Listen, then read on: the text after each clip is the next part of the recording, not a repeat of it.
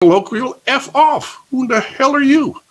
Cancel culture is partly built by the cowardice and timidity of institutions, by a very lazy and also extremely timid main press, and by people forgetting that they are all in countries, the ones I'm speaking of, that fought wars for democracy, free speech, and free thought. So why are we genuflecting to these fools and petty tyrants?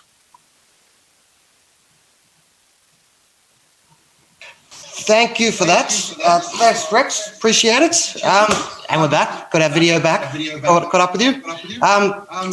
Next, we are going to Robbie Suave. We were having a bit of a debate here, Robbie. You have to help us out. How do we say your surname? Suave, but I don't correct anyone. It's fine. Suave. I got that right. I listened to him. I shouldn't. There you go. Robbie Suave, senior editor at Reason. So it's becoming a bit of a Reason convention now. We had Nick on earlier.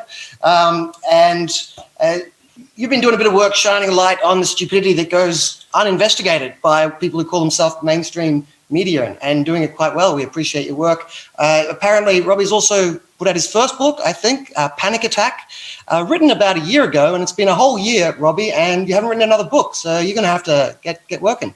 But anyway, over to you, Robbie. Tell us your story. Sure. So my book, Panic Attack, is about a lot of the issues we're discussing here today. Cancel culture, the threats to free speech on college campuses, and then it moving off of college campuses onto social media, and then kind of taking over workplaces, elite media institutions, and then we all end up living under the tyranny of kind of this small subset of very progressive leftist people who don't share, broadly speaking, free speech norms, and everyone is running afraid of them, just like Rex was talking about. I think it's important. So this is mostly a cultural phenomenon, but it is important to understand that there's a somewhat of a legal kind of edifice beneath it, propping it up. Obviously, in the United States, the Constitution, the First Amendment, the Supreme Court, there's tremendous protection formally, officially, for offensive speech. The Supreme Court is the most pro-free speech it's ever been in its entire history. Routinely matters that get all the way to the court. You have offensive speech that provokes, speech that causes other people distress. They say that's okay every time. The problem is it doesn't always get to that level, and there's all sorts of kind of little quasi-legal regimes, particularly on university campuses and increasingly in the workplace, to punish provocative speech or speech that causes other people emotional distress. And I'm so worried, and we're seeing this happening now, activists doing the same thing they did on campuses, they're doing it to the workplace. So what they did on campuses often involved a law called Title IX, which, for instance, which prohibits gender or sex-based discrimination in education in the United States. So what that meant when this law came into being in 1975, they intended it so that, if you had a male team or club and there was comparative interest in having a female team or club, you had to have that club too. You couldn't just have the male club. So, perfectly benign intention there to address what was probably very real sexism in the educational institutions. Fast forward to 2011, the Obama administration starts putting out guidance telling universities explicitly they have to investigate any accusation of a sexual harassment or discrimination, no matter how ridiculous or nonsensical. It didn't have to be the standard of an objective person, which is often a legal standard, so that you don't just get everyone suing everyone for everything. It has to be something that's offensive to an objectively reasonable person. They said no to that. The universities were required, at risk of losing their federal funding, to open these ridiculous Kafkaesque Title IX investigations to deal with all problematic actions and speech that remotely involved sex or gender for some reason. This resulted in professors facing sanction for just teaching sexually charged themes in their classroom. I mean, you could be a literature professor talking about Shakespeare, and you could be investigated for having a perfectly mundane, perfectly germane to the class discussion about these issues. Professors who actually critiqued Title IX or criticized it for going overboard and for imperiling their academic freedom, those professors were investigated in some cases for violating Title IX by the act of criticizing it was deemed impermissible retaliation against students who supported Title IX. So that kind of insanity was festering on campuses for years. And I think there were a lot of sort of mainstream liberals. I'm seeing them opening up now and speaking about this now, saying that they always thought, yeah, this is ridiculous, but it's not that important because it's just college. And as soon as students leave college, the real world hits them in the face, and then this is all over with. So, Robbie, you're a little obsessed with this. Does this really matter? That's the feedback I would get. Not that I was wrong, but like it's just not that important. I think we're seeing now why it was extremely important, because this kind of culture of suppressing speech because your speech is harassment and I have a right not to feel harassed in the school or in the workplace is, to my mind, absolutely the tool that is being used to fight speech. You're seeing, so for instance, the New York Times recently had to fire their opinion editor after the staff became furious that the editor had run an op-ed by Tom Cotton, and noticed that the criticism of it was not that it's wrong. I mean, that was the criticism some people made, but the criticism of the staff members was that it made them feel unsafe. It contributed to an unsafe or a hostile work environment. So then it becomes a legal matter. So you're wondering why people cave to kind of the woke mob. It's because there's a concern that you have liability risk if you're subjecting students or employees to a hostile environment. And so it's very clear to me that the activists, the kind of people who want to censor speech or stop speech from taking place, have figured out that this is a really good way to do it, is to cite risk to personal safety in a zone that is supposed to be shielded or protected from safety, conflating their emotional harm with their actual physical safety. Just to give one more example, just last week, the whole letter discourse debacle. A bunch of people, so many of them friends of mine, people I respect on the right and the left, a lot of people on the left actually, signed this open letter saying essentially the cancel culture is a problem. It's a problem when people in positions where they have to be allowed to speak their mind and risk giving offense, that they can be fired or in trouble for doing that. It's a problem for a culture of liberalism, blah, blah, blah. Very, very sort of normal stuff that wouldn't seem that controversial.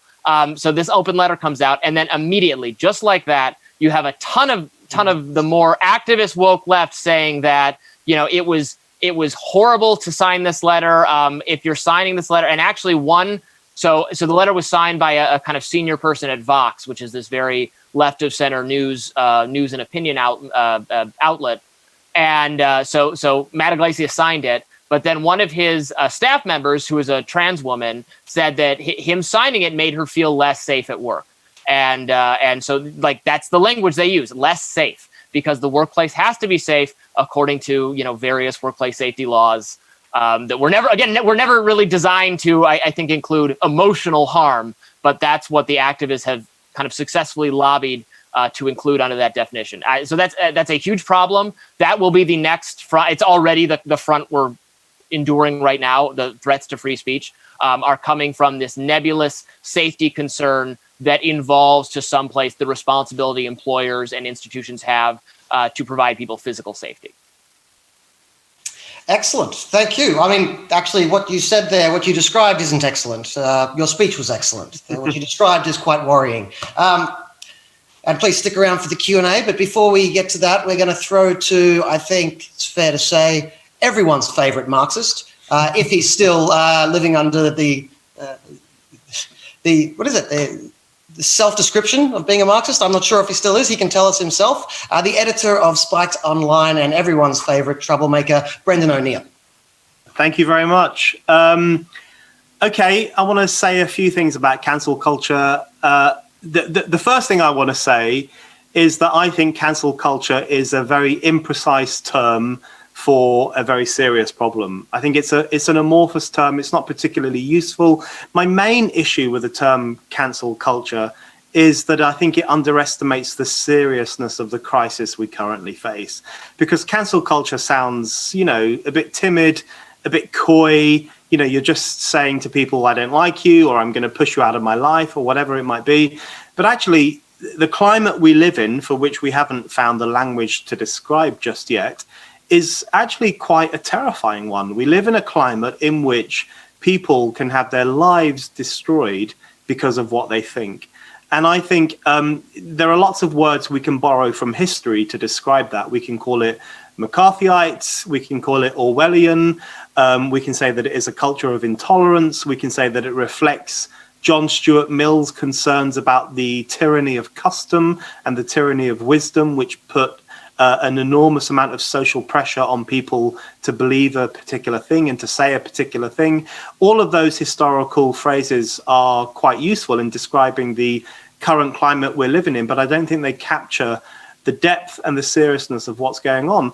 And just to give you guys an example of the seriousness of what's happening, and I'm sure you are familiar with these cases, following on from Robbie's comments about the Harper's letter on cancel culture, of course, one of the signatories was J.K. Rowling, who is a cultural phenomenon, probably the most famous author in the world, a huge cultural figure, which means that she is uncancelable. She cannot be cancelled. People now refer to her as she who cannot be cancelled, which really irritates the cancel culture mob, the fact that they can't bring her down. But I think it's worth thinking about the reason why she is being targeted for cancellation. And the reason she's been targeted for cancellation is because she believes in biological sex, because she believes that there are men and women and one cannot become the other. Now, this was a perfectly legitimate view and a perfectly legitimate belief and a perfectly factual belief for millennia. And in a very short period of time, it has become unsayable in polite society. It has become the kind of thing which, if you express in public, you will be hounded, you will be demonized, you will be talked about as transphobic and evil and scum, essentially. And I think that's the level of censorship we have reached at the moment. We've reached a level where perfectly legitimate points of view, perfectly factual points of view, are now seen as being beyond the pale. And when you get to a situation where it is difficult to say in public that there is a difference between men and women, that sex cannot be changed, that chromosomes are immutable, when it becomes difficult to say those things in public, then you know that you have reached an incredible crescendo of thought policing, thought crime, and a culture in which it's very difficult to say anything at all. I want to give you a couple of other examples of people who have been cancelled, to use the polite metaphor, in the United Kingdom. Another person was the Labour MP Sarah Champion. Sarah Champion was on Jeremy Corbyn's shadow cabinet. She was sacked from his shadow cabinet because she wrote an article talking about largely Muslim grooming gangs in the north of England who were found to have been targeting white working class girls for abuse and rape and other forms of systematized degradation. And this is a fact. This has been proven in the court of law. There have been numerous convictions on the basis of this. And yet, for writing about this phenomenon, for writing about the fact that there are largely Muslim grooming gangs targeting white working class girls, Sarah Champion lost her position in politics and was cast out of polite society. Another example is Graham Linehan. Graham Linehan is very well known in the UK and Ireland as the writer of a brilliant sitcom called Father Ted, which was an Irish sitcom about priests. And he was recently expelled from Twitter. He was banned from Twitter because he doesn't think that transgenderism is a legitimate view of the world. He doesn't think you can change sex, and therefore his view is unacceptable in public life. One more example is Alistair Stewart. Alistair Stewart is an incredibly famous newsreader in the UK. He's known to most people who watch the evening news.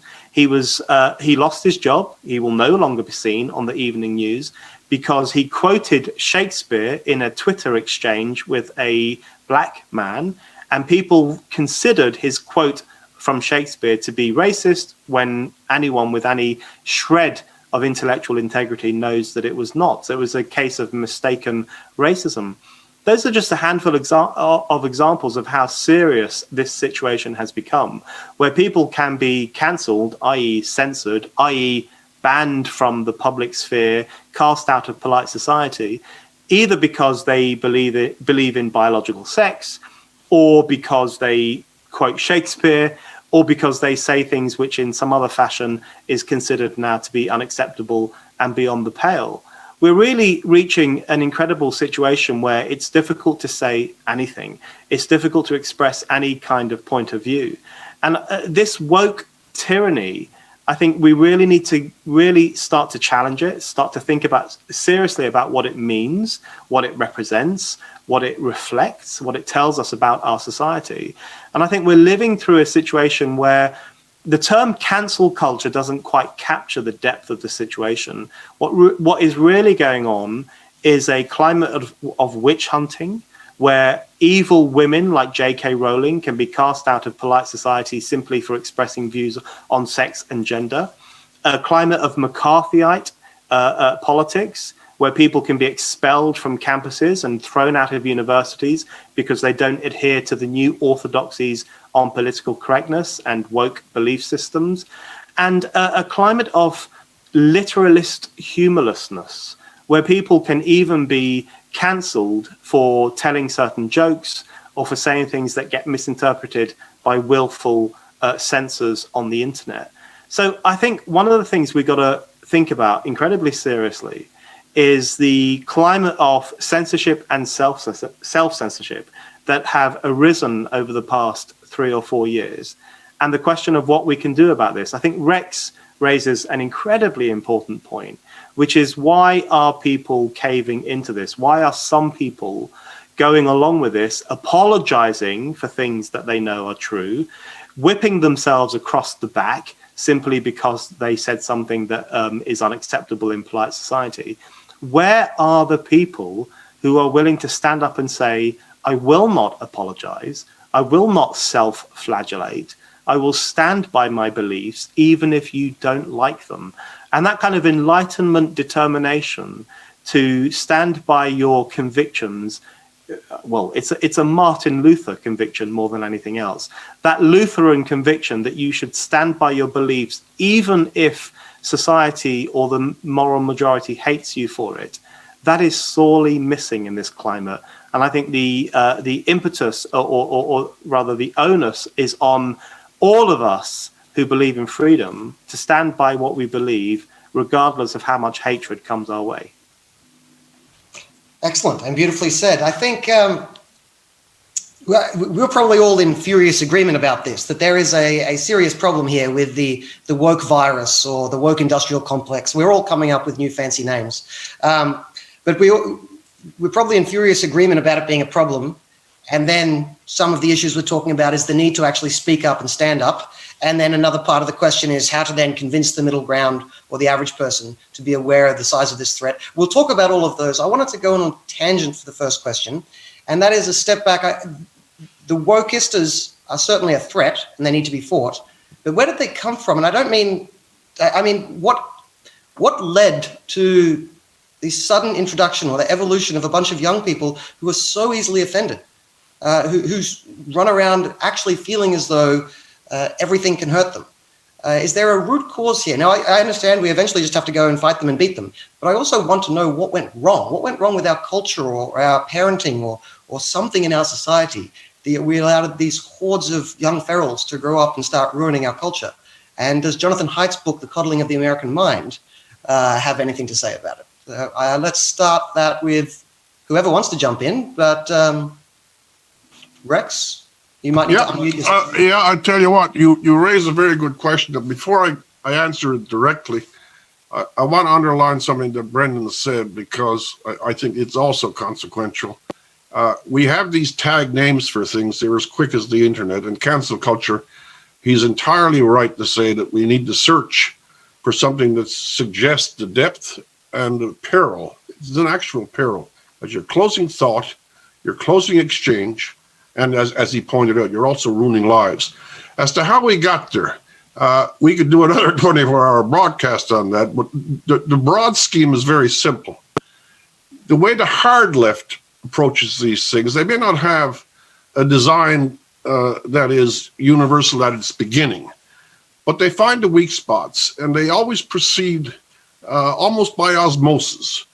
They find the best of causes. I mean, who could be against, say, the destruction of the planet by global warming? I think here's a good one to bring up, incidentally. When we're talking about global warming, we're not into the sexual culture, we're not into religion or ethnicity or race. But I saw even 15 or 20 years ago that even on a topic, I like to call it the weather, that if you opposed the so-called consensus on global warming, and if you either made a speech about it or you wrote an article, you got the most furious attacks. And the idea that there could be a dissenting view on what is the material matter of science. This is not a religion, it's not race, it's not sex, but there was a spot. And I went, in my own particular case, a lot of my fellow citizens are from a place called Newfoundland. They're low class. I don't mean that in the cultural sense. They're low class in terms of their salary. And they've got to leave the province to get jobs. And we had a great crisis in Newfoundland. I'll make this very short. They went to Alberta to the oil industry, and they found work, which was a great thing. And I thought it might be a nice thing to say that, you know something, my province was saved by an industry that warms the world and provides the energy for all its industry and first world prosperity, which is a very neutral opinion. You could get slammed, and I was slammed, you could get threatened for an articulation with no political intonations of a great benefit of a natural industry. And when I spoke with the oil companies, this is the bigger point I want to make. This is 15 years ago. Even the people who were in the industry were shy of saying in closed rooms that they thought the criticism of their industry was unfair. They were internalizing the indictment of their enemies. It began, by the way, also in the schools. In the schools, the global warming juggernaut, you'd have grade 3s taking pictures out of a magazine of the Amazon rainforest. They weren't being taught science. They were being propelled by attitude. And in a certain sense, the climate debate, there are others, was a Trojan horse in saying, on this particular topic, there is one point of view that is sanctified, and there is another point of view that is heretical. And I saw that even 10, 15 years ago, that people in the industry itself had built up a timidity to defending themselves. It began with the schools. Robbie is entirely correct to locate, especially in the humanities of the arts universities. I'm with Jordan Peterson on this. All arts courses with studies in them should be burnt down and sowed with ashes. But we have been gradually minimizing the training of intellect for the introduction of attitude. But how it is that hard left politics has become the kind of silent censor inside of so many people, there's two things. We should not neglect the media. I do not know what it is about the Western press, and I'm including Europe in that has decided that it is no longer a witness, or a reporter, or a mediator, but a participant in the conceptualization of issues, in particular campaigns, their jihad against Trump. The media, somehow or other, have become concordant with this urgency of stopping people from saying things or not letting people, my own CBC here in Canada, in the 20 years that I was at it, I would count on one finger an interview that challenged the global warming thesis. But 10 times a day on 20 programs a day, you would have the other stuff. The press is an educator as well as anything else, even if it's educating in a bad way.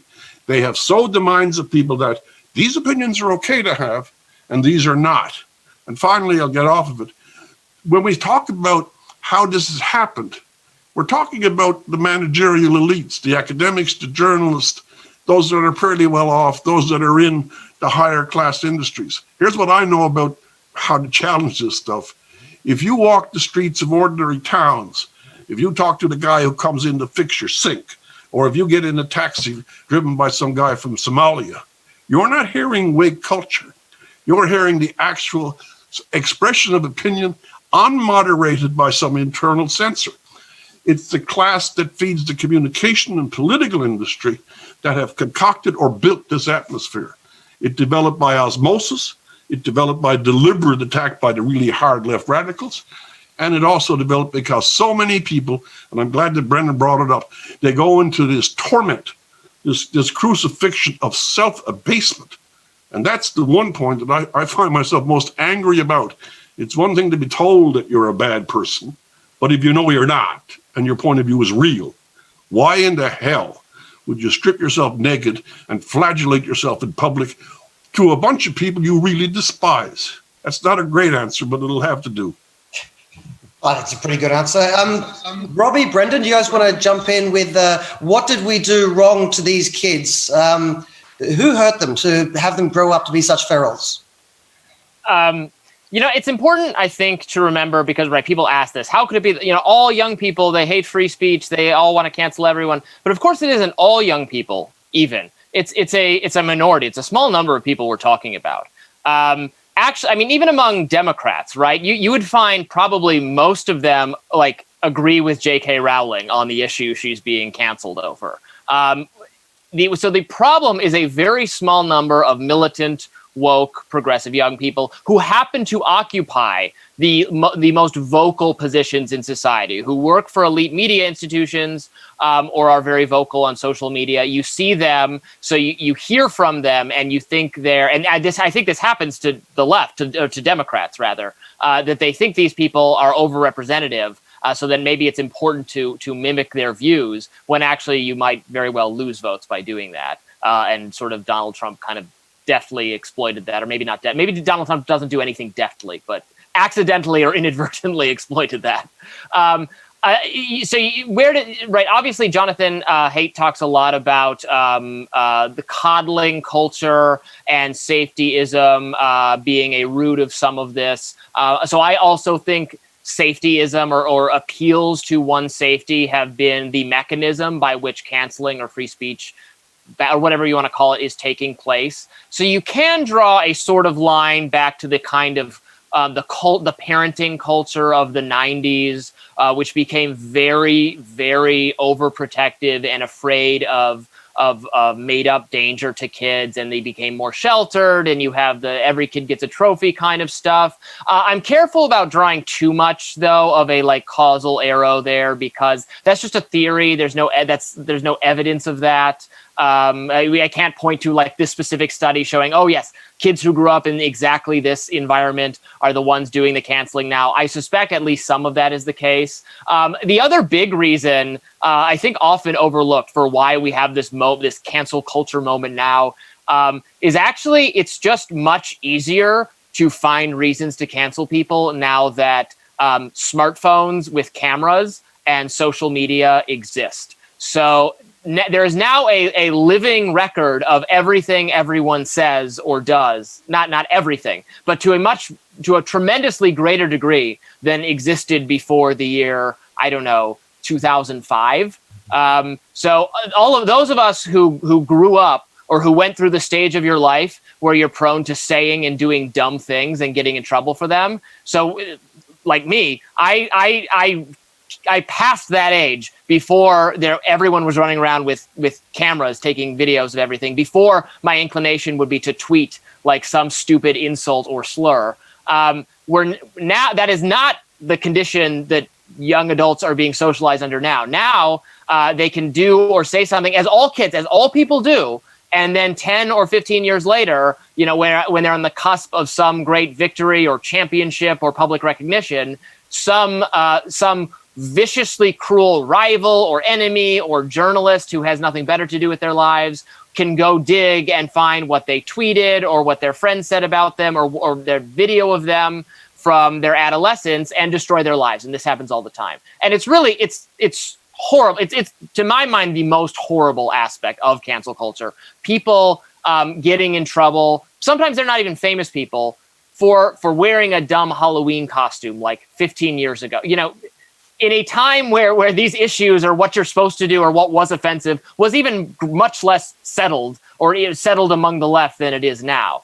And there's more evidence of it. It's easier to do it. There's more of a record of people's behavior.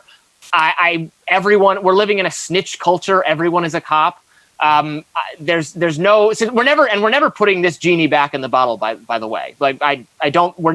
Unfortunately, I don't think we're going to live in a more private society. So we're going to have to come up with some kind of informal norm that you just don't do this to people. It's wrong. Maybe it'll happen after every single person's like nude photos on the face of the planet have been leaked. We'll all forgive each other and move on. Something like that has to take hold, because of the pace of technology, I don't foresee that the means, the method, the methodology of cancel culture, I don't see doing anything but accelerating in the future.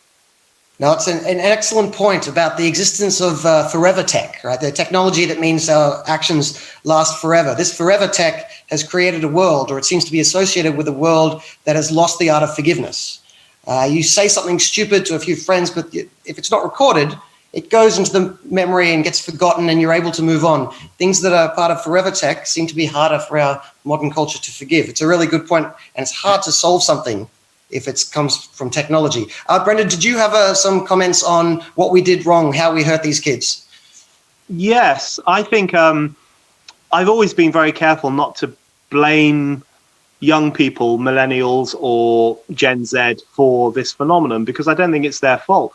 I think they've been brought up badly. They've been educated badly. They've been educated to think that I think the prime problem is that they've been educated to think that their self-esteem is the most important thing in the world. And what that means is that they've been told continually, in fact, from when they were children right through to the age of when they go to university, they've been told that anything that harms their self-esteem is necessarily bad. So anything that challenges them, any point of view that makes them feel uncomfortable, any speaker or thinker who makes them feel undervalued, all of these things are bad, and therefore they should block them out and possibly try to destroy them or expel them from the public sphere. So they've been educated into this way of thinking by adults, by older people, by people in their 40s and their 50s and their 60s. So it's not young people's fault. They didn't come out of the blue. It's not a perfectly new generation of robotic thinkers who are suddenly destroying freedom of speech. It's far more complicated than that. And I think, from the 70s and the 80s and the 90s onwards, we really have seen the entrenchment of intolerant thinking in schools, in universities, in the political sphere. And all of that has trickled down to the new generation. My experience in the UK, I agree a lot with Rex. I think there's a strong class dynamic to this. So when I speak at, we call them Russell Group universities. In America, they call them Ivy League universities. When I speak at the British version of Ivy League universities, there's a very strong desire amongst the poshest students, the most upper class students, to censor things. So if you speak at Oxford or Cambridge, which I have done over the past few years, you will always be threatened with censorship. Sometimes you will be successfully censored. I was successfully banned from speaking at Oxford University in 2015 in a debate about abortion. I was going to make the pro-choice case. I'm a pro-choice person. But I was banned on the basis that I am a man and therefore I'm not allowed to speak about anything to do with abortion. I was also threatened with censorship at Cambridge and various other kind of high-level universities. But if you speak at, we call them red brick universities, which are the more working class universities, which sprung up in the 1960s and the 1970s, you will encounter far fewer of these problems. So there's a strong class element here. There's a strong element where the orthodoxy, the contemporary pressure to think in a particular way is very pronounced among the upper sections of society. But among the so-called lower sections of society, there remains a tendency towards heresy, a tendency towards free thinking, a tendency towards skepticism of what is considered to be the right way of thought. I completely agree with Rex that the vast majority, the vast majority of people out there, I think, would agree with J.K. Rowling that someone who has a penis and stubble and who was born male and went through male puberty is not a woman. Now, we might well agree that if he decides to self-identify as a woman, that we might, as a matter of courtesy, use female pronouns and use a female name. Most of us are polite people, that's fine. But we don't believe that that's a woman. And I think the vast majority of people would think that and would agree with J.K. Rowling that this person is not really a woman and therefore should not be allowed in domestic violence shelters, should not be allowed in female changing rooms, should not be allowed to take his clothes off in front of 13-year-old girls. Most of us would agree with her that that's correct. It's a certain section of society that has bought into the eccentric, unhinged, unstable view of extreme political correctness, which says that men can become women simply by clicking their fingers, which says that everyone is defined by their racial heritage, which says that black people are permanent victims and white people are all privileged, whether they are poor white people or rich white people. Those are the new high status belief systems. Those are the new beliefs that exist among high status white people primarily, but they are not shared by the majority of society. So that really gives us an opening in this debate. That really gives us an opening in this discussion about freedom. The thing that concerns me a tiny bit about libertarians, and I mean no offense at all to Robbie, who I admire enormously, but one of the things that concerns me a little bit about libertarians is that I think they sometimes are slightly dismissive of the sentiments of the masses and democratic sentiment. And my view is that over the past 5 years, particularly via the vote for Brexit and also the vote for Trump, who is a far more complicated enterprise than Brexit. I think Brexit is uncomplicatedly good, whereas Trump is far more complex and difficult and disagreeable. But I think through those mass votes for those rebellious platforms, I think ordinary people, the masses, the millions, the teeming masses have done far more to dent and wound political correctness than lots of us kind of highfalutin thinkers and libertarian activists and think tank people have been able to do over the past 30 or 40 years. So one of the things I think is really important for us to bear in mind while we are defending freedom is that ordinary people are often 3 or 4 or 5 steps ahead of us. And instead of being slightly sniffy about democracy, we should actually start to embrace it as one of the best guards we have against the eccentricities of the elites, against the bizarre belief systems of the technocrats, and against the jaundiced outlook of that upper section of society who are often very disconnected from the rest of us.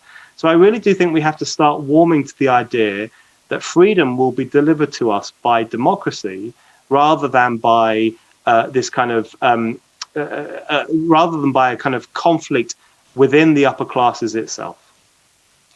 That was a great series of answers there. We've dived into lots of parts of that answer, I got to say. And I like that the three of you touched on different parts of it. And I think all of you touched on important parts of the story of how we got here, what went wrong with the kids. I think, Brendan, you're wrong on democracy, but I'll let it go. But I liked your earlier answer at the beginning of it, where you basically said the problem with the kids, it's not their fault. You basically just blamed the hippies. It was all the hippies' fault. I like that. Just throw it back on the hippies. Robbie, I'd like to come to you with one point. During your talk, you said something that sounds superficially bad, and maybe it is bad, but it actually gave me hope. You pointed out that some of these problems of people acquiescing to the stupidity of the woke mob comes from some laws that exist. Now, what occurs to me is that if people are acquiescing to the mob because those laws exist, there is a policy solution. Now, the other concern is that the woke mob has actually infested the culture so much that people want to acquiesce.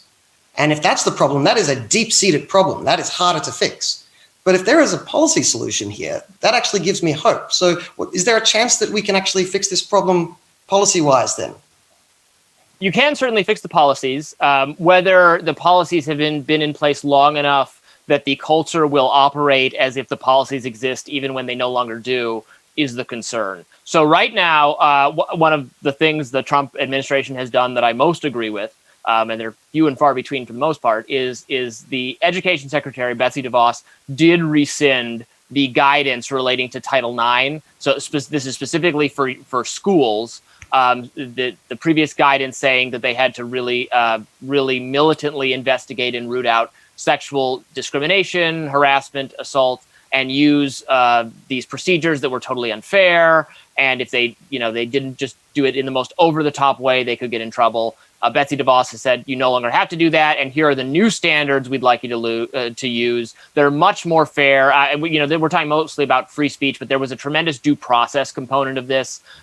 Students, professors accused of wrongdoing and just had no way to defend themselves under the standards advocated by the Obama administration. So that has been changed. It's actually in the course of the changes are being implemented now. But you're going to have lawsuits. You're going to have plenty of universities have hired administrators who will continue to do things the old way to the extent they weren't told you have to do it this new way. You just don't have to do it the bad way anymore. So I'm skeptical that even though that like the hard policy has been changed, I'm skeptical that it's going to do some good. Don't get me wrong. I'm skeptical that it's going to do nearly enough. And then that becomes, and then it's even more kind of fractured for the broader culture. The overlapping kind of workplace safety, harassment, all that stuff. You could theoretically roll it back. It's hard to see the political will to do that because it just takes so much more effort from different kind of political groups. It would be a very difficult battle. You might have more, I hate to rely on the Supreme Court for everything, but we're coming to the day and age where really, because Congress is so split and doesn't want to do anything without the president's approval anyway, even if the Republicans, they can have a majority, they have a majority in the Senate. Even when they had both congressional majorities, they won't operate without Trump's approval. So you really, it comes to it where the Supreme Court has, even though they're supposed to be just like, they're the judicial branch, but they're the ones almost doing lawmaking to a degree, because that's where you actually have a group of people who broadly reflect some sensibilities, but sometimes they disagree, sometimes they agree, and you're actually having them do the kind of legislative function, because the rest of our government is like so deadlocked or broken or dependent on the executive. So you could have the Supreme Court deal a blow to these kinds of laws if the right case came their way, or protect free speech in a way. Now, I don't anticipate that happening. Often, even in the contentious, like the cake baking case, when it got to them, the most recent one, they sided in favor of the cake baker, who didn't want to bake a cake for a same-sex wedding ceremony, and he won the case. But it wasn't because they were agreeing in principle. They just said that the lower court had been the lower authority had been so unfair to him and so anti-religious that he deserved to win the case. So they often try not to weigh in on the broader principle. So I think while there are certainly policies that can be improved, for the large part, this is a cultural thing and will need to be confronted in a cultural context. Or there will need to be some kind of cultural incentive, I guess, for companies, right? The problem is it's easy for the company to institute diversity training when someone gets in trouble, to kind of go through all the woke steps, because it is easy and it doesn't cost them that much to do that. And even though these trainings have been shown like over and over again, respectable liberals have found that these trainings are totally ineffective, may even exacerbate racial tensions.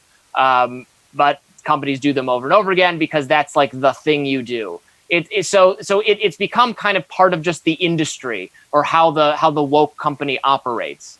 Well, thanks, Robbie. You've totally dashed my optimism there. So I rescind my optimism. Brian. Well, you've spoken about sort of a policy solution, but one of the questions that we're getting through from a lot of our viewers is, we're sort of preaching to the converted here. We all agree that woke culture is bad and that it must be defeated. How do we defeat that? I'll throw to Rex if Rex has any insight into that. Yeah, I do, actually. Again, allow me a small prelude. I want to underline what I thought was a truly salient, significant point that was made by Brendan, that we, the useless people who show up on panels and do television shows or write columns, and I mean that useless about 75% exact, we are not the world. And the idea, especially in the big media institutions, my own here at CBC in Canada, the assumption within the news mind is that whatever thoughts they have and whatever perspective they have are the only set of thoughts and the only set of things. However, if they walk 50 miles down the road, again, in the distinction made by Brendan, if you go to the red brick, you'll find there's a whole universe of opinion because they're not into the opinion business that is neither being monitored, expressed, reported, or stated out there. The world is not as bad off in one sense about this woke garbage. It's just that a whole lot of people who are not in the woke, the woke circus are never talked to and are usually talked down.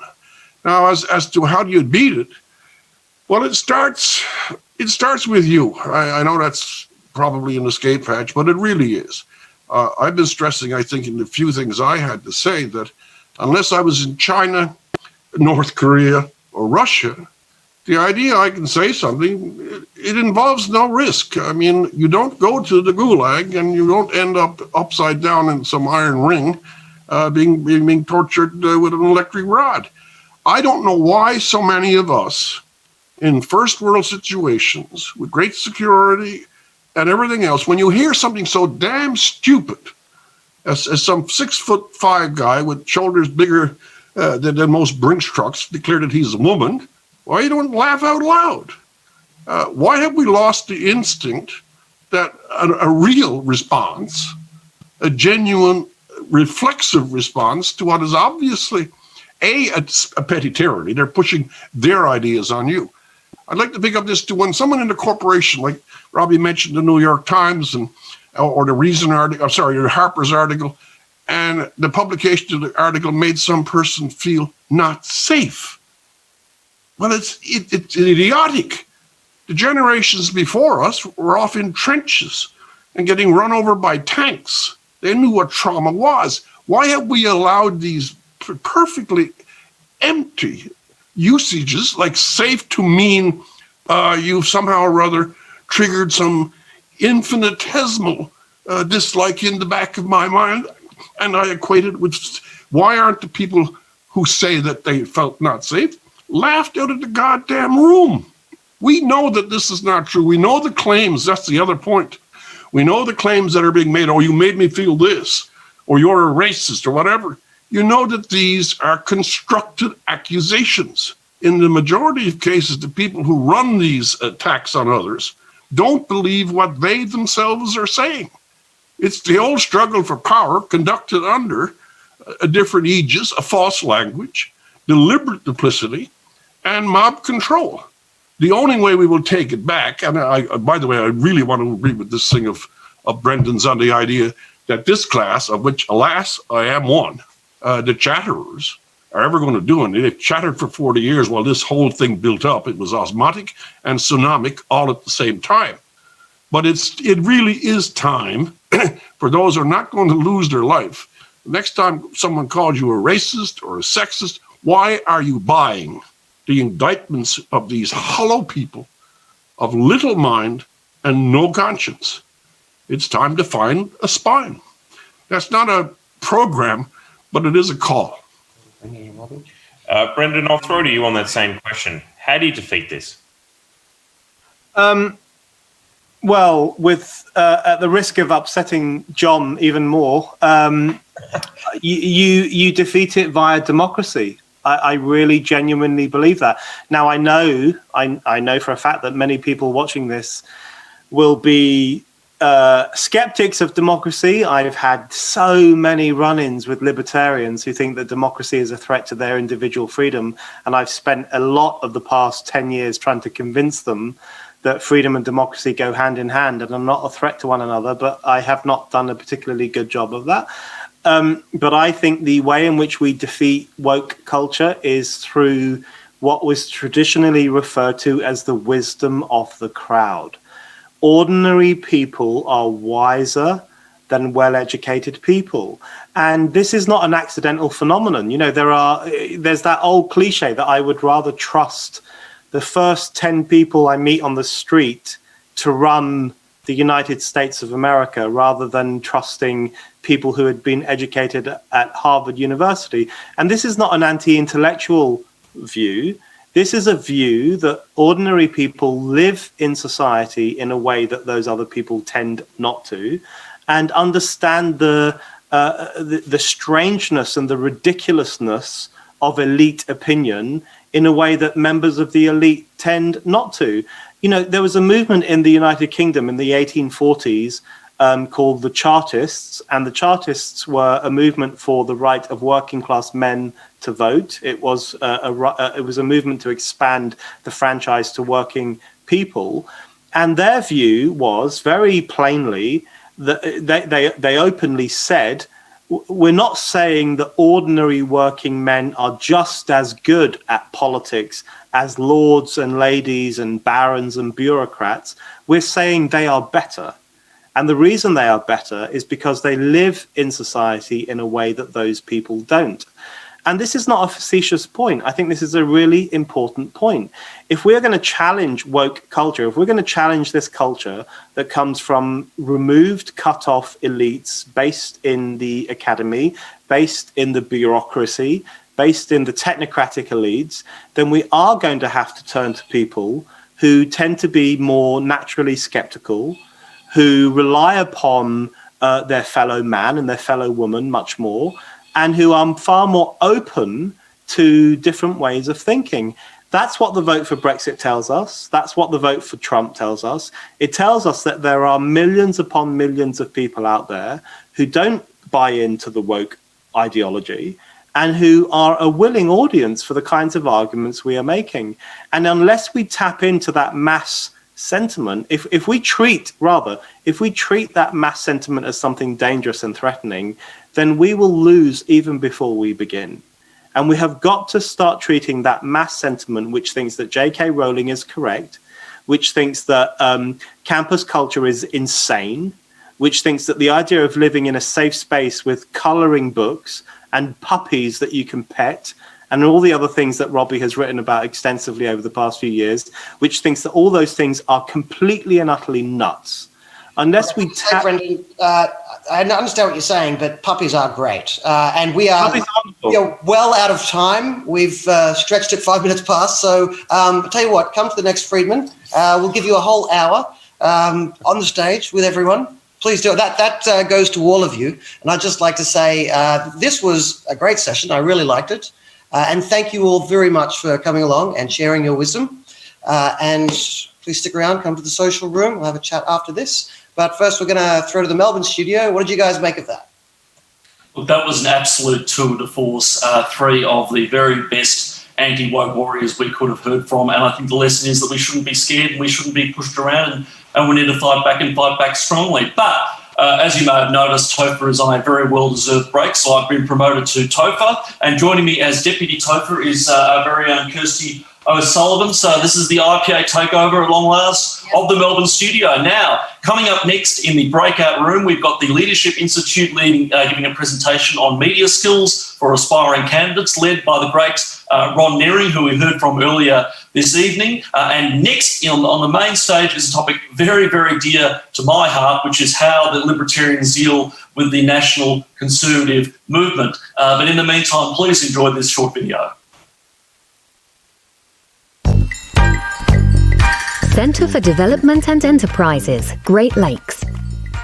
Bira Shaboka, which means it's possible, is the rallying cry of Centre for Development and Enterprises Great Lakes campaign to drive a national conversation on the power of free enterprise in solving the country's endemic poverty. The campaign promotes a favourable environment for doing business in Burundi, a country named in many rankings as the poorest country in the world. Entrepreneurship there is hampered by regulation, and in this largely subsistence economy, more than 80% of people live in extreme poverty. With CDE's help, Burundi has cut the cost of establishing a business by 72%, reduced the real time it takes to start a business to a single day, and increased new entrepreneurs' access to credit. These achievements have allowed thousands of entrepreneurs to move into the formal economy, grow their customer bases, and provide meaningful employment to countless job seekers.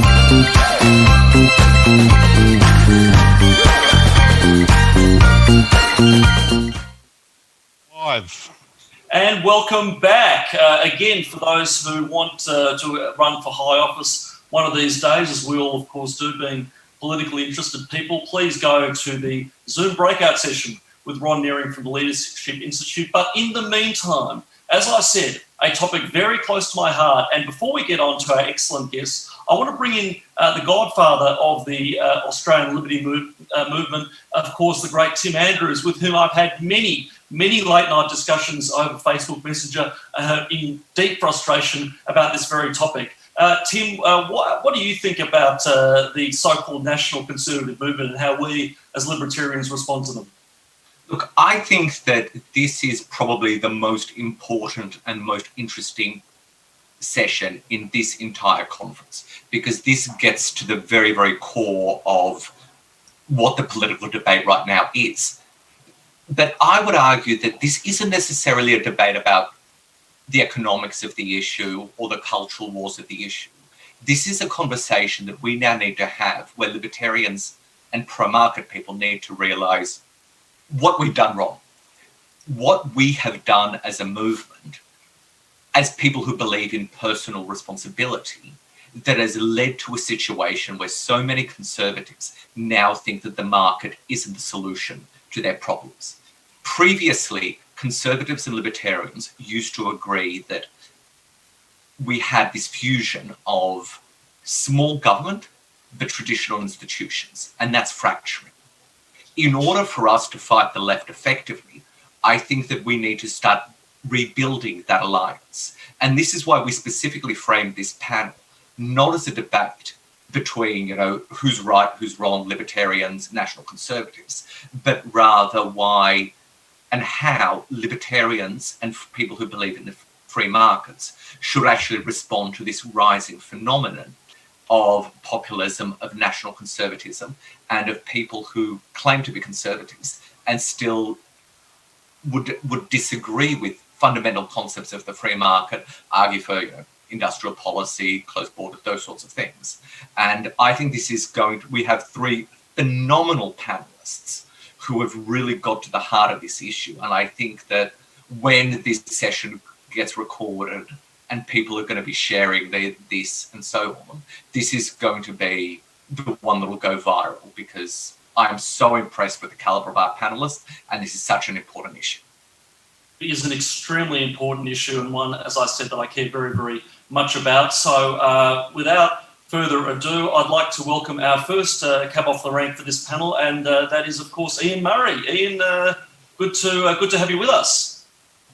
It's a delight to be back at the Friedman Conference, even if I can't actually be with you in person. Friedman Conference was, I think, the best conference I've ever attended, and I'm delighted to be back with you. I thought I'd start by trying to get to the root of what's going on here. I think for at least the last 50 years, the primary issue around which political identity aligned was economic. Are you in favor of the state controlling economic decisions or the individual? And I think this was true across the developed world. And that's the distinction which most people termed left and right. There were other issues as well, however. In most of the developed world, the issue was social, traditional beliefs as opposed to permissive beliefs. Put these two issues together, and you have the political model that most libertarians have understood for the last 40, 50 years. The two alignments become axes in a sort of 2x2 model, 4 quadrants. Most conservatives were economic right and socially conservative. Most so-called liberals, as we use the expression here in the United States, were economic left and socially permissive. Libertarians, by and large, were economic right and socially permissive, but they allied with conservatives because economics was the primary issue. Similarly, the old school of economic left and socially conservative allied with the liberals. These were the old blue dog Democrats that you may have heard about. The trouble is that that model is now history. What we have seen over the past decade is a political realignment around the question of identity, national identity versus cosmopolitanism. Are you a citizen of your native land or a citizen of the world? Are you a nationalist or a transnationalist. That's a binary choice, and its sudden importance has upended our politics. Many here in the States think this is a purely American phenomenon. It's not. Look at Europe. Over a decade ago, a party called the True Finns came from nowhere to be a political force in Finland. In Eastern Europe, avowedly nationalist parties arose in every country. And look at France. The National Rally has gone from a fringe extremist party to one at level pegging with Macron's cosmopolitan Liberal Party. Indeed, one can look at Brexit as a symptom of this realignment. When I left the UK over 20 years ago, my Euroscepticism was very much a minority position.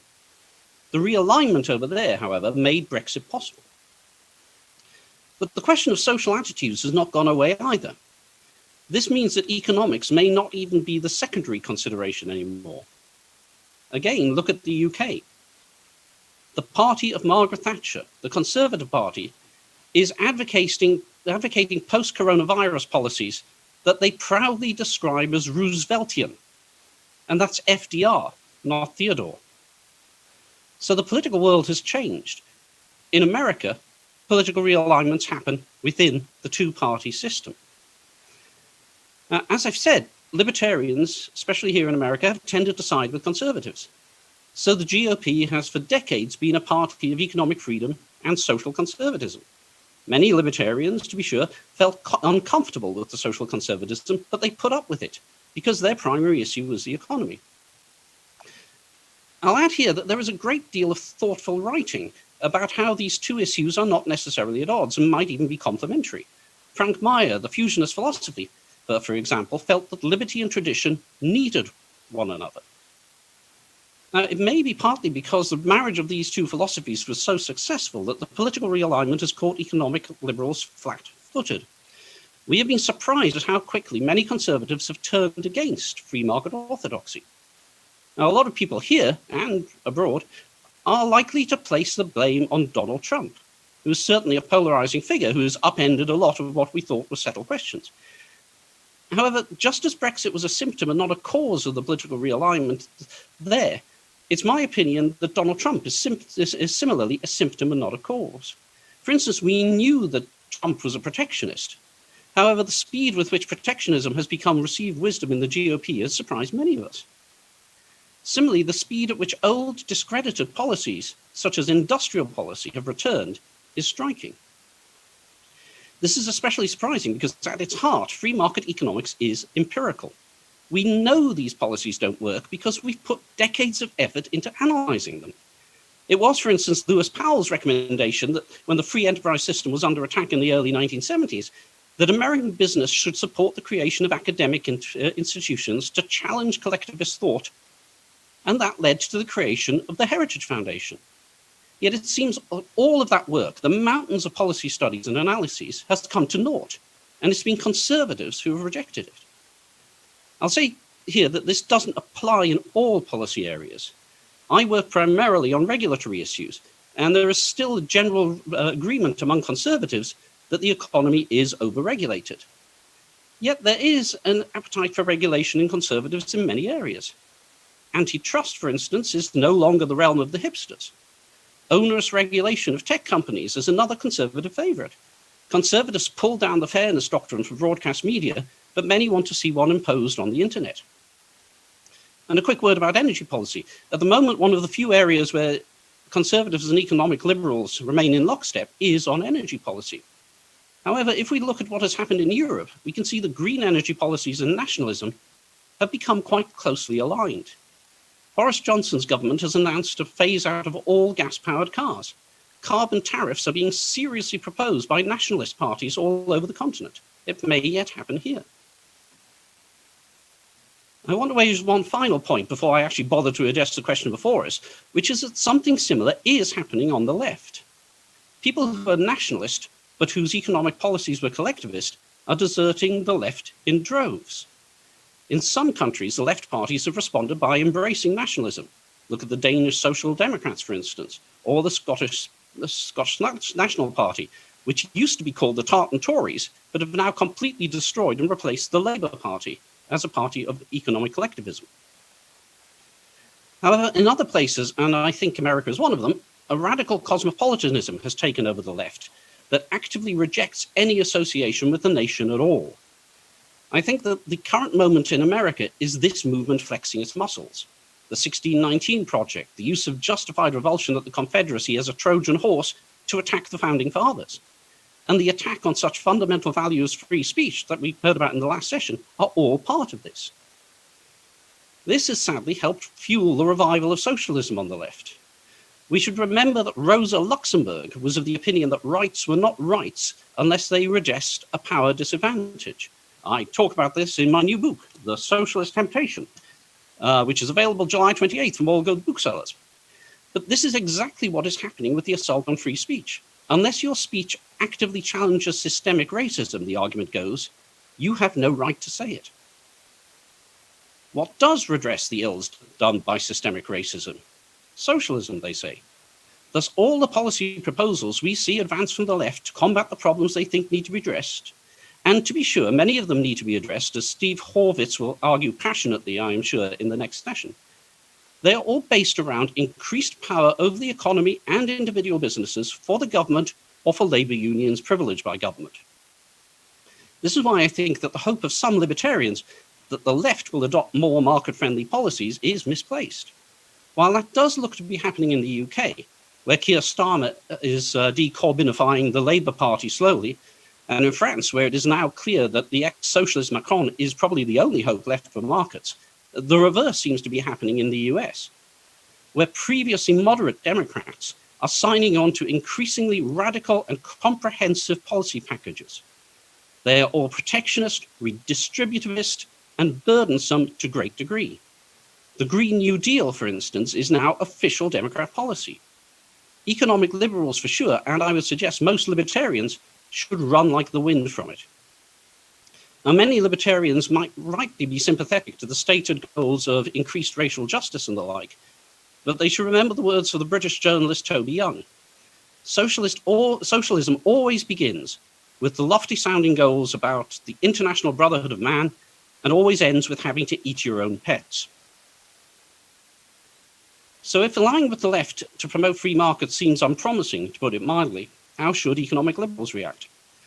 I'll say here that if immigration is your primary economic issue, then you're probably going to have to go with the left on a fiat justitia ruat caelis basis. I understand that, and I wish you and your pets good luck. I say this as an immigrant and as someone who would vastly expand immigration to allow for many more metics like myself. But for the rest of us, I think the issue is one of communication. We have forgotten how to speak to conservatives, to relay the message that economic liberalism is actually good for conservative values. Part of this is because we've taken the fusionist alliance for granted. Part of it is because in the 1990s, when even socialist parties were embracing markets in the way Tony Blair's Labour and Bill Clinton's Democrats did, libertarians saw a chance to reach out to the left. We learned to speak the language of social justice, even as we forgot the language of tradition. So we could make the argument that free trade was good because it would raise millions, even billions out of poverty. We could make the argument that welfare was hurting the poor. We learned how to couch economic arguments in the language of equality and fairness, and we had a great deal of success.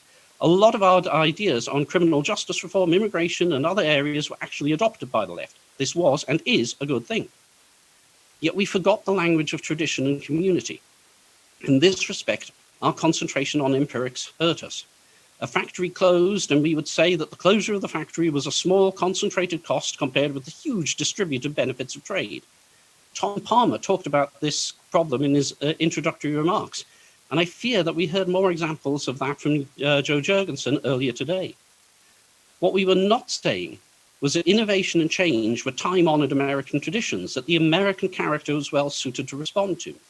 That unemployment and the social disruption caused by it were exacerbated by regulation and taxation.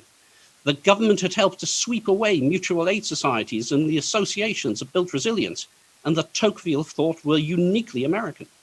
That blaming central government for local problems in adjustment was contrary to the principles of American federalism. Would these arguments have worked? I don't know, but I can't remember any of us making them. Instead, sticking with the trade question, we have allowed a strange alliance of protectionists and labour unions to define the terms of the debate. Libertarians have to rise to that challenge. I recommend, by the way, a new paper from Scott Linkercombe of the Cato Institute that analyses the evidences for the ill effects of the so-called China shock. It is all about how the debate does not reflect the evidence. Communicating so that it does is our challenge. There is maybe a more fundamental question. Many of the leaders of nationalist conservatism appear to think that liberty is quite simply of no use to conservatives. Jonah Goldberg pointed out in his column this morning the hostility of people like Patrick Deneen and Sohrab Ahmari to the liberty of the founders.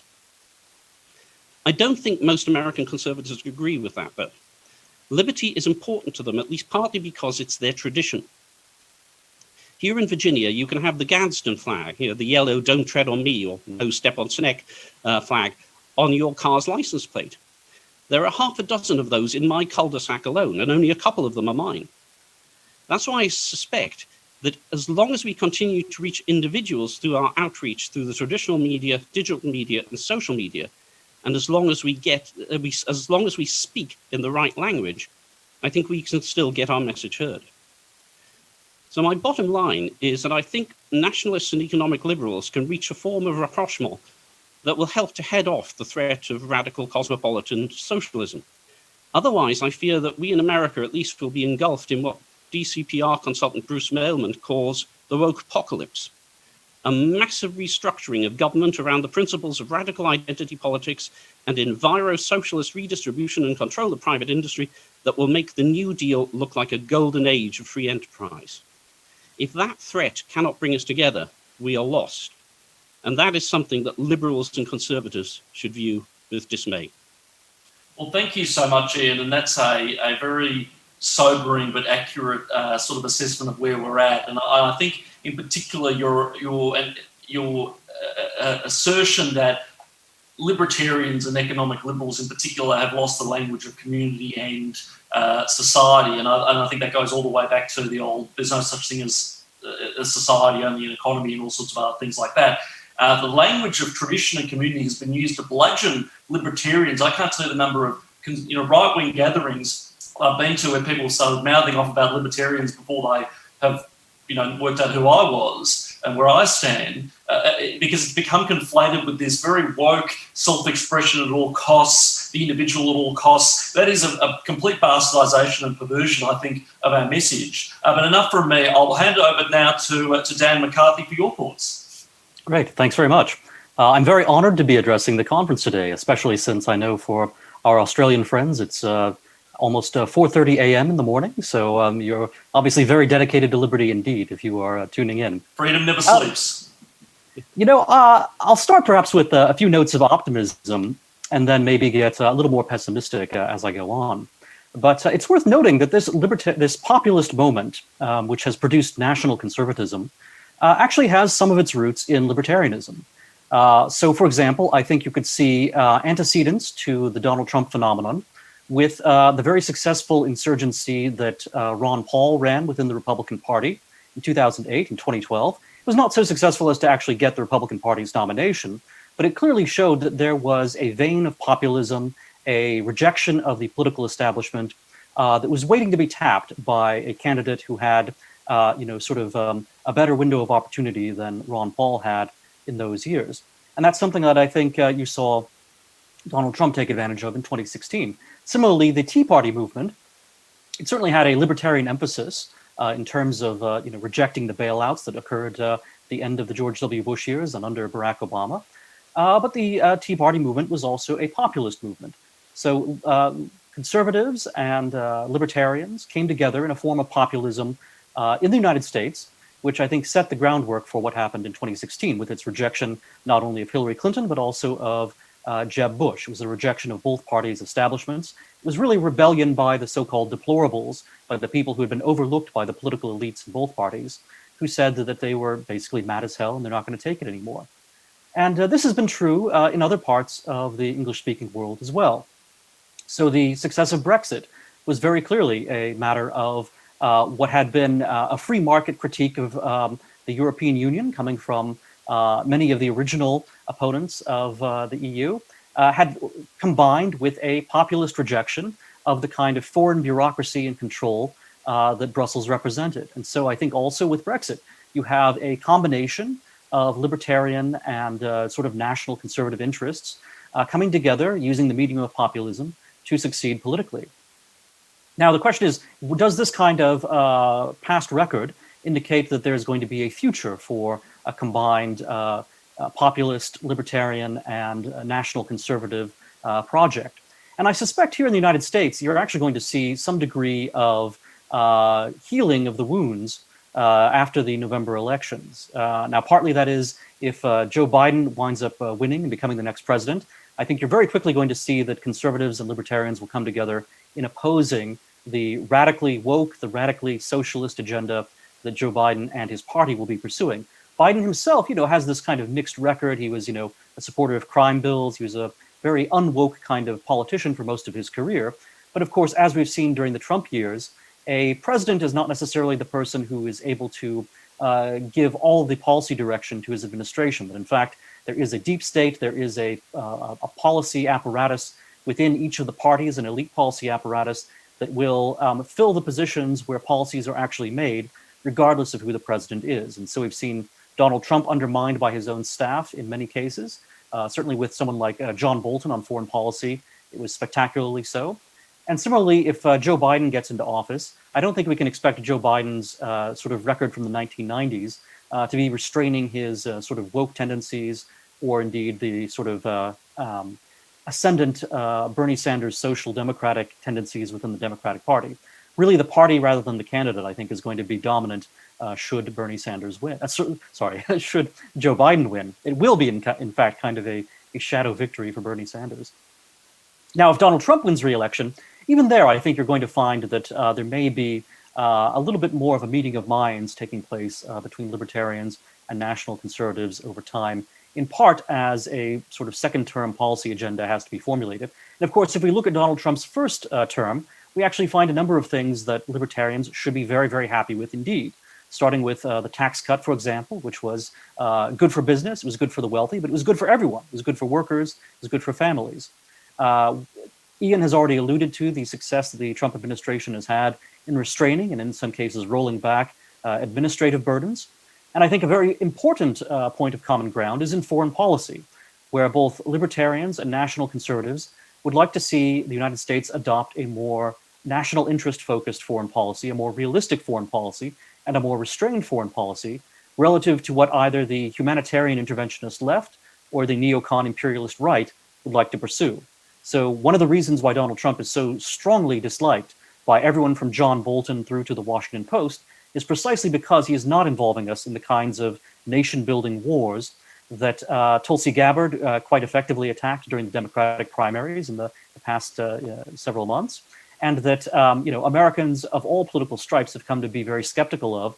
Yet, nevertheless, the elite within both parties still has this favorable interventionist view on foreign policy. Whereas Donald Trump has successfully not only articulated, I think, a national conservative tendency to stay out of conflicts, from Syria to Libya or wherever the case may be, but it's a tendency that libertarians can agree with. It's a tendency that realists and restrainers on the right and the left should agree with as well. So there are these points of common ground. I also think there is a fundamental philosophical point of common ground as well, or at least perhaps it's a common ground that emerges out of an emotional matrix, if not a articulate philosophy, but it's something that tends to get overlooked. And that is, in many respects, the national conservatism and the populism we see on the Anglo-American right at the moment is a kind of emotionally libertarian movement. It really is a movement by people who feel as if they have been pressed down by their employers in some cases, by government officials and bureaucrats in other cases, and by basically the Communist Party in China in yet another case. But there are people who feel as if their freedoms as Americans have been greatly constrained by a world in which America's own political elite is strongly opposed to the interests and the rights and the freedoms and liberties of deplorables, whether that's in a matter of free speech in social media. They also think that there is a tendency for our financial system and for our political leaders to prefer the efficiencies of a close relationship with the People's Republic of China to actually looking out for the economic well-being, the sort of job security of middle Americans. And libertarians tend not to think of that as being a freedom issue, quite the opposite. They think that is going to somehow restrict freedom. But if you're actually a wage earner in the middle of the country, and your family has been connected with industry for a very long time, and now that is being sort of liquidated, the jobs are certainly going away. We're still creating a great many products to sell, but a lot of it is automated, and a lot of it that is not automated has been taken over by foreign entities. You can see that if you are a worker who has been sort of marginalized by this economic development, an economic development that is not entirely a free market development, in fact, that you would feel kind of resentful towards the political apparatus in the United States, and you'd want to support almost any kind of populist movement that's going to raise a ruckus about it, however effective or ineffective it might be. At least it's going to be speaking to your interests and your concerns. And that's maybe one lesson that libertarians should take to heart right now. Regardless of what libertarians think about trade policy or tariffs or so forth, they actually need to make a case to middle America that is in the terms that matter to middle Americans, in terms of being able to provide for their families, in terms of dignity, as well as having a firm employment, but a sense that their employment is something that is valued and is something that has a social function, as well as having a paycheck attached to it. And that's one reason why I'm very skeptical of the proposals you see from some national conservatives or reformicons of many years ago, which is that they would prefer to see things like wage subsidies, for example. I don't think that does anything to really help people who actually want to have economic independence, but they want economic independence from China as well as economic independence from Washington. The tendency of libertarians to focus on economics and to let the questions of liberty, however they are understood, go begged, is, I think, detrimental. Economics is a function of liberty rather than the other way around. That's not to say that, obviously property rights, they are fundamental, but it doesn't do any good to talk about the empirics of economics if you are missing out on the fundamentally moral claims for liberty. And here again, I think there is a lot to be learned and recovered from the tradition of fusionism that Ian alluded to. And in general, there is a way in which you can meet people who have concerns about how their liberties are in practice being constrained and try to show them libertarian solutions to the difficulties they are facing. Now that may require some creative thinking on the part of libertarians. It's not going to require, I think, going in favor of government solutions. That's something libertarians will have to reject. But it will require talking about culture, perhaps, in ways that are unaccustomed. If we think about, social media, for example, where many people have concerns about their freedom, for example, not only to discuss, what's going on in terms of crime and other sensitive issues like that, but also talking about things like COVID-19. If you have, sort of critical thoughts on the policies that have been enacted in all of our countries, many Americans and people elsewhere too feel as if the social networks are going to squelch their dissent. Now, the social networks are private, so they do have the right to do these kinds of things. They have the right to silence whomever they please. But that doesn't mean that their use of that right is necessarily sound or something that libertarians should support. And this is a difficult question, I think, for libertarians, because it does come down to a matter of a cultural choice on one side or the other. And it's parallel to something we could have seen years ago with questions like, should sales of music with explicit lyrics be labeled? That was a question I think libertarians had to deal with in the 1980s here in the United States. It goes to the heart of questions like whether bookstores should carry Salman Rushdie's novels, if it's going to create, a sort of dangerous environment because radicals might try to carry out a fatwa against Rushdie or against people who sell his books. This too was something that 30 or 40 years ago, libertarians had to deal with. And it wasn't a matter of pure government policy. It was a matter of what kinds of policies should bookstores follow, what kinds of policies should record labels follow. And if you want to have an environment of freedom, you have to do things that preserve a culture of freedom, a culture of free expression, of vigorous argument, and of tolerance for people with opinions that you may find erroneous. And this is something that the American left increasingly is not in favor of. They want to see a kind of very puritanical view of what can be said and what can be expressed. And corporate America increasingly, partly because it's terrified, partly because they're afraid of protests and they're afraid of revolts by their own junior staffers, corporate America is truckling to the left and is enforcing basically a left-wing moral orthodoxy, almost a religious orthodoxy, upon the people who use the services of these very large tech products, whether it's Facebook or Google's advertising system or anything else. It's a difficult question for libertarians because libertarians can very easily tackle questions involving straight coercion, involving state policy. But when it comes to the kind of soft coercion or the kinds of psychological manipulation that takes place, oftentimes behind the scenes within HR departments in companies or publicly over the social networks as policies are imposed on people, these are questions which don't have that clear-cut libertarian, sort of a non-aggression axiom criterion that can apply to them. Instead, they are questions of judgment. They're questions of, are these companies which have a right to do the things they're doing, using their rights in a way that is wise and that is conducive to a broad cultural freedom? And national conservatives have said they are not. And I think libertarians, if they were to examine their consciences, would also find that they actually agree with national conservatives on many of those critical points. So it seems to me that one thing national conservatives have done that libertarians can find great value in is identifying a lot of the discontents that many American voters feel. And libertarians may have different solutions to those discontents. They may have different strategies for approaching them. But they needed that warning sign. They needed that siren going off, that alarm, in order to be aware of just how oppressed many Americans feel and just how jeopardized they feel and how betrayed they feel by a political elite that they think is far more favorably disposed towards communist apparatchiks in China than it is to America's own workers. And finally, just to conclude, I will say that there is this tendency among some libertarians, and certainly among progressives, to take a social Darwinist view of a great many Americans and to say that the old American middle class is it's simply too wealthy, it has too many privileges, it has too many pension funds. It should all be liquidated. It's just not very efficient, and that a good Darwinian survival of the fittest would mean that these deplorables are basically economically reduced. They are sort of going to be at a lower level, and that there should be a preference for hardworking people from the outside world, whether that means in trade for people in other countries such as China, or whether in terms of immigration it means we should treat the citizenry we already have as kind of dead weight and import a new, harder worker citizenry. That's certainly the attitude that seems to come through from a great many libertarians when they talk about economics.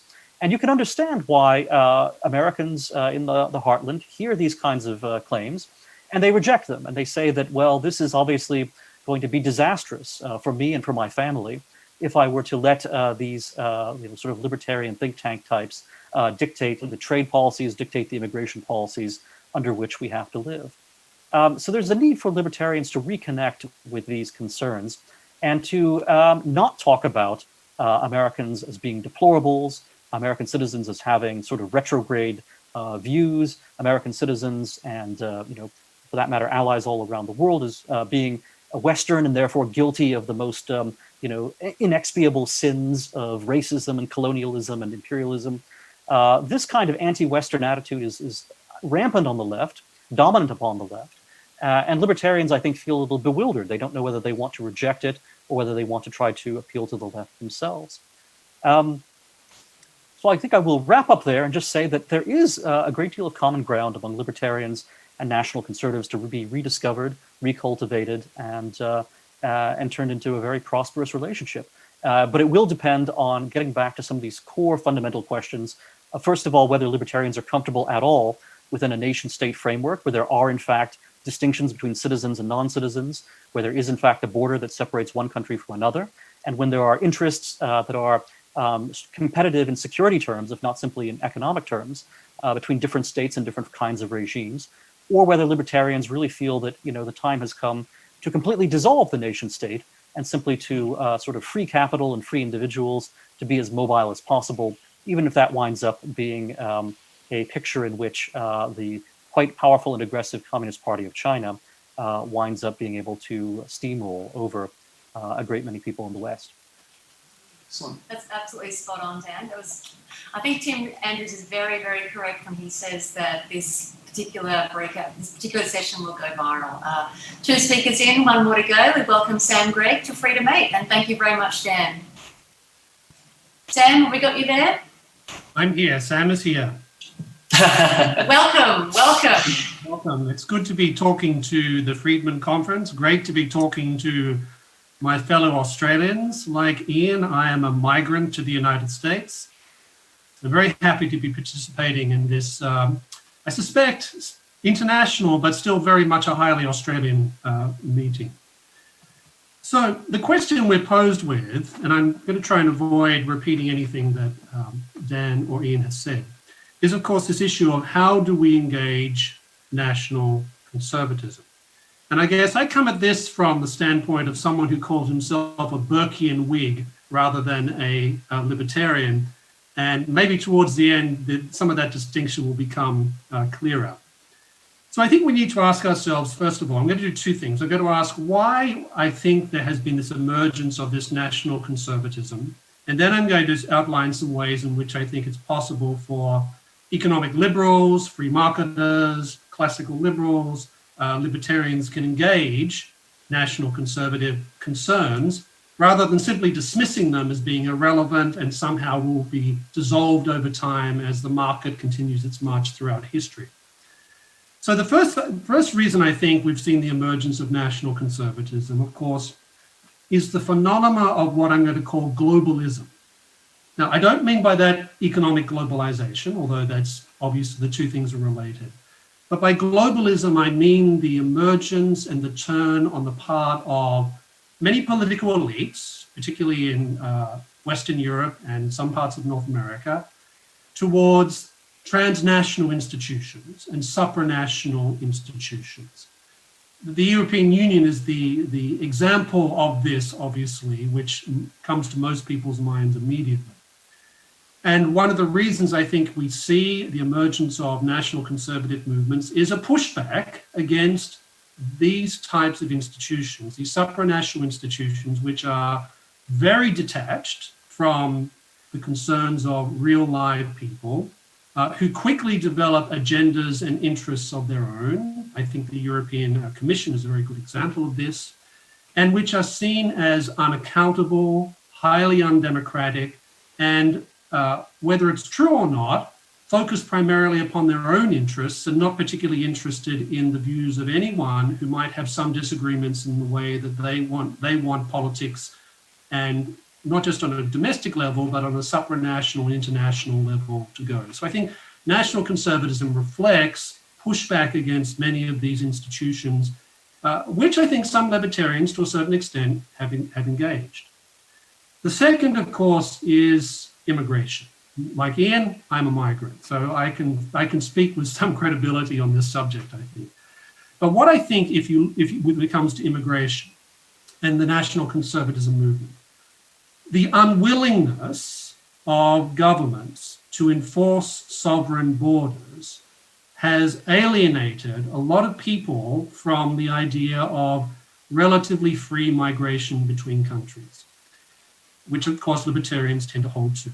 I think if you want to understand Brexit, I think the biggest single issue which pushed the Brexit side over the line was the decision of Angela Merkel to admit 1.5 migrants from the Middle East straight into the country.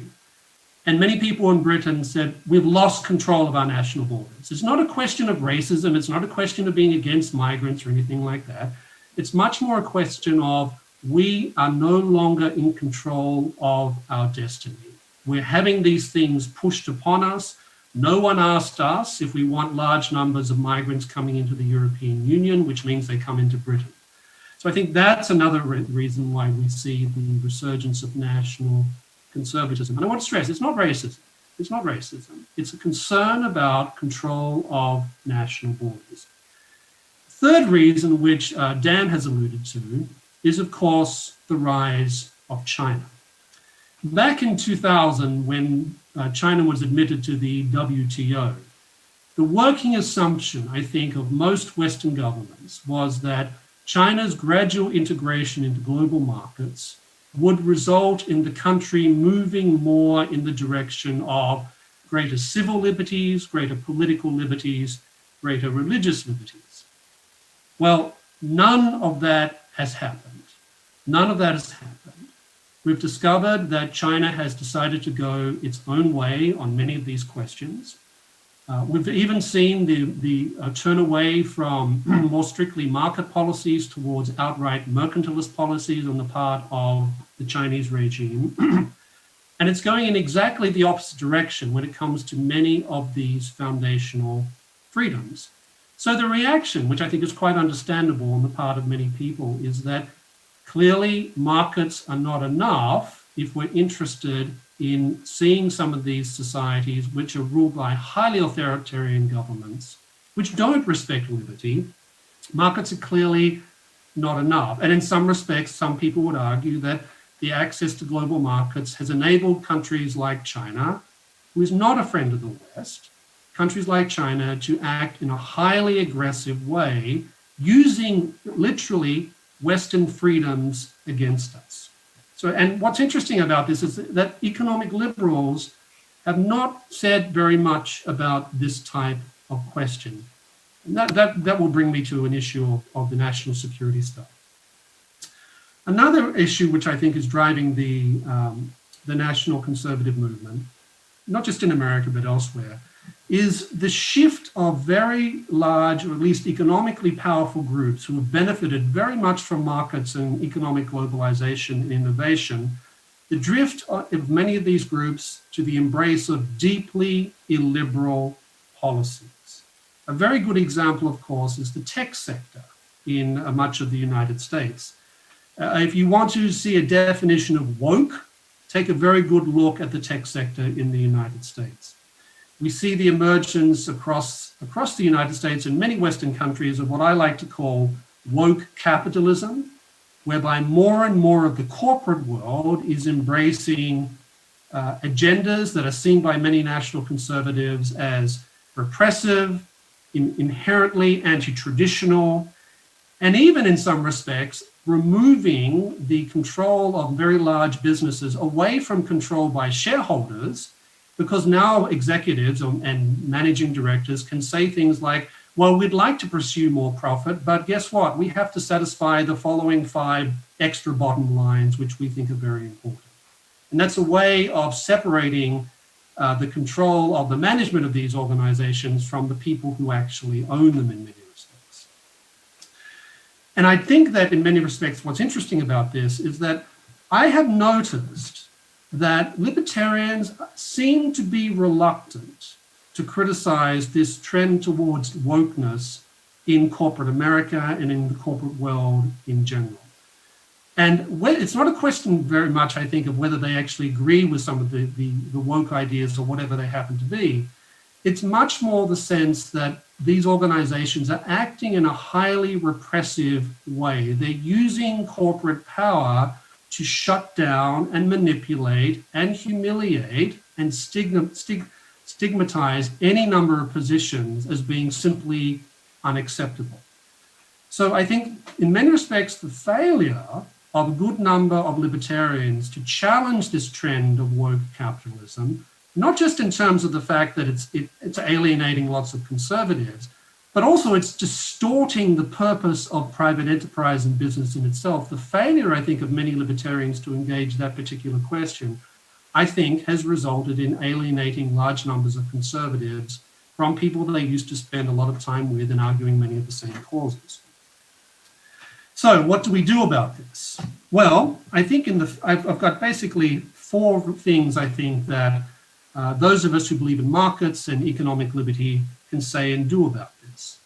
The first, I think, is to point out the rise of economic nationalism on the left. Ian alluded to this a little bit. But what I find interesting is that if you look at some of the economic policies pursued by, for example, Senator Elizabeth Warren, they're not actually that different from some of the economic ideas we're seeing being articulated by some of the national conservatives. So I think that it would be useful for classical liberals, market liberals, to point out that the left are embracing many of the same economic policies. It's not as obvious, I think, because the focus is now upon the right when it comes to these issues, but the left is embracing many of these issues, ranging from things like the Green New Deal, which was alluded to before by Ian, but also things like forcing companies to have X number of quote unquote worker representatives, which we all know is code for trade union officials, right, on their boards. So that's one area, and it's not just free market people who should be concerned about that. A lot of conservatives would be very disturbed by the fact that the left are moving in that direction. Secondly, I think it would be useful for classical liberals to express more concern and reservations about some of these supranational and international institutions that I mentioned before. Now, there are plenty of classical liberals who have long expressed reservations about some of these organizations, but I don't think it's enough. And I do think that this is something that if you're trying to reach out to national conservatives, this is an obvious point, because in the end, these supranational institutions, I don't think are particularly committed to markets. They're much more committed to ideas of the managerial state. Thirdly, I think it's also true that if you look at the long history of classical liberal thought, which is not monolithic, in which there are numerous schools of thought, there is a long tradition of thinking about questions of association and community. A good example of this, the most obvious example of this, is someone like Alexis de Tocqueville, who spent a lot more time talking about these types of questions and the relationship between liberty on the one hand and strong forms of civil association, which in the case of the United States that he looked at was primarily through religious organizations. There's a long tradition of thinking about these types of things, which would be good for classical liberals and market liberals to go back and have a closer look at and realize that there are ways of talking to national conservatives about things they care about from within the very tradition of classical liberal thought in itself. I think the last thing I will say is this. It's very important for classical liberals, those of us who believe in markets, to get out of ideological ghettos and silos. In my experience, a lot of classical liberals spend most of their time talking to each other.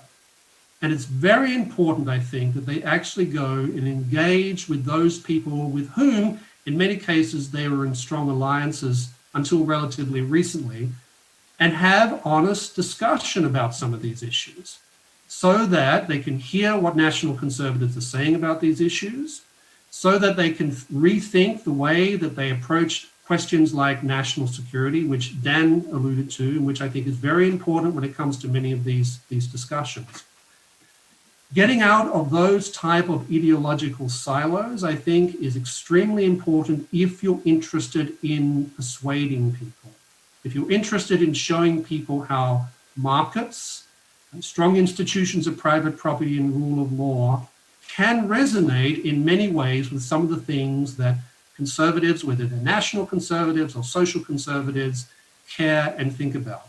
I certainly find that when I approach these issues, I always start the discussion by saying something like, I'm a Burkean Whig, because the reference to Burke makes it very clear that there's a whole range of different questions that I'm essentially on the same page as conservatives. But then I also point out that Burke had a pretty strong commitment to free markets as well. So I think that type of engagement, one that's respectful, that doesn't dismiss people who have concerns about what they see going on. I think Dan's point is very right here. Don't dismiss them as being these troglodytes from the past who are hanging on to a world that no longer exists. They have concerns. Many of these concerns are legitimate. And if classical liberals are interested, and that's assuming they're interested, in having some sort of discussion, let alone forming alliances with conservatives against a left that is going more and more in a Jacobin direction, I think it behooves classical liberals to engage in these discussions, because if they don't, the woke apocalypse, I think one of my fellow confreres said, will be very soon upon us. Thank you.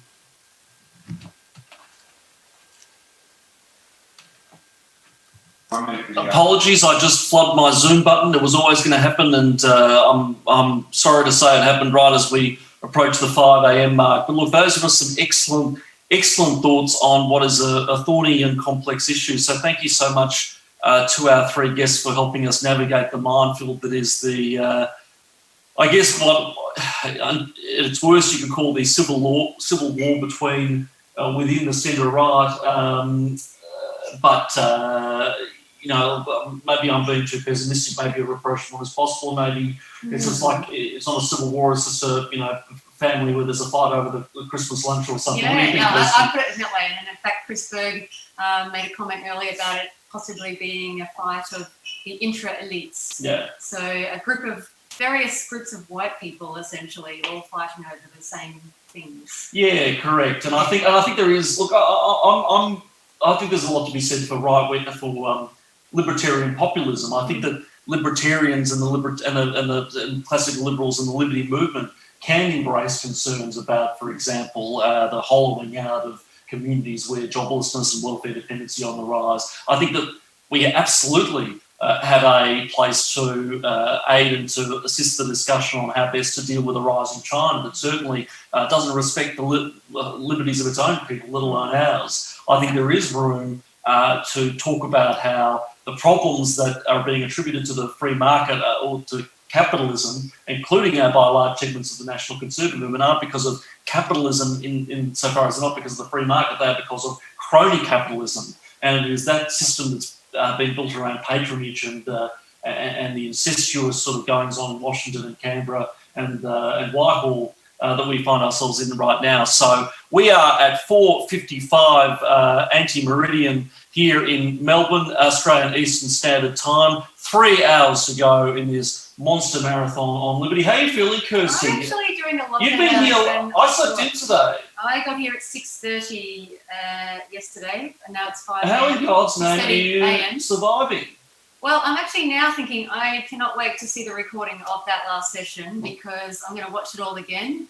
Just fast forward the bits with me in it because I promise I haven't been drinking. I'm slurring my words because I'm heavily fatigued. It's 5 in the morning. I've had a lot of coffee and energy drinks. I'm actually pretty good. Yeah, I think because the air conditioning is really cold.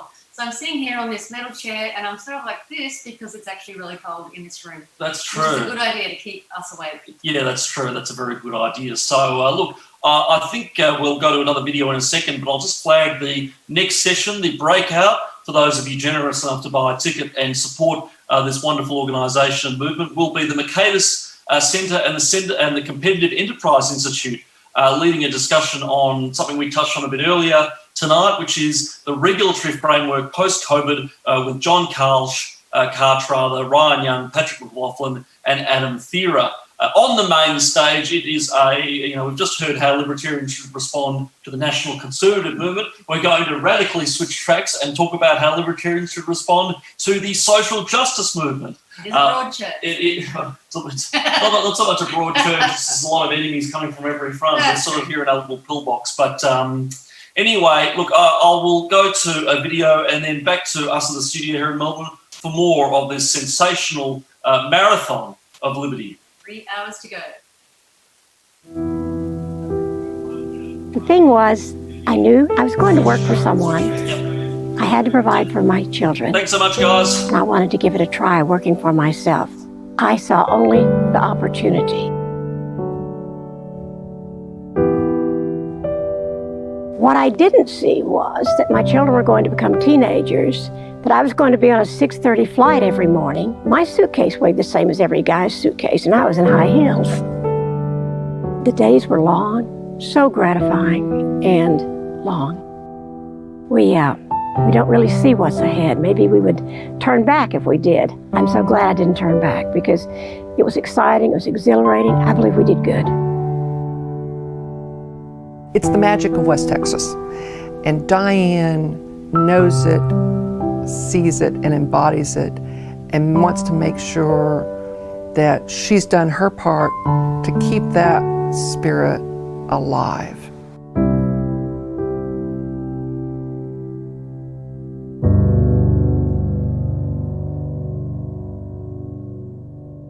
And welcome back. So, as I said before the video, there is a session going on in the breakout room right now, or the metaphorical, figurative breakout room with the Mercatus Centre and the Competitive Enterprise Institute, talking about the post-COVID regulatory environment. Hopefully that means less regulation, but in the 21st century, you never know, given that we can't even go to the pub or in a cinema park bench. So that's the extent to which we're regulated. But into the breakout room to talk to hear more about that. But in the meantime, it's time to hear about how libertarians should respond to the social justice warriors and the social justice movement. So our friends in Sydney are going to take the reins for that one. So John and Brian, over to you. We are indeed. How are you guys coping there? Gideon, We're fine, baby. We're fine. It's freezing in here. We're fine. I can do another day. Let's go to 8 a.m. Monday. Of course, Gideon's fine, right? I mean, Gideon. I slept in. And came late. Yeah, Kirsty, it is a nice long sleep. I'm too much of a girly man to do the challenge. Kirsty, how are you doing? I said, I think the air conditioning being so very cold, apart from the fact that I should blame the patriarchy and, masculine building architecture and all that sort of stuff these days, it's actually really cold, so it's keeping me awake. I'm actually feeling a lot better than I thought I would. I think the trick is... Mind you, I think I should dig into Gideon's makeup bag and put some concealer on or something. I think the trick is, instead of blaming masculinity, we just blame Gideon. That's the trick. Okay. Yeah. Yep. Well, works for everybody else again on Twitter. So I've been really looking forward to this one. I think this is going to be a great session. I quite enjoyed putting it together quite cheekily. I think we have the perfect couple of guests to speak on this topic. And it's a topic that does divide or the libertarian movement, or confuses the libertarian movement. It's not clear how to respond to the social justice movement, which can mean a lot of different things to a lot of different people. And I think the next two speakers are very eloquent, perhaps some of the most eloquent explainers of the way they respond to the social justice movement in very different ways, but coming from a position philosophically, politically quite similar. Both great advocates for liberty, both great advocates for freedom, and their credentials there can't be doubted. And yet they look at the social justice movement and see different things and draw different lessons. And we're going to learn from those lessons here. We're going to start with, I believe, correct me if I'm wrong, but start with Professor Stephen Hicks, who is going to give us his take on how libertarians should respond to the social justice movement. Thank you, Stephen. I appreciate very much this invitation, and kudos to inviting Steve Horowitz to talk with me about this issue. As you say, he's leading voice for liberty and a thoughtful man and a decent man, and this is, as you say, an issue that we really need to sort out for ourselves. So my approach is to say that when we think about liberty, the free society, and its concomitant elements, markets and so forth, we are starting from a position of society-wide abstraction. We're thinking of individual human beings, each with their own goals, dreams, rights, and so forth. And we're devising principles and policies for all of them, right, as individuals. And so we say people should have certain rights. They should have certain freedoms. We need to have a limited government that is impartial and doesn't put people into subordinate groups and hierarchical groups and so forth. Now, then we come to a particular case of hard cases that arise. There are people who are poor. There are people who are oppressed. In some cases, these are just legitimately hard cases. Sometimes they are people who've fallen into bad luck. In some cases, they are people who have part of groups that have historical grievances. And so what we then have is a genuine subset of issues about how liberty, freedom, and our movement should respond right to those individuals. And I think the right way to approach this is to say that we think that freedom as a universal principle, equally and impartially administered by a set of institutions, is the best way to go. And then that is the case that we first and foremost need to make. Now, I have no problem with then saying we are then also interested in, since different individuals and different groups have different histories and situations, how is it going to work out for them? So You know, in the case of women, right, who have suffered second-class citizenship or sexism, if we advocate entrepreneurship and limited government for them, there's detailing issues that are going to be going out for that particular group. What about the rural poor as opposed to the urban poor? And so there are going to be sub-cases that we are making, but we always have to realize that we're taking our universal principles and applying them to those particular sub-cases. And the answer is always going to be, and we say, so we take the case of poverty, give people freedom, then they can work their way out of poverty. Encourage entrepreneurship, and they can use their creativity and their resolve to get out of poverty. In many cases, government regulations are the biggest obstacle to stopping people from getting out of poverty, so repeal those regulations.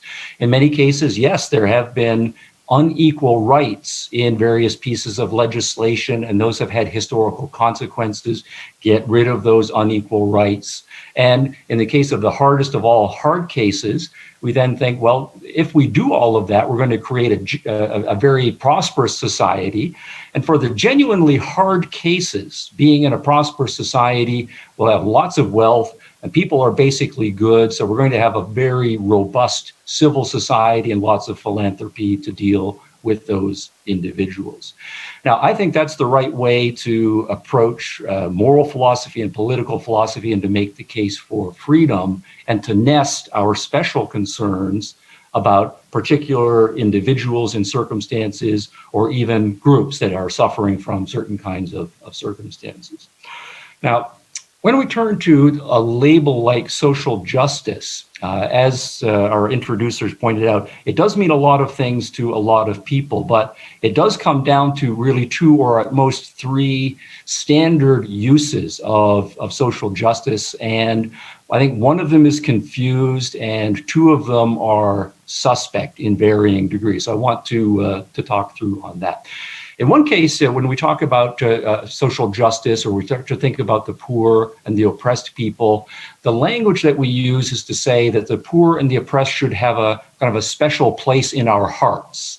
And so what we need to do is, in making the case for liberty, adopt a certain rhetorical stance of showing that we are not just kind of abstractly, rationally having all of these principles and we're just mechanically applying them to the poor as if that's going to solve the problem, that we have a rhetorical problem, that people think of us as too impersonal and abstractive. So if we lead with a more emotional language and say, we really care about the poor, or we really care about the oppressed, then we're more likely to get some traction. And at one level, I think that is fine. We do have to have a case for liberty that integrates rational argument with emotional caring, right, and so forth. So our reason and our emotion should be indicated. But if we go in the direction of saying that as a matter of rhetorical strategy, that, or as a matter of principle, that what we should be doing is asking what issues or what individuals most get our emotions worked up, and lead with our emotions on that, then I think that's an inappropriate strategy. The emotion has to be backed up and congruent with a principle that is being applied. So if we want to say we are compassionate for people who have been victims of oppression, we have to have a very good case for saying why we think that is an injustice, why those individuals have been treated badly. It can't just be an emotionalist rich kind of lead. So we need to integrate those two, and any sort of movement that wants to prioritize emotional appeals over logical and rational appeals, I think is inappropriate. Now, more seriously, we find in political philosophy and political morality, of course, there's a longstanding tradition that says those who are poor, those who are handicapped, those who are suffering, have a kind of higher moral standing, and that when we are thinking about moral claims, we should care more about people who are poor, to the extent that we make secondary the status and the issues and so on, and we might be willing to change or fudge or adopt our moral principles in the case of dealing with poorer people.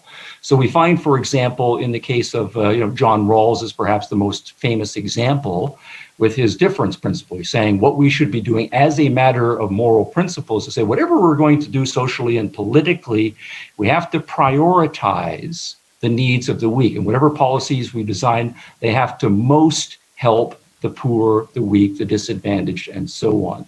And I think that is an inappropriate, that what we can and should be able to say is moral principles apply universally to all people. And there are going to, of course, be special emotions that we have for people in different circumstances, right? People who are poor are going to call forth our compassion. But at the same time, people who are have earned $1 billion, they should call forth our admiration. And I think it's inappropriate to say that whatever we're doing socially and politically, we should prioritize the needs and the advantages of the most rich, right, or the most advantaged, or the people in this group. It's the same error in the other way to say that we're going to put our thumbs on the scale for the most poor and the most disadvantaged. As moral philosophers, we come in treating human beings as having the same moral capacities, the same moral rights, the same moral obligations, and so on. And then I think that, of course, carries over when we start doing political philosophy. We don't want to take people in the polity and put them in different groups and suggest that they have any sort of different standing because of their group membership, whether they're in different races, different sex or gender groups, different economic classes, right, and so forth. We have a policy of equal rights across the board. So I think, for example, affirmative action is a good example. That can, of course, be a voluntary program, but it can also be a political program. And affirmative action, the standard arguments for it do come out of this tradition of saying, here we have people who are in a disadvantaged situation. Sometimes it's because of their economic background or a history of sexism or a history of racism. So what we need to do, in effect, is reverse that or tip the scales, and as a matter of policy, give preference to those individuals because of their currently disadvantaged status. And again, I think as a matter of politics, that's a disaster. That what we need to do then is say, we have equal principles of merit and getting what you earn.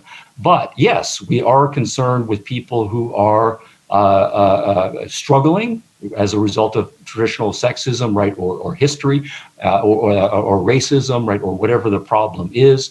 That what we need to do is to say a principle of justice, of freedom, of equal rights, of limited government applied impartially, that works for everybody equally, and so forth. Now, the labels, I think, become very important here. So the labels that are at issue here is, I'm going to say I'm entirely in favor of justice, but I'm entirely unsympathetic to social justice, right? And we always have to ask, what is the point of adding an adjective to a perfectly good concept? And in this case, the adjective is carrying a lot of weight, some of it just confusion, some of it, in fact, baggage that is, in my estimation, philosophically corrupt. So what we mean by justice is people who are in a system, that they know ahead what the rules are, and they have freedom of entry, and they can bring their own talents and so forth. To the extent that they create something valuable, they will be economically rewarded, or they will be psychologically rewarded with praise and so forth. The idea then is you get what you earn, and that it's individuals who are doing the producing of the value. Of course, the flip side of that holds. If you destroy value, or you fail to create value, then as a matter of justice, you deserve some sort of censure or some sort of plan. So the point then is, justice is tightly tied to the concepts of desert, earning, productivity, and trying to measure those things. And we are interested in individuals as the agents who are engaging in this process. Now, when we turn to social justice, the adjective does become important here. And in some cases, it's just a matter of saying, well, as a matter of social justice, we need to be thinking more broadly, and that there are different groups and individuals who fall through the cracks, and we might have some social-wide obligations to try to help those out. And so then we get into debates about welfare policy, right, and so forth. It's not just a matter of individual cases in a court or individual market allocations. It's more broad legal principles. And at that point, I think it's a little bit obscuring, but I think it's fine as long as we always remember that ultimately whatever policies we're coming up with are designed for individuals. We're not talking about amorphous social groups and so on. Now, where I think things start to get suspect here, and this is built into the history of the movements that have traditionally used social justice, right, as a label, is that when they talk about social justice, they do start to talk about groups. And from their perspective, groups are more important than individuals, and they start to lose sight of individuals. So they don't see you as an individual, they see you as a white person or as a male or as a member of some class or other, a rich group, right, or a middle class. So the class analysis becomes very important. And the argument also in the social justice literature always is that these groups have certain rights or entitlements as a matter of principle. And so what we then have is group rights, right, substituting for individual rights. And that's an inappropriate move. From this perspective, justice is something that's a property of groups, right, rather than individuals. And it comes out more explicitly then when we start to say in response, but these particular individuals in this group, they haven't done anything to earn, right, this extra privilege or this extra grant that you want to give to them. And the fact of their not earning then is not taken as a criticism because they are part of a group. And if we then want to say we're going to redistribute from one group to another group, but then we say, well, of the people you're redistributing from, those individuals did not participate in the injustice or whatever. That also doesn't matter. They have an obligation in this case. So what we have in both cases is this use of social justice is about distributing from people who don't deserve to be redistributed from to individuals who've not yet earned the right. So the concept of earning that's built into justice goes away, and it's now collectivized instead of individualized. Now that, I think, is a philosophical gulf that we need to be facing front and square. When we are talking about justice, are we talking about individuals and earning and desert, or are we talking about groups and we are interested in redistributing to make things a more equal fashion and so forth? And you can't have it both ways. So in that case, I wanted to say, no, we need to stick with justice. Social justice is taking us in the wrong direction. Now, I think there also, though, is a way, and this is where some of the literature that I read, it's not just standard social justice, where the concept of social justice is used not just as a replacement for another individual justice, not that we're having debates about whether justice is individual or collective or not, but that social justice is used by this subgroup as an explicit anti-concept. And what I mean by an anti-concept is a concept that is meant to replace and destroy the original concept that one had in mind. So in this move, and what we then have is a concept of justice, but we add social justice, and then eventually we are going to drop out the concept of justice altogether. And that is what we're starting to find in some segments of the social justice movement right now. They want to say it isn't about justice. It's about social, it's about power, it's about asserting our moves. And so it's an evolution. So what we then have is we start talking about justice, then we're talking about social justice a generation later, and then we're just talking about social power and dynamics as well, and the justice has gone away. And this is consciously strategic on the part of some of the thinkers in this movement. So if you take, for example, the concept of privilege that we're now using or having a lot of debate, this is part of the overall package here. Privilege has a perfectly good meaning. It means a social favor that is granted by someone in a position of authority. Your mom or your dad gives you a privilege of staying up an extra hour past your bedtime, right? Or if you belong to a tennis club, they will give you the privilege of bringing in a certain number of guests, right? And so forth. But the concept of privilege then was introduced by some segments, right, of the traditional social justice theory literature. And what it was then meant to do was to say that everything that is an inequality among people, any advantage that anyone has, is a matter of privilege. And so that then is obliterating many legitimate differences that exist between human beings. Sometimes we're unequal because of natural differences, not because of privileges. Sometimes we are unequal because I worked less hard than you did.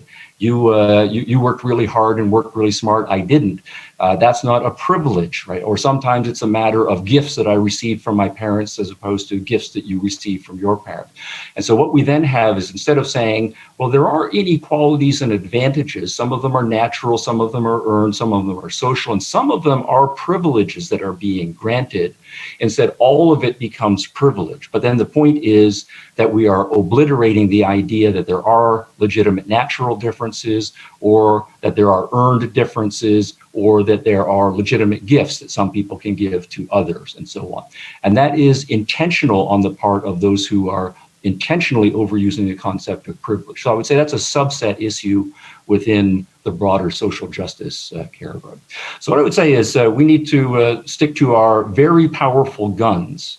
We believe in individuals, we believe in justice, we believe in entrepreneurship, we believe in limited governments, we believe in impartially applied principles. And that is how we're going to do our moral and political philosophy, with special detailing and interest for the cases of those who are in special difficult situations and so on. Now, at the same time, and this will be my concluding remark, there's a strategic issue. And I know sometimes when I'm talking with my fellow academics and as advocates of freedom, liberty, classical liberals, libertarians, objectivists, we are a beleaguered minority, and often we feel that way inside the academy.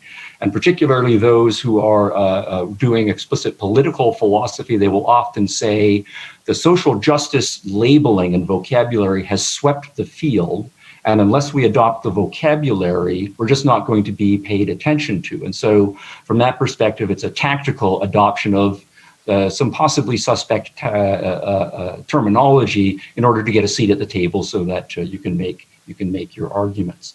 Now, I am fine with making tactical accommodations. I am fine with even making strategic alliances with people we have philosophical and political disagreements with, but I do think that whenever we make these alliances, we always have to recognize that they are partial. They are partial alliances, and we always have to keep our terms and principles very clear. We are intellectuals, we are policy makers, we are professors. Precision of language is our most important tool, and we can't surrender that right at all. So I'll end with a hopefully not too silly analogy. So we are in the middle of World War II, and we are Canadians like I am, or Americans like Steve, or like the Australians, and we have a common enemy. We're fighting the Nazis, and then at a certain point, the Nazis turn on the Soviet Union, their former allies, and they attack them. And then the Soviets come around and say, let's have an alliance because we have a common enemy in the Nazis here. I'd say that's fine, right? We do have a common enemy, and then maybe it's a worse enemy. We will have an alliance with the Soviet Union in order to fight this fight. But we're not going to adopt the Soviet Union's labeling for what the nature of the fight is. So they say this is the great proletarian war against the capitalist, imperialist, right, oppressors. Right? We don't want to go there, even though we are strategic allies. So. To come back to the social justice issue, if at any point, right, social justice involves a collectivization and a subversion of the idea that you really in life deserve to get what you have earned or what value you have created, and it involves redistribution of unearned benefits, then we need to say no. At best, this is a tactical alliance against racists, against sexists, and so forth. I'll stop there. Excellent. Thank you very much, Stephen. That was, I think, a fantastic talk. I really enjoyed that. So we've just heard from Professor Steve, so we're going to now switch to Professor Steve to mix things up a bit, just to make things nice and confusing for you all. Steve Horowitz has been writing about similar issues for a while now. And I got to say, Steve Horowitz, I don't always agree with you, but I always make sure I read you, because you're one of the people that we need to make sure that we're listening to as a gut check, as a reality check. And I really appreciate what you do, and I really appreciate you coming on here to talk to us. So, Steve Horowitz, over to you. Well, thank you, John. And, it's all about the clicks, right? So as long as you read me, that's that's what really matters. And as Steve said, thank you for inviting both of us to do this. I think I can't think of a perfect. It's a really good pairing with the two Steves, the two Steve H's here to have this conversation. And in listening to Steve, I think what I'm going to do is end up emphasizing our points of disagreement, which I think are mostly points of emphasis. Maybe Steve might call them strategy too, given his last few remarks. But I think in substance, we largely agree. And I want to try to emphasize, I had some prepared remarks, which I'm going to stick to, but I want to emphasize the bits of those that I think pull out where I think the differences are between what we're saying. And I think perhaps the best way to start with that, let me start with the quote I was going to start with, which is this Frederick Douglass quote that's been making the rounds that says, "I would unite with anybody to do right and with nobody to do wrong." And I think that picks up right where Steve left off, which is as we think about how we, as libertarians, want to relate with the social justice movement, we need to recognize that there are things there that we want to unite with to do right. I think, and I'm going to emphasize those.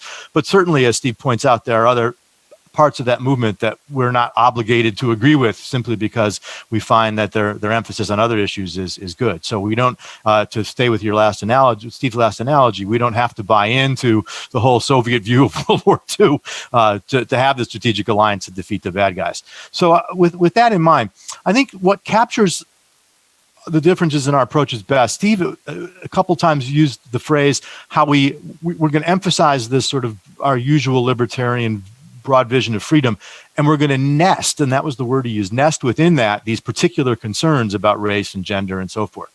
And I think for me, I want to sort of turn that inside out.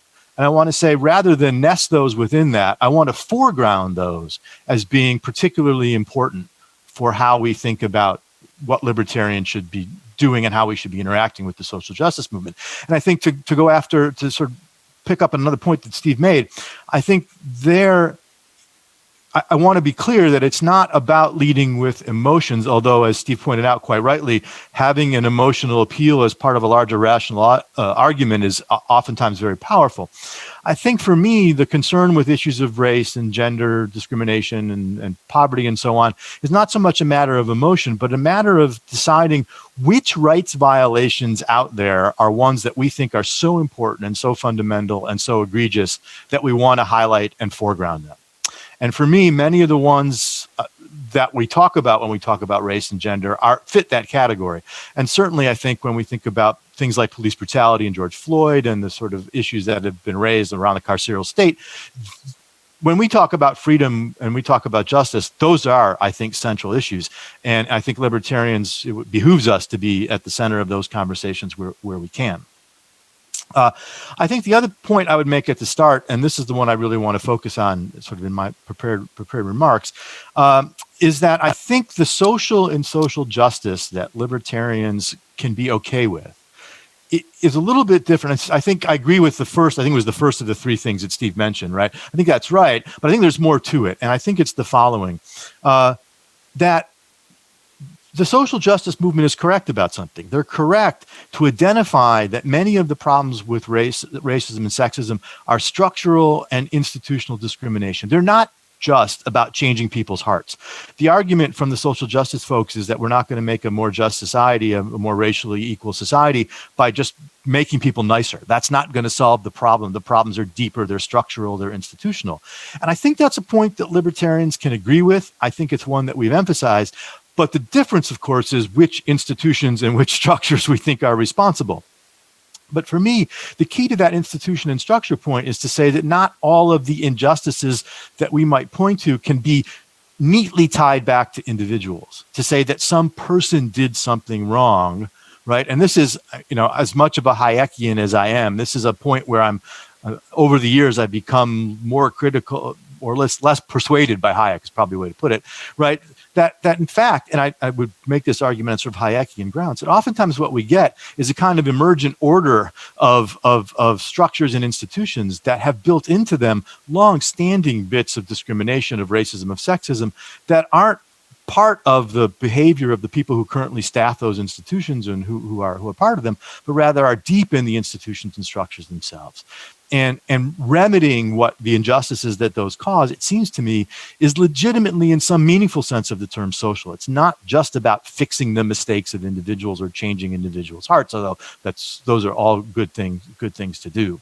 So again, I think libertarians can agree with the social justice movement that these problems are not just a matter of individuals harboring animus, but rather that we have these structures and institutions. And I think the sense in which the phrase social justice gets used, and I think Steve really nicely laid out the multiple uses of this phrase and the way that it's evolved over time, and I quite agree with his point about the third one. When it becomes into this notion of social power, we have a real problem.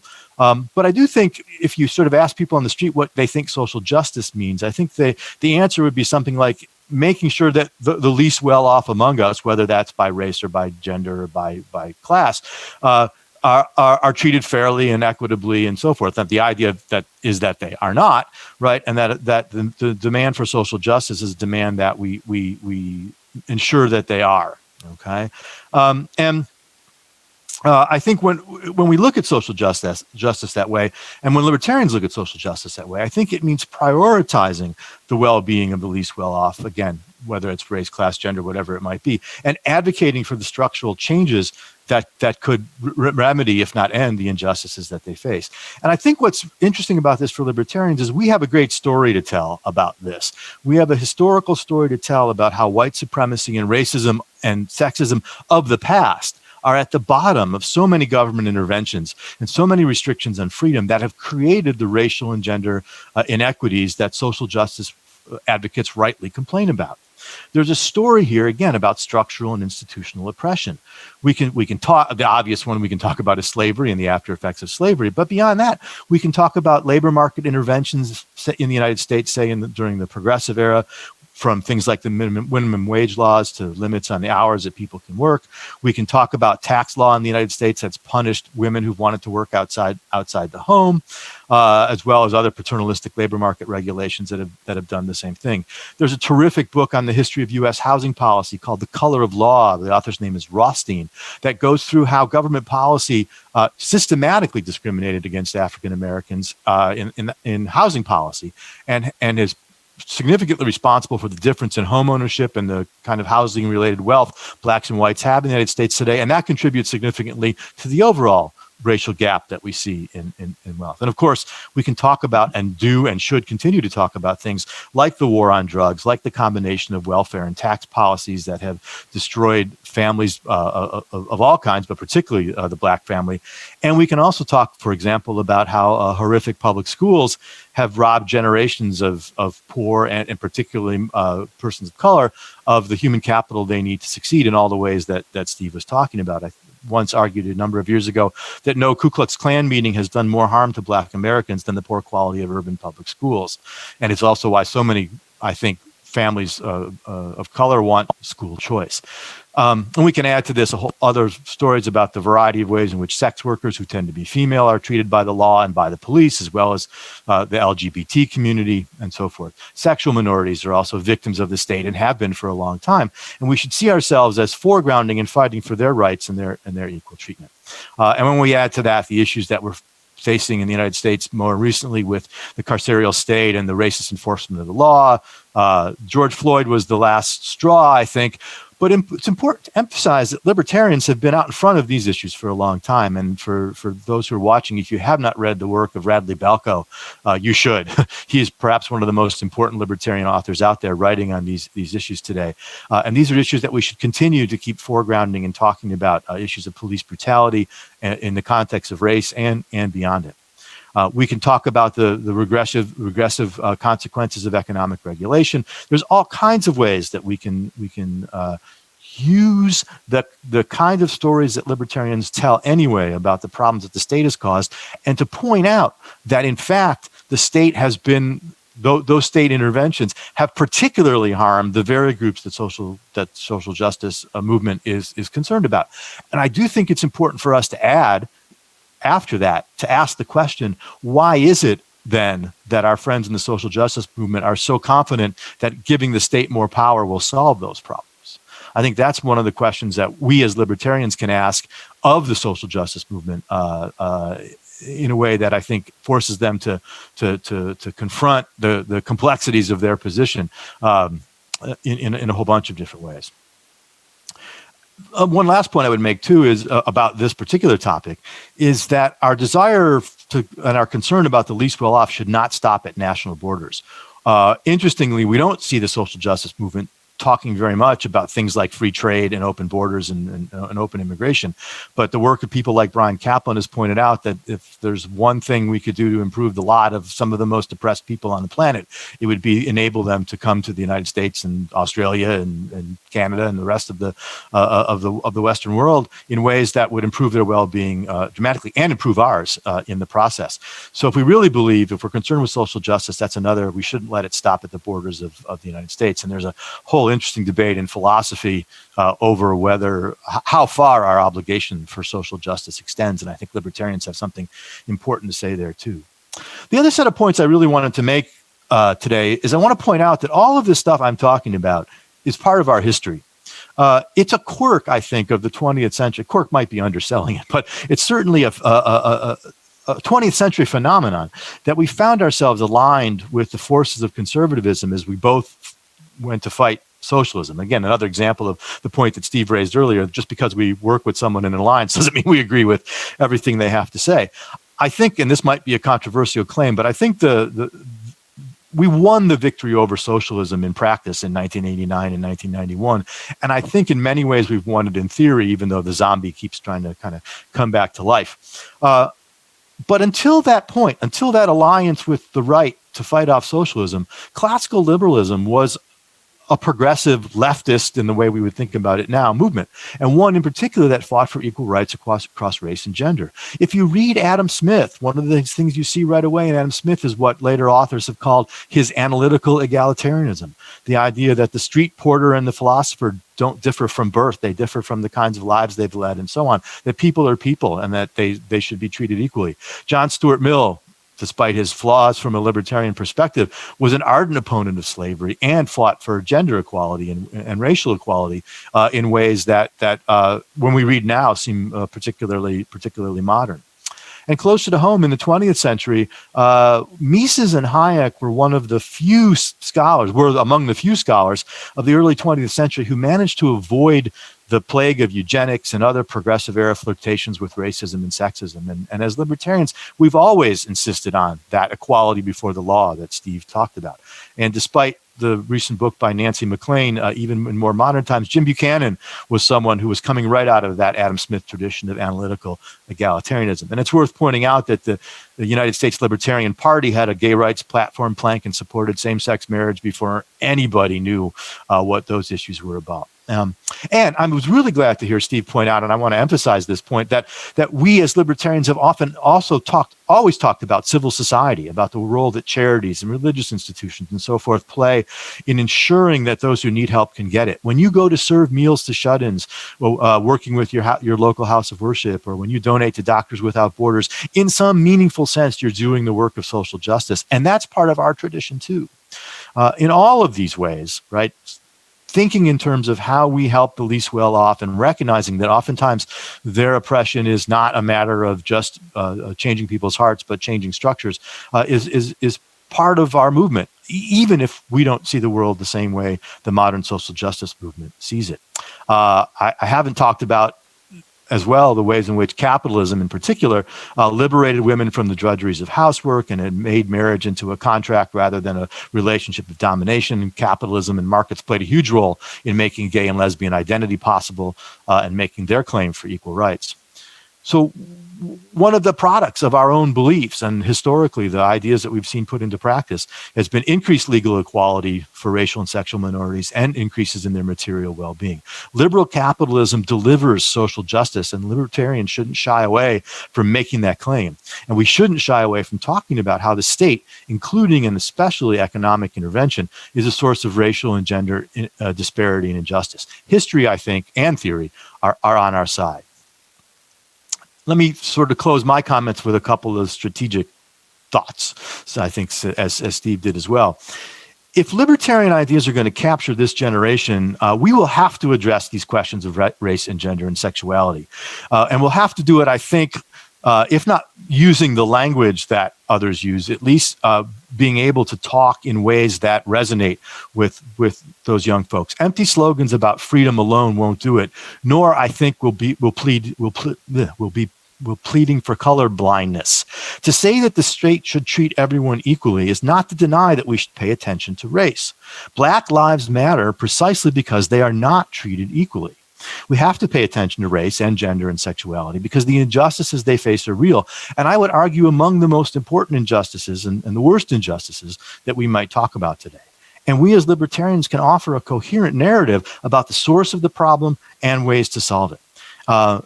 Others might think we're wrong, and it's certainly possible that we are, but they might be wrong as well, and that's fine. Let's have the conversation, and let's try to make it clear to others that we think the issues are real and that they matter.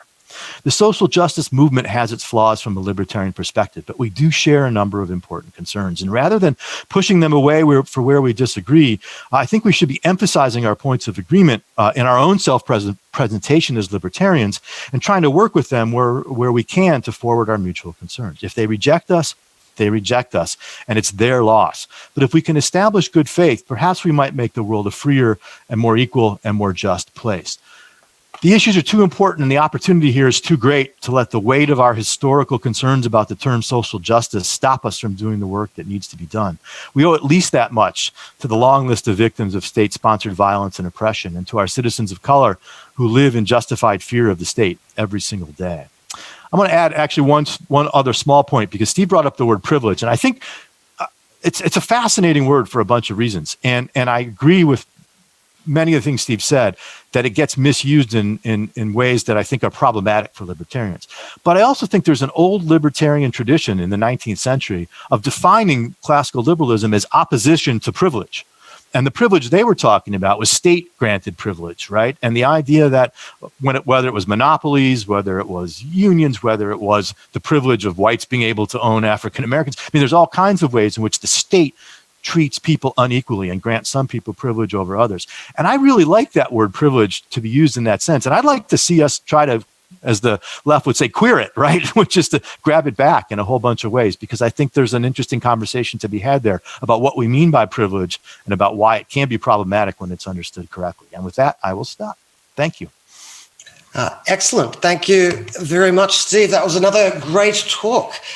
We have about 15 minutes left for what might otherwise be Q&A, but I think what I'd prefer, if you guys are happy, we will throw it to you guys to have a discussion back and forth. If Stephen Hicks would like to respond to that, and then you guys can just interrupt each other as you see.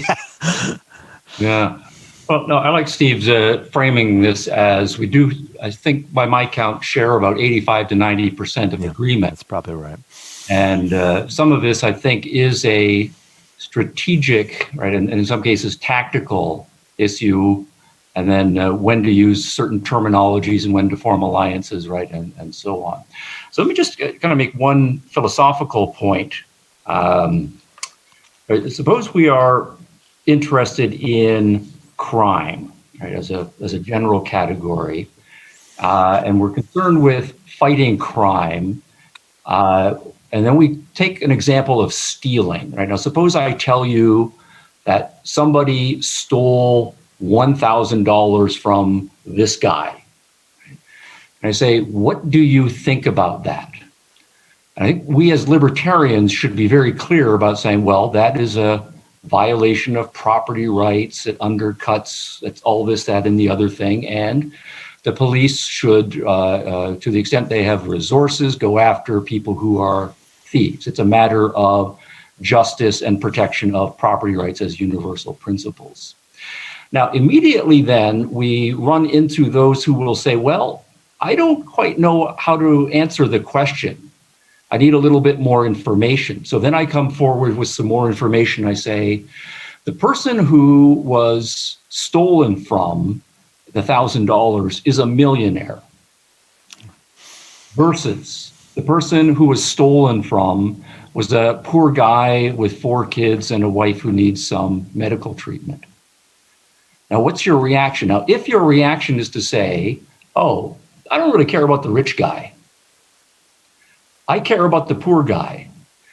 As a matter of demographic fact, The vast majority of people in the social justice movement are not particularly caring about the $1,000 that was stolen from the rich guy, but their hearts do go out and they will be outraged about the $1,000 stolen from the poor guy. Now that, I think, points up an issue that we need to face very squarely, right? If your principles of justice are contingent upon the economic status, in this case of the person, we are dealing with very different people. And we need to, as a matter of clarity, right. Say, no, social justice is not, it doesn't mean that we only care about stealing from poor people and we're going to let the other ones slide. Okay, so that's an issue. Now, at the same time, of course, there is an issue that we might then say, well, if we're in a court of law and we are judges, and the stealing of $1,000 from a poor man, we take into account the consequences of that compared to a stealing $1,000 from a rich guy, the consequences of that. There might be some nuancing to how we treat that. Now, that I think is a philosophical point that we do have to stick to our guns on. We're concerned with justice, not class-based justice. Now, then I think, though, to make a transition to Steve's point, I think I'm fine with saying that as a matter of strategy or tactics, we say, okay, fine, we have the broader libertarian movement, and we fought and won the battle over religious liberty, and then we fought and won the battle over political rights, right, and equality. And now in the 20th century, rather, we've spent a lot of time on the economic liberty issue. So we win. But in each case, what we have is a different strategic focus that we are applying our general principles to. And then we did it with gay rights, and we won that, although, of course, we had some strategic alliances there. And so maybe what Steve is talking about is then to say, what really are the burning issues right now where we need to get the most traction is in cases of racism, police brutality, this, that, and the other thing. So keeping our principles very clear, we're just devoting strategic resources and attention to those issues. I am perfectly fine with that. And again, as long as we are keeping the strategic alliance principles clear. Go ahead. I think, and so let's play with that for a minute. I think two things. First, to stay with your 1,000 example, right? I agree with you, and it's crucial that we talk in terms of equality before the law. I think sometimes libertarians forget about that principle when we talk about other kinds of things. So yes, but I think the situation that we might find ourselves in today is more like one guy had $1,000 stolen from him, and another guy had $10,000 stolen from him, and we're spending a lot more time worrying about the $1,000 than the $10,000. Now, they're both rights violations, of course, and we want to pay attention to both of them. But we might want to say, which is the bigger rights violation? Or perhaps a better analogy, some guy had $1,000 stolen from him, another guy got his arm chopped off or got stabbed or whatever. So I think the question is, for me, it's not just a strategic question. I think it is a strategic question, but not just a strategic question. It's where are the most severe rights violations taking place? And when we see the knee on the neck of George Floyd, that's a different thing to me than whether the marginal tax rate is 5% too high, right? And I think so I think it's part of, and I'm glad to, part of that's judgment, but I also think part of it is a kind of broader historical and a larger understanding of what we mean by rights and human rights and freedom and all the ways that libertarians would talk about them. So I think that, watching where the state is really overpowering people and focusing our energy there is not just a matter of strategy, though I think it can be a really effective strategy. I think there's a principle in there too about where the worst rights violations are taking place. Absolutely right. So then it'd be like to go back to the $1,000 analogy. If it turns out with the crime wave where all the stealing is going on is in the poor neighborhoods that they really are being ravaged. That's right. Then we pay attention to those and we divert more police resources there. But then similarly, if it turns out there's a crime wave that's going on in the rich neighborhoods. Stuff is being destroyed, then the police devote their resources there. Yeah, and I do. Again, it's hard where that line is between strategy and sort of principle for me. There's both are here, and I think it's I think the part of the problem is we as libertarians kind of come off just with us sounding like a bad chord when we are spending so much time focused, again, I'll just pick on this, on the marginal tax rate and not talking enough about the George Floyds and the Eric Gardners and all the rest that has incensed so many people. Again, that's not to say that taxation isn't a problem, and so, I mean, I'm an economist after all, but really, where our energy should be focused, I think, is and which rights violations matter more are questions we need to ask ourselves. And it's if you've been following Twitter the last 24 hours, when the Libertarian Party presidential nominee, says Black Lives Matter and we need to be anti-racist, and suddenly, half of libertarian Twitter says, well, I'm out of here, right? Guys, understand, right, that this is a matter of emphasis, and this is a matter of how we need to be in that conversation, and being in that conversation, there's nothing inherent in being in that conversation that's anti or unlibertarian. There are ways to enter that conversation about Black Lives Matter, about anti-racism, that don't require us to give up our principles. Mm-hmm. I'm just kicking it back to our moderators. Should we just carry on, or did you want to direct us? Sorry, unmute myself. You still have another 5 minutes if you want if you have anything else to say. If not, we still have some questions lined up, but we're happy for you guys to go back and forth. I'm really enjoying seeing that. Yes. Yeah, another interesting issue then in Steve's remarks, and they do overlap with my remarks, is this issue of individual, institutional, right, structural, and systemic. And so when you read the literature, so we say there's an injustice, and then in many cases, of course, we're having an academic taxonomy that we're trying to develop. And my view is that Steve was talking about institutional and structural, and that we need to pay attention to that. And I think that is fine, but again, we need to be clear about what that means. So, and I'll just telegraph my conclusion that my reading of these four types, individual injustices, institutional injustices, those two are okay. When you get to systemic and structural, that's where there are, we're dealing with academics and intellectuals who are coming from a very alien tradition. And I think we have to abjure any use, right, of those labels as well. So I think, to take Steve's examples, I'm perfectly fine with saying there are lots of institutions, right, that do bad things, right? So there are businesses that have kind of baked into their culture inappropriate attitudes toward women or racial minorities or religious minorities, right, and so on. Even if the individuals, for the most part, in that organization don't subscribe to those values, there are just policy, not even policies, but in many cases, culture, practices, culture that has come along. And so, if that's what we mean by institutional dysfunction, then of course that's a legitimate phenomenon. We need to take care of it. But we always have to say that the problem with that injustice is that you are inappropriately treating an individual, right? And here, if it is in fact a policy that's on the books, that's a policy that we need to pay attention. An individual policy someone's put out, and it's being enforced by some individuals. So ultimately, the individual talk does need to be broken down to institutions. Even, I want to say, in the case of something like a legacy law, there's some stupid law on the books that was passed in 1913, right, or something like that, and it's on the books, and it's more or less mechanically by rote, and nobody's kind of half aware that the policy is there.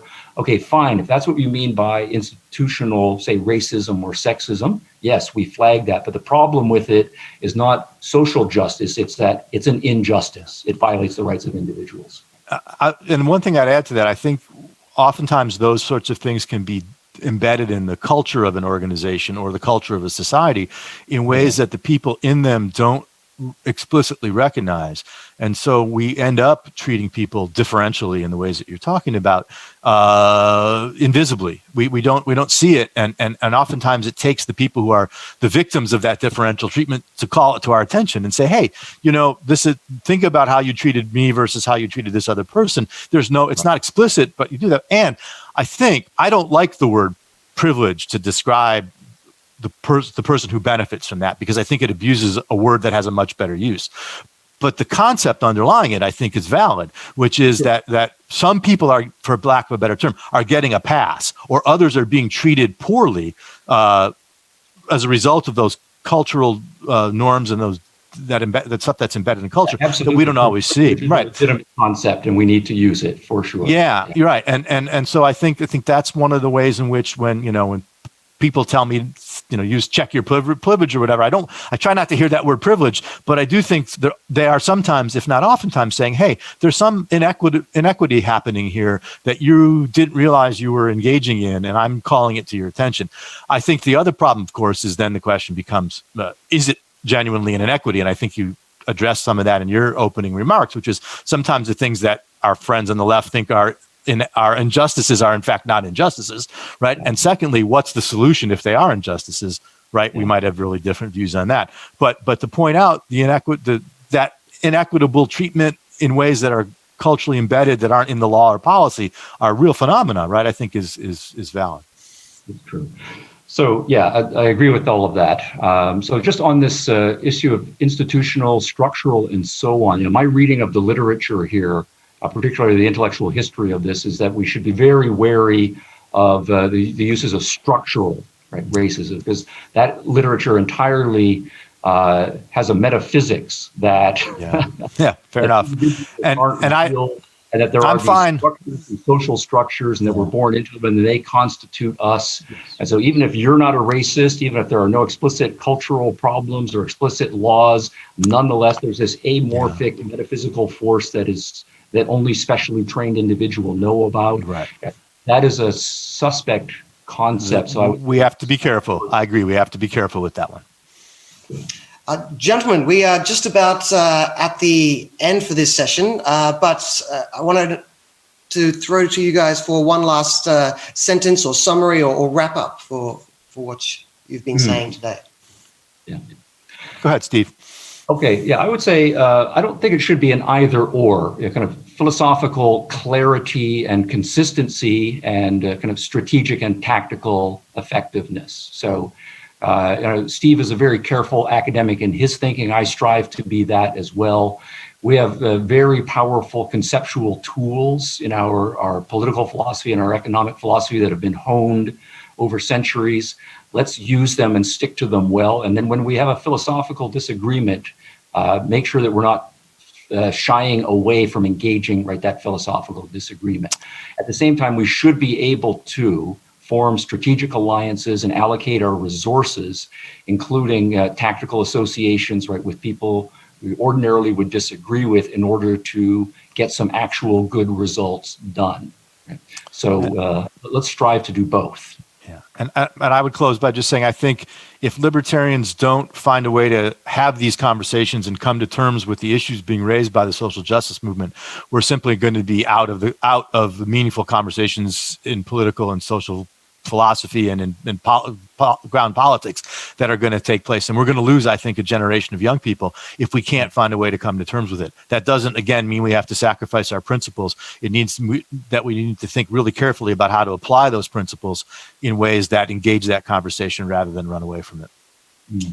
Thank you, gentlemen. Thank you. This, I think, was a great session, Really both good. because we had a couple of great talks and also because we didn't have to moderate the Q&A. You guys did that yourself. So that's a win-win. So thank you very much, gentlemen. At this point, we're now going to be wrapping up this hour. You may have noticed Brian has run away again. He couldn't handle the 24 hours. So we've replaced him with Mark Hornshaw again, who you may remember from the beginning of our 24 Hours of Liberty, which was some 22 hours ago. So 22 hours in, 2 hours to go. Melbourne, are you there? How are you guys doing? We're certainly here. And look, I have to say, I'm really feeling the love, actually, because I did take a break for an hour or two, and the wonderful Kirsty and Gideon covered for me. And people were actually commenting in the chat and saying, hey, where's Topher? Is he okay? Has he crashed out? No, I hadn't crashed out. I was sitting on a couch just a few meters over to the side there. I'm still in the 24-hour challenge. I haven't slept yet. We had him still organising stuff in the background. Yes, I took a few painkillers and slept. So I claim. But look, this has been just a sensational session to add to the sessions that we've had before. And I really appreciate the depth of thought and the subtlety of how they approach this stuff. These are tricky areas. And if we get them wrong, we can do the brand of libertarianism quite a lot of damage in a very short amount of time. Yes, exactly right.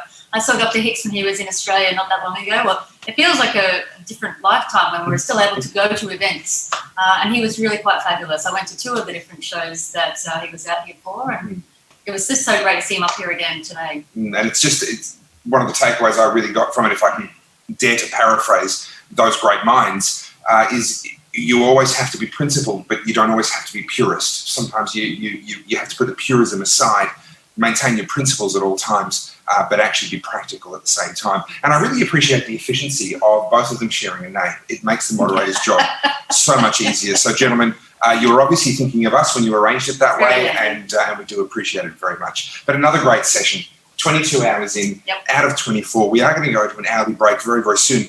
But after this break, we have a session right here on the main channel about, is globalism good? And my first question is, how are we defining globalism for the purposes of this conversation? We can see what they say. We've got some fabulous speakers lined We up. certainly do. We'll talk about those after this break. And then at the same time, we have a breakout session, which is all about antitrust laws. If that sounds like your jam, if you're more the lawyer type, I reckon you might want to be in the breakout room after the break. But in order to get there, we have to thank our sponsors once again, the Atlas Network out of freedom around the world, and for this conference as well.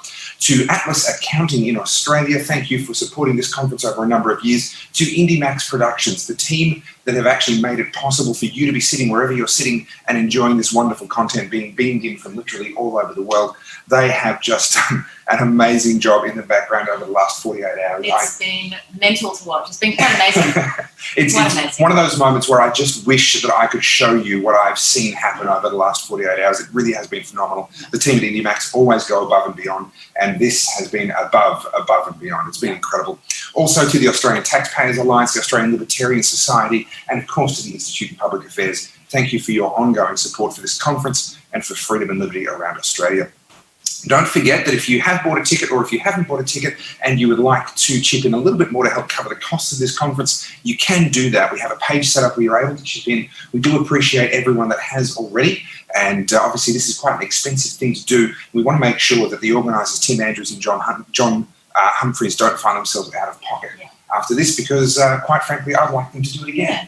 Well, I think we're all a bit like, how is this going to work? Is it going to work? Is it going to be as good as Friedman in real life? I think we've all proven that it can work, and that's been really great. And if you think that this is a first time using this format, and what we've been able to deliver, and what John and Tim and the team at IndieMax and Ben have delivered as a first time out, it's quite incredible. I'd love to see this continue, but that means it has to be financially sustainable. So please do jump in, donate to help this conference break even, and that way hopefully we'll be able to do it all again at some point in the future. It could And be of course, 36 hours next time. who knows? Shudder at thought. And of course, we have our hashtag ALSFC. If you've got comments, if you've got questions, most of the questions that the moderators are asking in the sessions are actually coming from you, our audience. You're tagging, you're using the hashtag on social media, or you're using the chat inside the actual website for the conference itself. And we're picking those up, and we're using those in the session. So please keep those coming and use the hashtag ALSFC. Well, without further ado, let's take a quick break. We're going to watch a video and then be back for the second last hour of the 24 Hours of Liberty.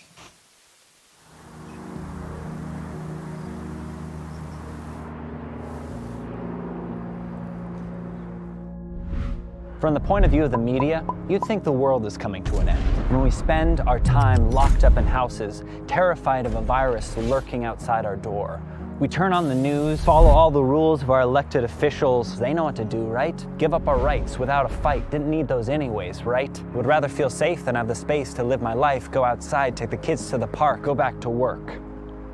But I want to tell a different story.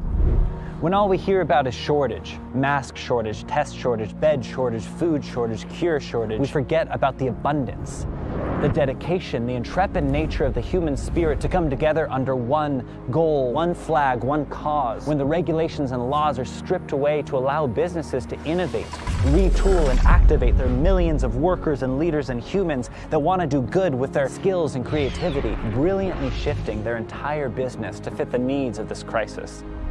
So the media says we have a testing and treatment shortage. There are over 79 companies around the world working together for better solutions and availabilities, shifting industries to meet the world's needs. Alphabet building a website to find nearby testing sites. Credo Diagnostics creating a 20-minute COVID-19 test. Cytodyn and Gilead creating antiviral medications. Collaborations between biotech firms and educational institutions to create RNA interference therapies, and Cellularity creating a potential stem cell therapy.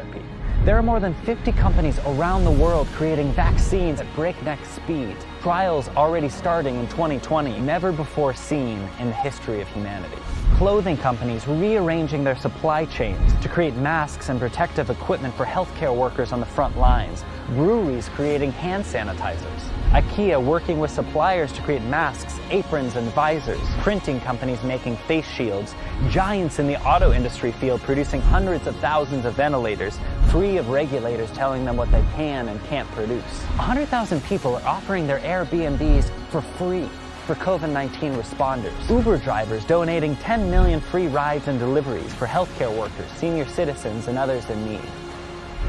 So is the world really ending? Is everything actually as depressing as they're saying? Are we really as divided as they're making us out to be? Or maybe we're more united than ever. Maybe we can weather any storm together, because when people are free to create and innovate, it activates an unstoppable resilience in the human spirit.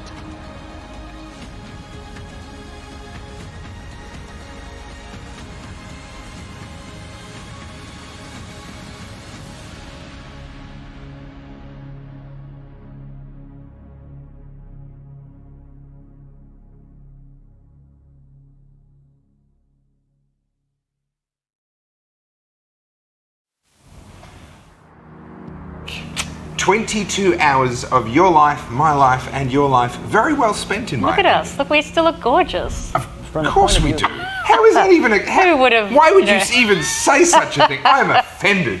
Aren't they the magic words now? You Yes. just say, I'm offended. Hashtag offended. Yeah, you get whatever you want after that. Look, it's been a fantastic conference so far. What an incredible debut, premiere for this format of conference. This has been an awful lot of fun for us to be here inside the bubble of the production studio. I know, Sydney, you've been having heaps of fun, and I really hope that you've been having heaps of fun as well, as you've been enjoying these incredible speakers that have so generously given us their time, their talents, their knowledge. Many of these people have studied for decades to learn what they've learned, and here they come and share it with us in this format. It's just an amazing thing. Yeah, there's been a lot of PhDs over the last 24 hours. a lot of professors. Yeah. Absolutely, and we have some more fantastic sessions coming up right now. Now, I did introduce them slightly incorrectly before the break. I was using a bit of shorthand, which I shouldn't have done. So let me see if I can actually get it correct this time. Firstly, right here on the main stage, don't go anywhere if you want to hear about the question of, is globalization good? And not globalism, globalization, talking about trade and that sort of thing. I'll let our guests explain what they mean by that and have that debate in just a moment. But we also simultaneously have the breakout session, which is on the issue of not so much just antitrust, which is what I said before the break, but the issue of technology and the regulation of technology, and how our freedoms and regulation government interact with these technology companies and interact with us. Yeah, that should be a really interesting breakout. Well, it's certainly very relevant. We've seen a lot of questions around that recently, not just from private sector technology companies, but now also with things like the COVID tracking apps and these sorts of things. Exactly. This is an area that is not going to become any less complex anytime soon or any less relevant. So we have two fantastic sessions. You can pick your poison. We'll be staying right here on the main stage, of course, but if that breakout session interests you, then you'll find a link to get to that directly underneath this screen once you're logged in as a paid up attendee of this conference. So without further ado, I think we might get started. We have three wonderful guests in our panel, which is all about the globalization. I paused to make sure I got it right, and it's been a long 22 hours. I slowed down to get it right, and I still got it wrong. But we have the wonderful David Bose, Veronique de Rugy, and I don't have my information in front of me, Stephanie Slade. There we are. And David, let's go to you first. What are your thoughts on globalization? Is it a good thing? And should people be worried about it? Because some people are. Right. Well, thank you. It's a delight to be here. I have been watching since 6 p.m. last night, Washington time, although with breaks in between. So I do want to start with, what is globalization? Globalization is the free movement, or let's say free-ish movement of goods, capital, people, and ideas around the world and across borders. It's not world government, and I think that's something that troubles some libertarians. Sometimes there are organizations that might be considered part of globalization that are sort of world government. We can talk about that later if you want to. But what I mean is the freer movement of goods, capital, people, and ideas. And that globalization is a great boon to the world. It means more specialization and division of labor, which are vital components of economic progress. It makes rich countries richer and brings poor countries out of crushing poverty. Market reforms within countries are important, but becoming part of the global division of labor has been crucial to the rise of middle classes in China, India, Mexico, Chile, and Eastern Europe. Not everybody has risen into the middle class, but the proportion of the world population in extreme poverty declined from 36% in 1990 to 10% in 2015. That's the biggest story of the epoch, maybe the greatest achievement in human history. Steven Pinker spoke at the Cato Institute about his book, Enlightenment Now, a couple of years ago, and he said, every newspaper ought to be headlining every day, 130,000 people around the world moved out of extreme poverty yesterday. But people don't know that because it's never a newspaper headline. People don't know this. You poll Americans, you find that 66% of Americans think world poverty has doubled in the past 20 years, when in fact it's been slashed by more than half, more than 2/3 if you go back 25 years. Trade and specialization are win-win, and that's what a lot of people don't get about trade generally. They think there's winners and losers. Trade and specialization are win-win. They're about a growing pie. And really, when you talk about trade and specialization, what's the alternative? Self-sufficiency? I should make my own clothes, make my own furniture? A few years ago, a YouTube host has a show called How to Make Everything. His name is Andy George, and he came up with the idea, I'm going to make a chicken sandwich from scratch. Instead of just going to the restaurant or to the grocery, I'm going to make a chicken sandwich from scratch. What happened? Well, he found out it took 6 months and $1,500 to grow a garden, turn ocean water into salt, make cheese, kill a chicken, all so he could make a sandwich from scratch. That is sort of the alternative. And of course, that required him to be able to travel from his home to where the ocean was, among other things. Now, nobody really means that, of course, when they criticize trade and globalization. But do they mean close off our country and only buy American? If that's good for Americans, then why not only buy California or only buy Los Angeles? Or how about your neighborhood? Buy West Side Los Angeles instead of the whole city. And when you put it that way, it seems obviously crazy. But economically, there's no reason that I, living here in Virginia in the United States of America, should be any more concerned about buying a product made in Australia than buying one in Maryland or Colorado. I buy what's best for me. People sell where they can get the best price. And what that creates is economic growth. That's like the definition of economic growth, that we get more output, more consumer satisfaction for the amount of input. And that really is what globalization is. It's saying, hey, why don't we make the whole world like the United States? I can buy from any state in the country. Why can't I buy from any country in the world? A lot of libertarians know the old article by Leonard Read, I Pencil, in which he said, no one knows how to make a pencil. And he talked about the economic complexity involved in making something as simple as a pencil. And he wasn't writing about international trade or globalization. He didn't really talk about that. But if you go through his article, he mentions you get the wood for the pencil from Oregon, you get the graphite from Sri Lanka, you get the wax from Mexico, you get castor oil from the tropics, you get rubber from Indonesia. All of those things are part of having a globalized economy. My colleague Dan Ikinson wrote a paper a while ago called Made on Earth. You know, we're always looking at the back of things and, oh, this was made in the USA. Oh, good. Oh, this was made in China. This was, when I was a kid, it was made in Japan. People thought made in Japan meant cheap stuff. Turned out in a few years, made in Japan meant the best cars in the world by some standards. Recently, the supply chain director at General Motors, talking about NAFTA, said, we have car parts and components coming back and forth across the border all the time. That's what the North American Free Trade Agreement did. It meant you didn't even have to worry that you were going to import or export. You just had the part worked on here and then sent here and then sent over here. And sometimes it goes to Canada and sometimes it goes to Mexico. And you didn't have to worry about it. If you look at the back of your iPhone now, instead of just made in China, you'll see something more interesting. It says designed by Apple in California, assembled in China. Well, that's because we're able to have a world market where everything can be done where it's most efficient or cheapest. Globalization is bringing more people into the world economy, and it's bringing billions of people out of poverty.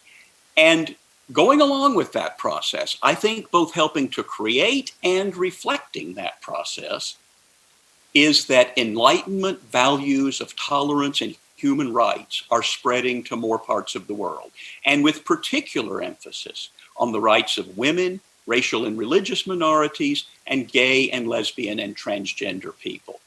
If you look at the world, the parts that are the most globalized are generally becoming the most liberal in terms of all these extensions of dignity and humanity and respect to people who didn't get those before.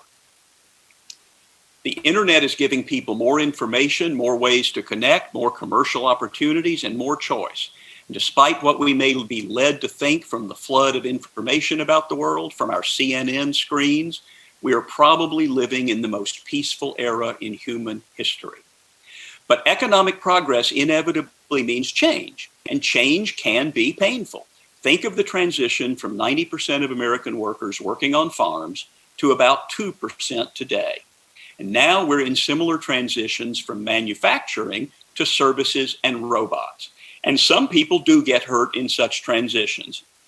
They may lose their jobs or their businesses, or see their own wages not increasing as fast as other people's, or simply fear that such consequences may happen. And when people perceive a decline in their income or their relative social status, they often want help and they want to blame someone. And that can mean both a demand for government programs and the scapegoating of villains, whether it's the bankers, the 1%, the Jews, the immigrants, the Mexicans, or whoever, which is just the opposite of the individualist liberalism that we should be defending and advancing. And we've seen that process in the past century in various European countries, not to mention Venezuela recently, and to a lesser extent, even in the United States. These instincts can result in bad policy and sometimes worse outcomes: closed borders, pogroms, authoritarianism, even war. When goods cannot cross borders, armies will. It's been said for a long time. And today, we're seeing the rise of populist and illiberal forces, often organized against anything international like global trade. The Economic Freedom of the World report from the Fraser Institute reported last year, I think, parties that were once called right-wing populist parties that wanted to end social welfare now advocate anti-globalization, anti-free trade policies, restrictions on immigration, and increased social welfare for natives, but not for immigrants. As some suggest, anti-cosmopolitan cultural factors seem more important than purely economic insecurities for explaining support for populist parties. And the distinction between left and right populism is highly blurred. That's the end of the quote from Economic Freedom of the World.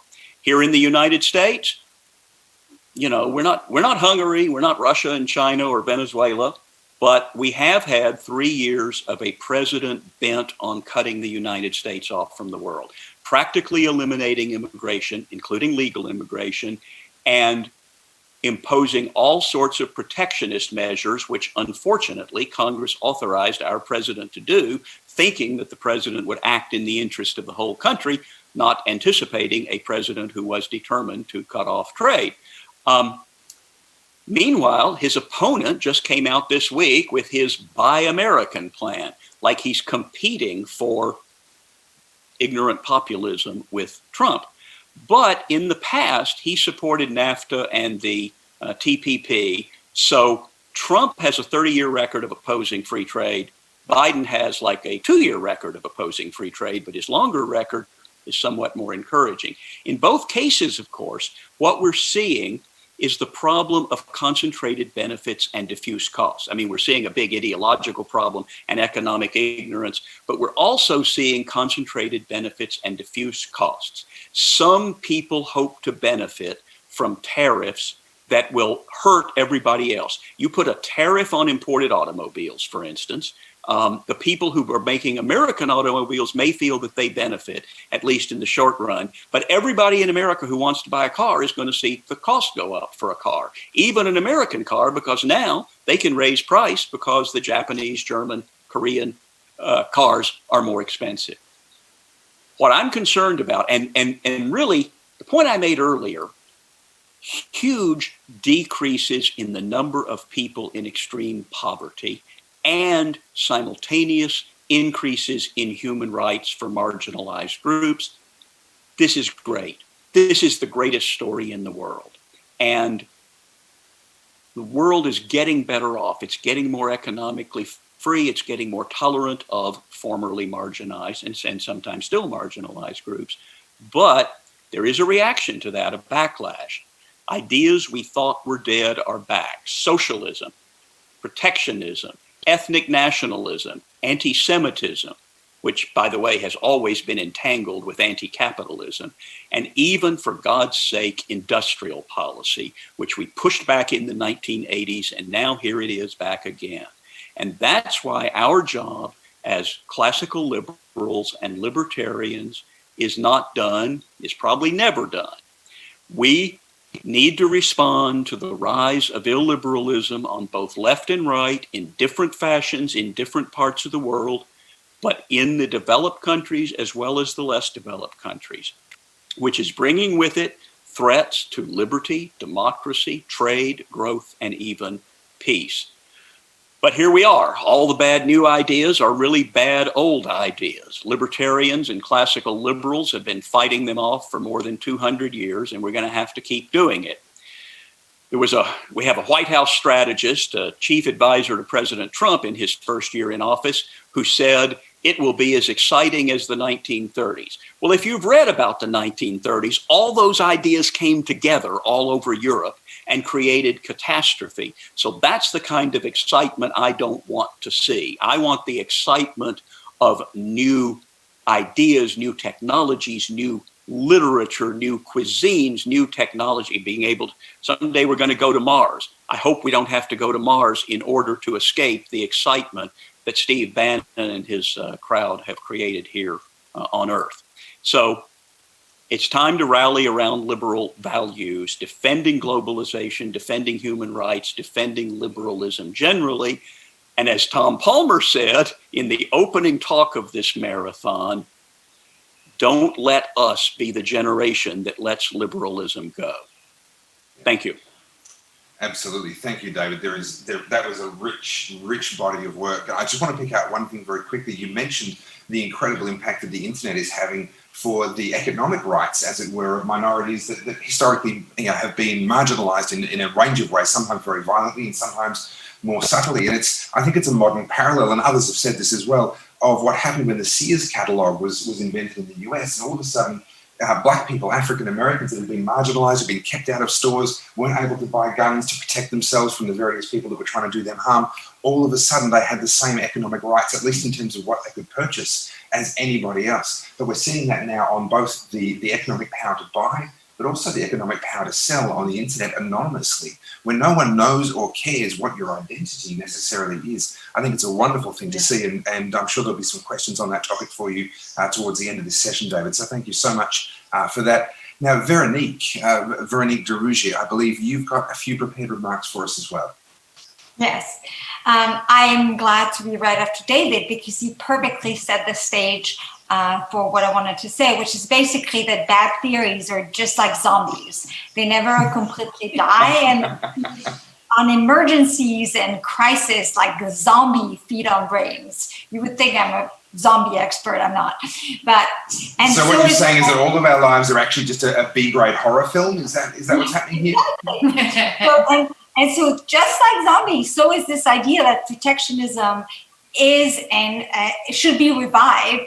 And for weeks now, this bad idea has been feeding on the argument that this pandemic that we're all going through was caused and aggravated by globalization and its close friends, free market, which is kind of funny when you think about it. I mean, and I think the listener here won't be surprised. I mean, it's fascinating in its own perverse way because. So I'm going to talk about the U.S., but I think this is a fact that is actually kind of recurring in most nations. The U.S. government has consistently run budget deficits. It's constantly issuing regulations that tells us what we can do, what we can't do, how we can do it or not do it. And specifically for the purpose of today, I mean, our government imposes way north of 10,000 lines of tariffs on all sorts of goods to restrict our ability to trade with our friends around the world.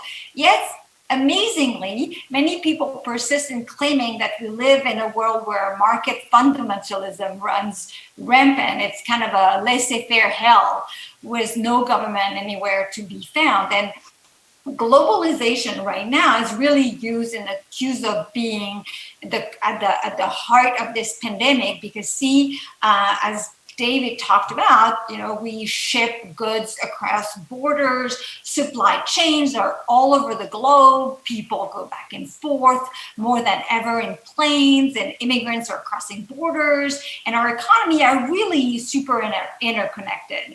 And it's as if never before in the industrial age have pandemic killed millions of people. I guess those who blame globalization for this pandemic have forgotten that there were pandemics in the past and that they killed millions, but also more importantly, that it took centuries before Louis Pasteur in 1885, building on the knowledge accumulated over centuries, created the first vaccine for rabies and other lethal disease. I also guess that those who blame globalization forgot the role played by the Trump tariffs on medical equipment imposed from China and the rest of the world, which seriously restricted our ability here in the US to get essential equipment such as thermometer and patient monitors and other items. And it is true, I'll say this, that this extreme connection between all of us, it does play a role in spreading this virus. But COVID-19 is not a disease of globalization or a monster unleashed by market fundamentalism. And this is really, I want to kind of give you some arguments to respond to this. The first thing is globalization and free markets will rescue us more quickly than otherwise from this nightmare. Think about it this way.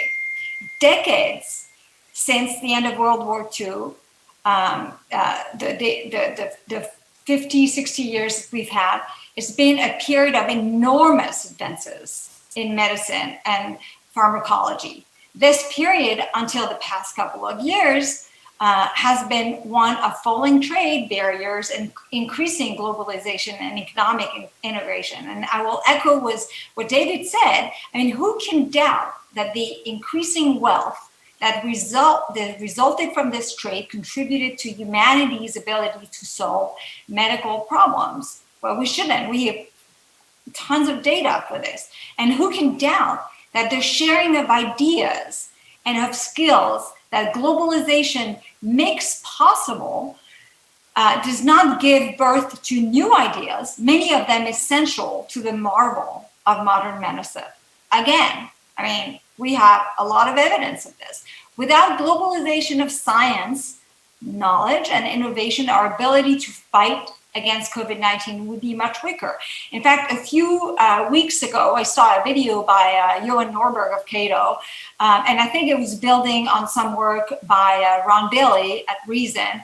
And it was a short video that explained that globalization, far from being responsible for this pandemic, is actually a great tool to combat it. And he gave this example, which I thought was really incredible, that it took merely 1 week for Chinese scientists to figure out the virus's DNA sequence using technology from the other side of the globe. And that thanks to this global cooperation, German scientists produced the first test within a few weeks, soon followed by many other tests. And as of today, there are like hundreds of scientists and companies all around the world searching for cures and vaccines. I mean, there's an intense competition between companies to be the first to find a solution to our global problem, because free market system promises a reward for those who succeed. But there is also intense collaboration between scientists that is enabled by globalization. And they are trying to understand the facts about this virus and sharing these discoveries with one another.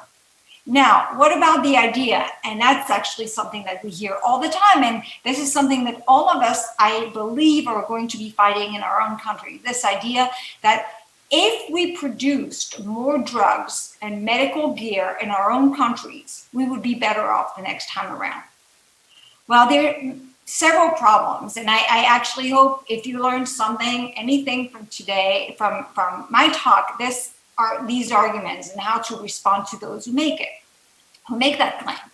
First, I mean, we need to get our facts straight. I mean, there's so many people from all around the world who are watching that I'm sorry I'm going to be giving a purely American number here. But it is not the case that we in America are at the mercy of other countries for our medical supplies. So according to a recent study by the St. Louis Fed, 70%, 70% of all medical goods consumed here last year were made in America. Second, global supply chains, right, that Trump wants to bring back, and I bet you your governments are going to want to bring back, are the way they are for a good economic reason. That's comparative advantage. Each link in every supply chain is performed by those producers in those countries that do that link best. Now, it is true that if the US or the world dropped all tariffs or reduced regulation significantly, we would see a change in supply chains based on the new set of comparative advantages that emerge. So it doesn't mean that I'm not saying that that supply chain is set in stone. In the same way, it is true that if the US became massively protectionist, like President Trump would like and some of his advisors would like to see it become, supply chains would change to meet the new regulatory environment. And it may be the case that more medical supply would be produced here. However, and that's the important part, it would be done at tremendous cost. Yes, tariff and subsidy could bring more supply chains here, but in doing so, they make each link of the supply chain perform less efficiently and at a higher cost. And the implication is really important because it means that while we would produce a greater share of what we consume, it doesn't mean that we would actually produce more total output. In fact, empirical evidence suggests that it would reduce the investment in medical products and equipment, and eventually it would reduce overall supply. So we would be worse off. Tariffs and subsidies that are meant to bring the supply chain back into our own countries, they also create a second layer of distortion. They reduce competition and they reduce the incentives of domestic producers to innovate and to operate as efficiently as possible. And the longer they're in place, the worse and more costly our homegrown, secure medical supplies become relative to what they would have been without these tariffs and subsidies. So the bottom line is that if we end up living in a world that President Trump and I bet you a lot of other of your government officials will want to see. We have less globalization. It is likely that we get less supply of medical equipment over time and crappy quality products. That's the technical term. Finally, I actually want to say another thing is like this notion that we should prepare for the next pandemic by bringing back the home country production of our medical supply is typical backward government looking. It's like driving forward while looking in the rear view mirror. It's very unlikely, however, that the next medical emergency will be a viral pandemic. And even if it is, we are not guaranteed that it will be one that requires the same supply that are useful to fight this fight. So in other words, we're like changing everything for no good reason. And that's why we should aim for, what we should aim for is to have a system that maximizes supply, the supply of medical product, no matter what they are, not just to fight COVID-19. And this result is possible only in a world where producers source the input in a way that makes sense, the most sense to them based on market signals, that's prices basically. In that world, input suppliers from around the world have strong incentives to improve the quality of their offerings and to sell these to the lowest possible price. The other thing that's important to understand, and I think Stephanie is going to actually talk about this, is like those on the right and on the left who are eager to blame globalization for this pandemic are now just economically illiterate, but they are just using this crisis, like zombie dudes with brain, as an excuse to remake the world into the image that they were advocating before this crisis began.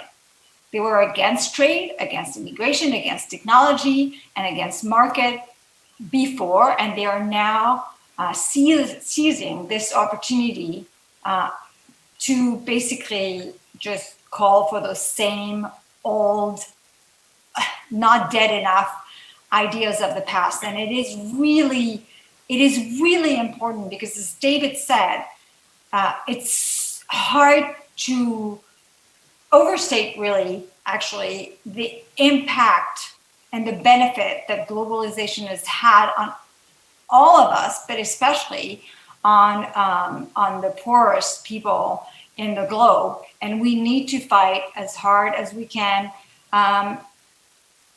Libertarians and free market people who've done it in the past, and we can do it again. Yeah, definitely. And I think the greatest illustration of just the importance of globalization and how it has helped the poor is the warning that we're getting from the UN right now that the breakdown in market function and transport of food around the world is going to push an extra 130 million people onto the brink of starvation before the end of this year. We're talking 5 months away, 130 million people, because of the breakdown in exactly what you're talking about, that global cooperation, getting our food from the place that has the greatest comparative advantage and selling it to the place where they can get the highest price for it. So thank you. And also 10,000 lines of regulation. Was that just in the US? It's actually much more. I just went for the bulk of it, but it's many more. But they're also, it's worth saying that there are tariffs and then there are regulatory barriers too. Yes. In addition to actually pure tariff, there's just it's just like, so anyone who actually thinks that, we're like it's free trade, like gone wild. Clearly not. Look, we've got a lot of questions coming in, but first we're gonna poke the brains of our listeners and our viewers even more before we get to their questions with some thoughts from Stephanie. Thank you so much. It's just such an honor to be here. I want to take everybody back to the year 1980. I want to take you to a black tie gala that was being hosted that year to celebrate the 25th anniversary of the founding of the magazine National Review.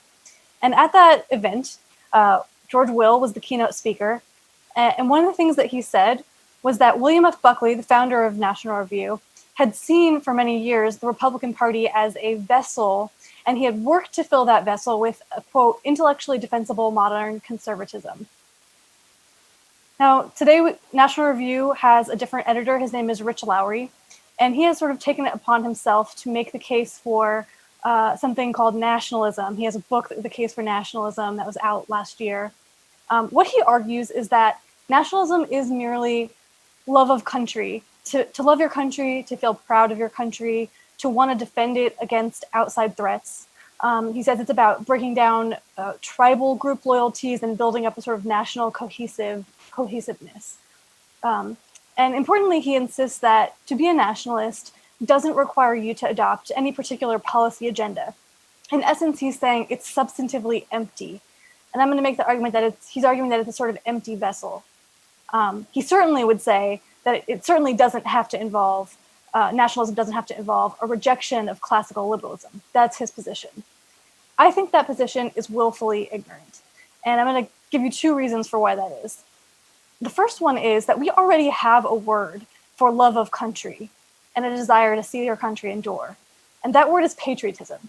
The good thing about the word patriotism is that it is sort of universally understood. It's not confusing to anybody. We basically all hear that word and we more or less know what it means. It also has an overwhelmingly positive connotation. People don't think that being a patriot makes you scary. Not so with nationalism. And so the fact that he, sort of wants to use the word nationalism, he has made a point of making the case not for patriotism, but for nationalism. It raises the question, it should raise the question for all of us, of what else might be being smuggled in there under this pretty vessel. The second reason I think that his position fails is that whether Rich Lowry likes it or not, nationalism is a vessel. And while he is busy burnishing the outside of the vessel, a lot of other people are also busy filling it with their own substantive policy agenda and their goals. And those are people like Tucker Carlson and Steve Bannon and Viktor Orban. And they have things that they're trying to accomplish, and they are also using the vessel of nationalism to try to get where they want to go. There was a big conference here in DC last summer, the National Conservatism Conference. I attended it. I wanted to hear, straight from their mouths, what did the new nationalists want? What are they all about? What I saw was a group of people who are obsessed with dominance on the global stage and purity at home. Okay, concretely speaking, they have an agenda that they're pushing. And although not everybody necessarily agrees on all the specifics all the time, I think it boils down to four main things. One is aggressive immigration restrictions. The second is high tariffs on imports. The third is industrial policy, that is sort of top-down national government subsidies and other efforts to prop up the domestic manufacturing sector and make sure that foreign manufacturers can never outcompete us. And then the fourth thing, this is maybe a little surprising, it's the one thing that's not like the others, is they want, almost all of them, want stricter laws to enforce a sort of traditionalist conservative morality.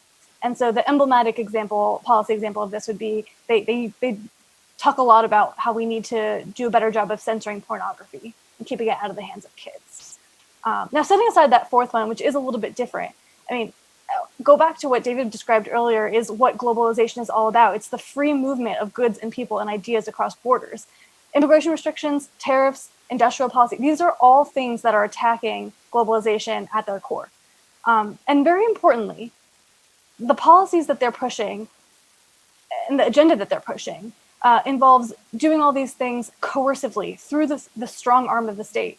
So what they're not just doing is saying, hey, Americans, or hey, Australians, or whoever, you have a moral obligation to your fellow citizens, and therefore we encourage you to choose to buy a domestically produced item instead of a foreign item. They could do that, and then they could make that argument. That would be fine with me. They can make their argument because it would respect my right to then make a different choice. And if I want to buy a Toyota instead of a Ford, I could do that. But that's not what they're doing. What they're saying is we want protectionist policy, again, especially at the national level, that raises prices for everyone and that punishes those who might make a different choice.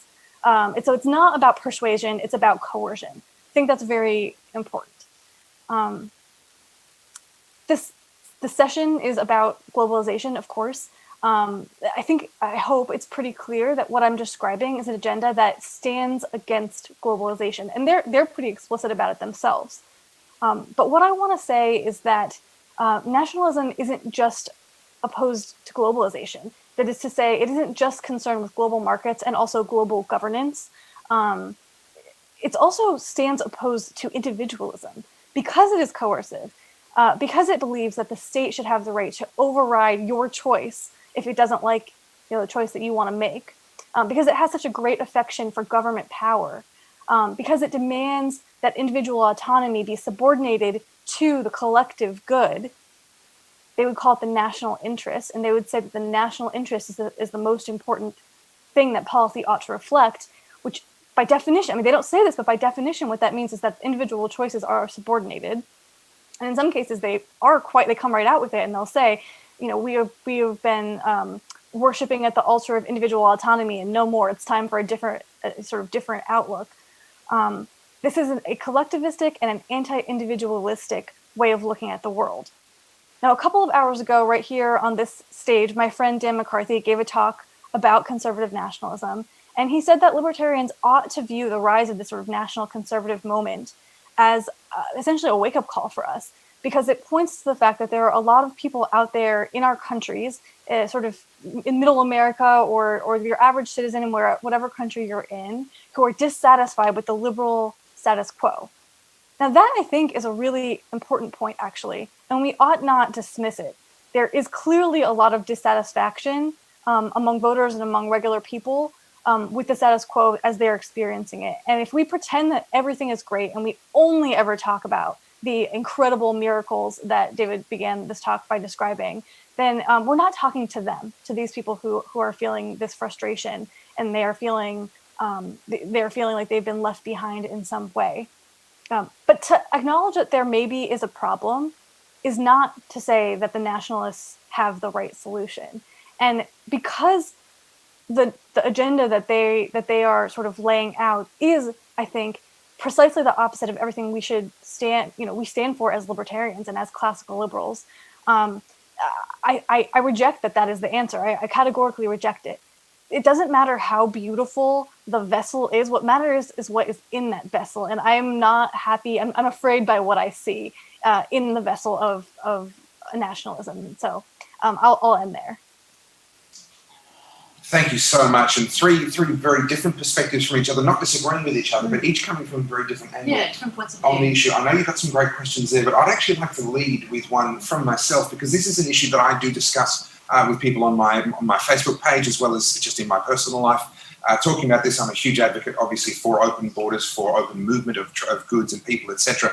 And almost invariably, especially for people that have never thought this through before, the reflexive response is, we can't run trade deficits forever. And that often comes actually from more the conservative end of the political spectrum, where they are a bit more concerned about the financial side of things and national debt. And somehow this trade deficit is this spectre that in their mind immediately makes the idea of free trade just not tenable, it's not sustainable. And David, maybe if we could start with you, can I get a response to that? How do you deal with that objection? Well, you might want to ask an economist, but the way I would say it would be, one of the things I said early on was there's really no difference in economic terms between my trading with an Australian or a Canadian and my trading with a Kentuckian. And nobody ever worries about the trade deficit between Virginia and Kentucky. But I guarantee you there is one. If you add up the numbers, there's going to be a trade deficit between each combination of states in the United States. We don't care, because we know that as long as each exchange is perceived to be to the benefit of both parties, then both parties are improving their situation, and adding it up doesn't change that. There are some technical issues here, I think. A lot of times people talk about the manufacturing trade deficit, which makes the United States look worse, but that's because we sell a whole lot of services, financial services, movies, software, things like that to the rest of the world. You add that in, then the trade deficit is less. The trade deficit can also reflect bad policies at home that may be affecting the value of the dollar versus the value of the euro and so on. But the main point to me is just Stop thinking it matters that Australia is a different country. Australia is a bunch of people each trying to improve his own life. America's also a bunch of people each trying to improve his own life. And when we trade, we both win. If I can add something. Yes, please do. Add something? I mean, David is entirely right.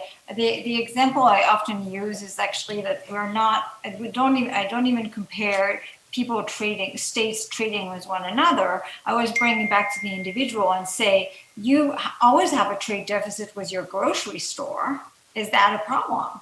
And it's not, because people understand, right, that you give them money, but in exchange, you get the stuff really you want, and you get to actually shop around between the different grocery stores and even between the branches within a given country. So that's one point. But there's a more technical point, and I'm going to try to actually make it in a way that's simple, which is the thing that people don't understand about the trade deficit is that while it is true we get goods from people and we send them dollars, let's say this. I mean, one of the reasons why foreigners are so interested in actually selling us stuff is because they want our dollars, right? That's what they want. This is why the grocery store is interested in trading with me.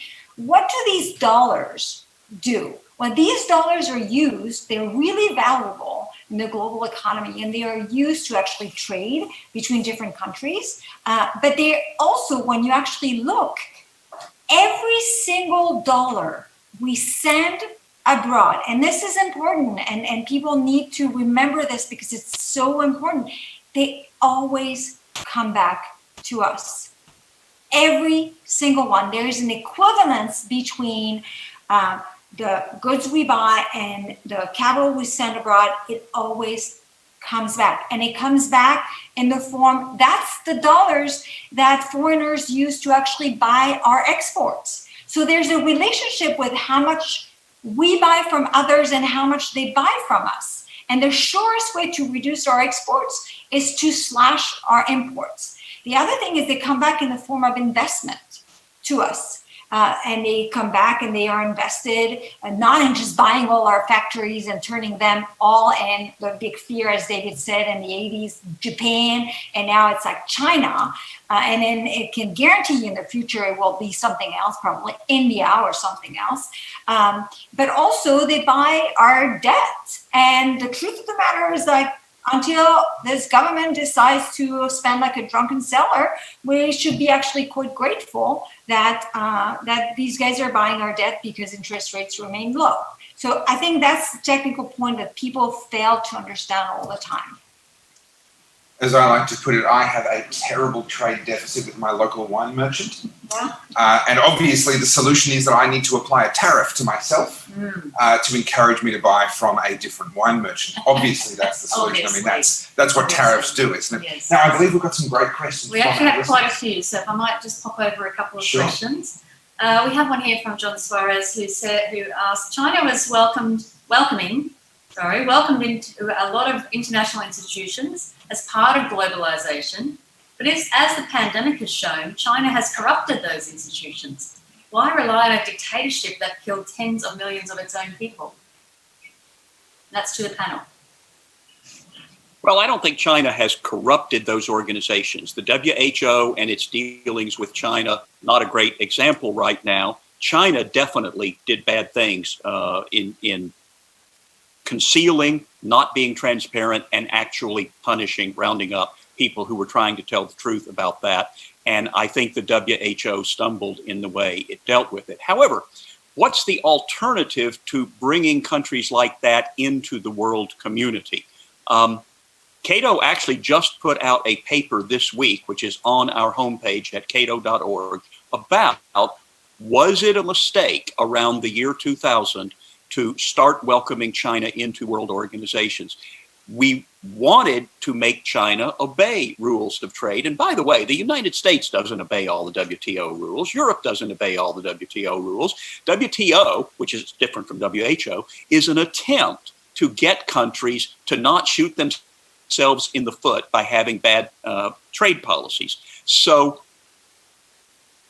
I don't believe China by itself can corrupt these organizations. It may be that Europe and the United States and other countries need to be more forceful in saying these are the rules, you need to play by these rules.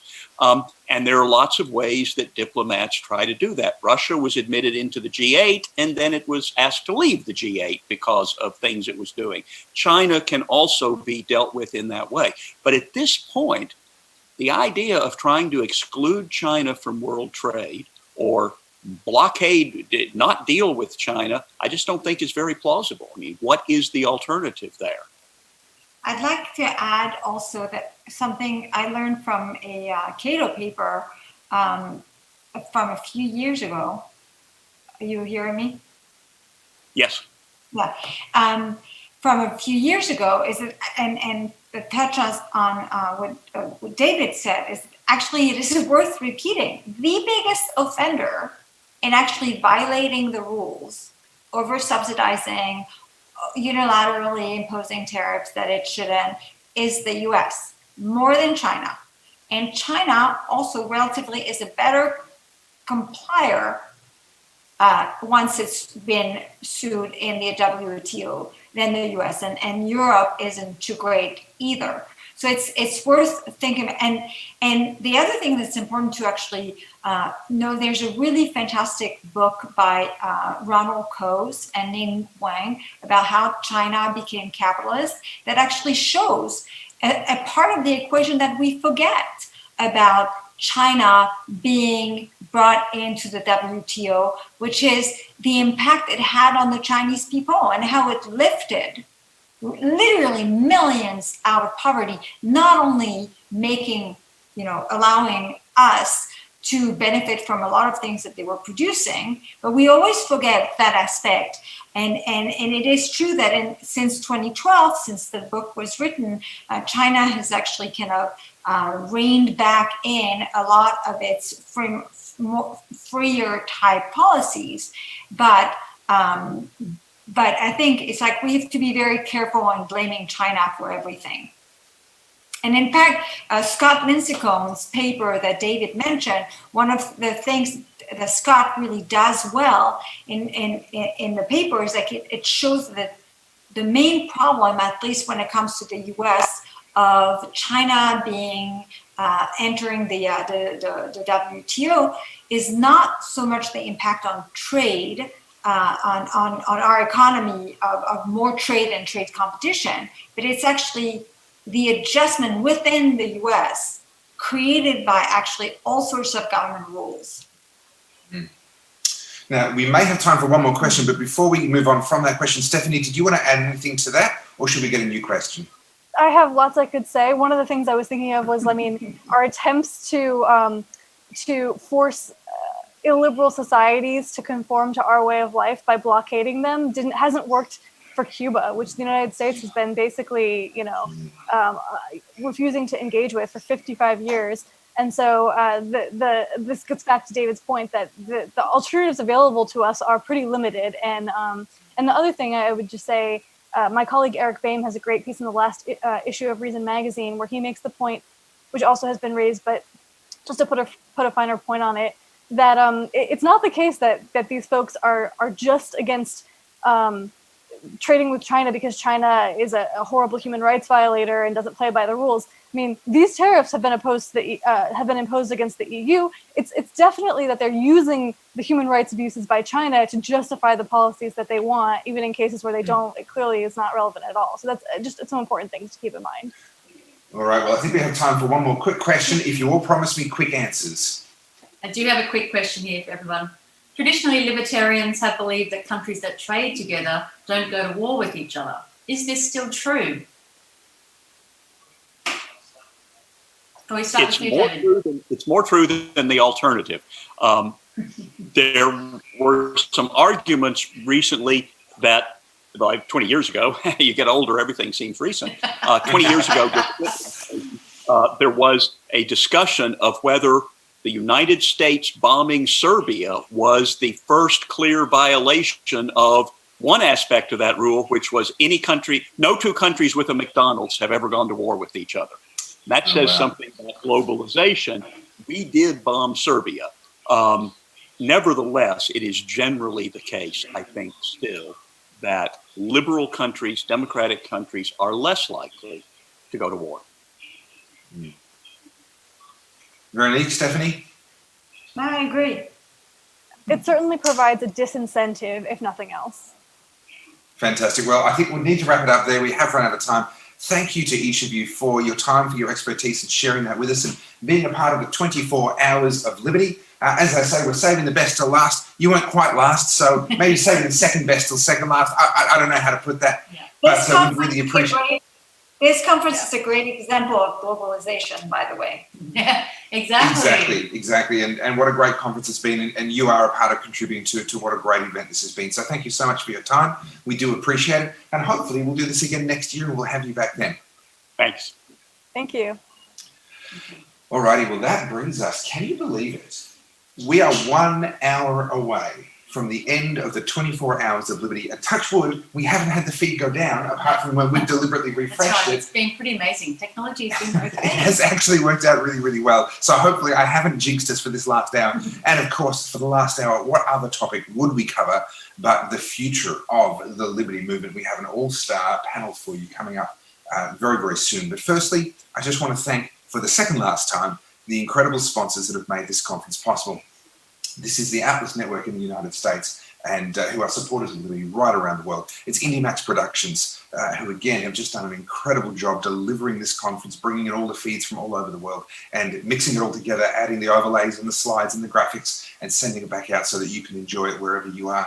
It's also the Australian Taxpayers Alliance, Australian Libertarian Society, to the Institute in Public Affairs, and also to the unfortunately named Atlas Accounting in Sydney, not to be confused with the Atlas Network in the United States. How we managed to get two Atlas sponsors is anyway. We'll have to fix that next year. Atlas Accounting, you're going to have to change your name. I'm sorry. But before we enter our final hour, we're going to go to one last break. We're going to watch a short video and then come back for our final session. The Australian Taxpayers Alliance, the nation's largest grassroots advocacy group, has urged the Australian Senate to listen to the voice of the people and vote no on the Currency Restrictions on the Use of Cash Bill 2019.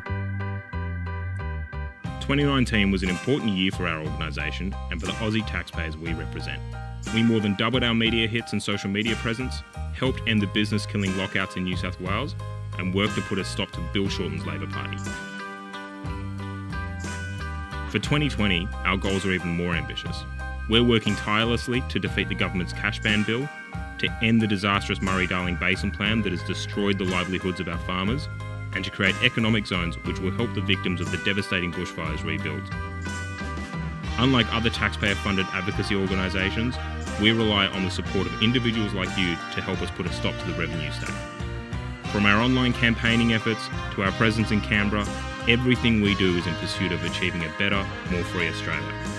If you want to live in an Australia with fewer burdensome regulations, keep more of what you earn, and if you believe the government should be held accountable for what they do with your money, then please join us today.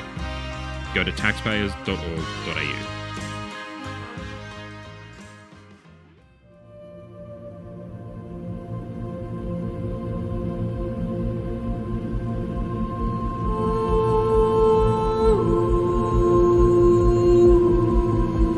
The story of our blue-green planet is a story of a people fighting to be free.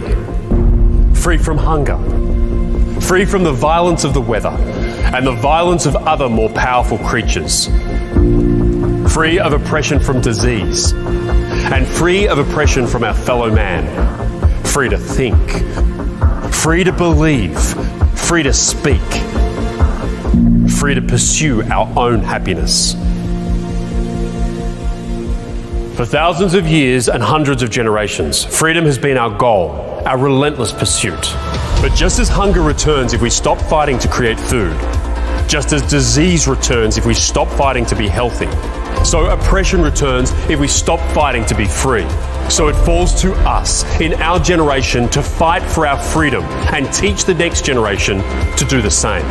To fight against government overreach, unjust laws, unjust taxation, against the oppression of those who would be kings over their fellow man.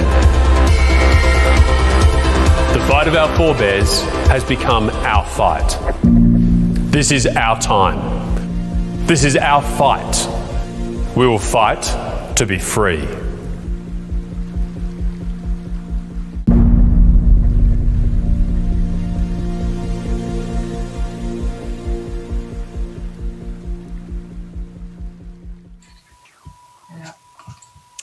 And welcome back. Great to have you here. 23 hours down. I'm so tired. I nearly said 32, but 23 out of 24 hours down. 1 hour to go. We're nearly there. We're nearly home. Australia is waking up. So hopefully Australians are getting back on the live stream and joining us again. So after 23 hours straight, Mark, how are you doing? John's been here 23 hours straight. He's done an amazing job, and he's going to be waking up soon too and realise what he's done. I've been able to go home and have a little bit of a break, so I'm a little bit more fresh, but it's great to be here. I hope that more people are starting to wake up in Australia and start to join in again. And for our guests from America and Europe and the rest of the world, thanks for staying the course with us as well. Now, for this last hour, we've got a few things planned, but first of all, there are two amazing Australians who've just really swept the world stage when it comes to Bitcoin. And Naomi Brockwell and Stefan Livera, we're going to go to an interview where Naomi's going to interview Stefan about what Bitcoin is and why libertarians should take it seriously. So we're going to go to that video now, and then we'll see you again here in the studio very soon. Welcome everyone to our session here at the Friedman Conference about Bitcoin. We're talking about why freedom-loving people should be more interested in cryptocurrency and in Bitcoin. And I'm delighted to have chatting with me here today, Stefan Livera. He is a Bitcoin podcaster. Lovely to chat with you. Thanks for chatting with me, Naomi. I'm excited to chat a little bit about why libertarians should care about Bitcoin, because most don't get it. Isn't that fascinating? You know, sometimes libertarians don't get a good thing when it like hits them in the head. And I've had this debate with people all the time. Like there are lots of my friends and it's just, you know, sometimes it's taken them a really long time to get on board, or sometimes they just don't get it at all. And for me, it was like a no-brainer. It was like, well, this is competing currency. You know, this is Hayekian's idea of options in currency. We love market competition. This would be a good thing. But a lot of people still aren't there yet. So let's go back to basics with them. What is the first thing that comes to mind when you think of Bitcoin and when you associate that with the idea of freedom? Right. So I would say the best mental shortcut, if you will, is digital gold, right? So think of it as like, it's like a long-term savings technology, but it is outside the power of the government to inflate that money. And so that's probably it's not 100% precise, but that's probably the main easy way to think about it. So imagine if you could easily transact and nobody could stop you. Imagine if you could save and nobody could stop you, and they couldn't just centrally inflate that thing, right? And it's something that you can have. It's almost like a digital property right. It's digital scarcity. And this is an incredible innovation. And if you are a libertarian, anti-central banking, anti-large government, this will force governments to become smaller. Now, that's a longer term thing, but I truly believe that is an outcome if more people start actually saving into Bitcoin. Well, I mean, let's talk about why that is, because when you're talking about competition, obviously the markets sort of gravitate towards what provides them more value, right? And if you think about the Australian dollar, you think about the US dollar, you know, the statistic they throw around about the US dollar is that it's lost 98% of its purchasing power since 1913. You know, over the last 100 years, it's lost 98% of its purchasing power. People have got to be crazy to hold it for another 100 years, right? So what will it do? Like now that people have a choice in currency, how is that going to change things? Think about storing your value into hard money, something with a fixed supply. And that's very, very important because historically, there are examples where if you had a weaker technology and you had a softer money, you got raided and your wealth got taken at pennies on the dollar, right? So the agri beads in Africa where people were using beads as money, but then the Europeans turn up and they've got glass making technology. So they go back, they make the glass beads and they come and buy the wealth at pennies on the dollar. So there's this sort of tendency in some sense towards the harder money. And so my view is something like the hardest money wins overall, so long as it has the right features. And Bitcoin, in our view, has those features because it has a strict limit and you can send it anywhere around the world. And we will naturally see a tendency towards that. So I view this like over time, we're just going to see you would rather save into something that's going up in value. And it's like a digital property right that the government can't so easily influence, right? So for example, if you have a house or a property, the government might lock you down and say, you're not allowed to go there, or you're not allowed to use it in this certain way. But with Bitcoin, it's basically using kind of the mathematics and the cryptography behind it. We're not going to get into the detail, but essentially when you use a Bitcoin wallet, like a software to manage your Bitcoins, then you are essentially getting a certain assurance and property right that is just not possible up until now. Well, I think you hit the nail on the head when you talk about it being uncensorable money. Like for me, that's the most important thing. We have a money that can't be controlled. Now, if you look at what happened to the people in Cyprus, you know, they wake up one day and a huge chunk of their bank account is just missing. The government's just come in and seized it, right? Or if you look at what happens in other countries, they wake up and their value's just inflated away, which is what happened in Argentina, what happened in Venezuela. There are all these ways that your money is just not controlled by you if you're using fiat money. And suddenly we have this money that, first of all, it can't be controlled. And second of all, it can't be stopped. It's uncensorable. Like, you're absolutely right when you say that you can do what you want with this. You can buy what you want. You can use it. You can basically act out your choices as a free individual using this money, and people can't stop you. There's no middleman with it. This is a peer-to-peer money. So as long as you're voluntarily trading with another person, exchanging with directly with another person, you don't have to go through a central bank, you don't have to go through a normal bank, you don't have to go through PayPal or any intermediary like Visa. There's no one to stop you doing that directly with that person. And I think that's just the greatest tool for freedom that we've seen in the last 100 years. Absolutely. And I'll tell you one other thing that frustrates me a little bit now. I'm a libertarian, right? I would like to see an anarcho-capitalist society happen. I know we may never see that in our lifetimes, but you know, I think one thing, we need to step back and zoom out, right? As libertarians, have we actually been effective at slowing down the government or making the government smaller? Probably not, right? Like, we're being brutally honest and effective. We would like the government to be smaller, but have we had any success with traditional political activism?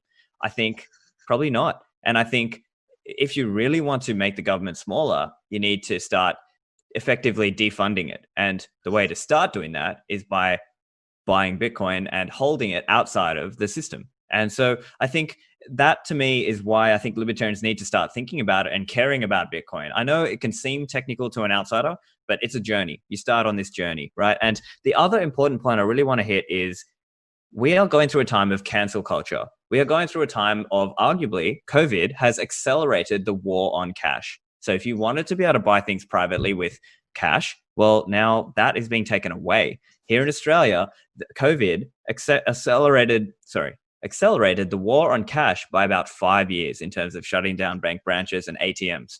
What's the next likely outcome? Well, governments will want to have negative rates and they'll want to have all of these ways of controlling you. Bitcoin is basically the technology that you can use to take that power back. So if you're a libertarian, you need to care about this. You need to start learning a little bit about it, because standard political activism is not going to be effective. I think it's going to be a Bitcoin strategy.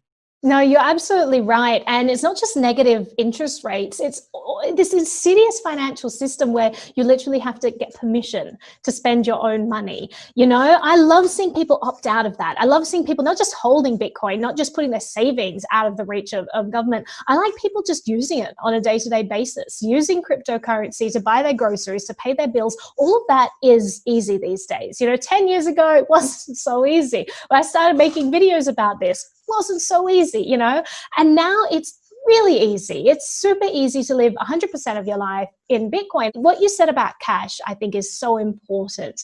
Australia has seen a war on cash. You're seeing it all over the world right now. And it's terrifying, because why do they want this? They want this because they want to force people into the banking system, because banking system means control of your money. When you put your money in a bank, you no longer have control of that. You have to get permission to spend it. You have to get permission to access it. And what's more, is that every time you use a bank card, everything you do is being tracked.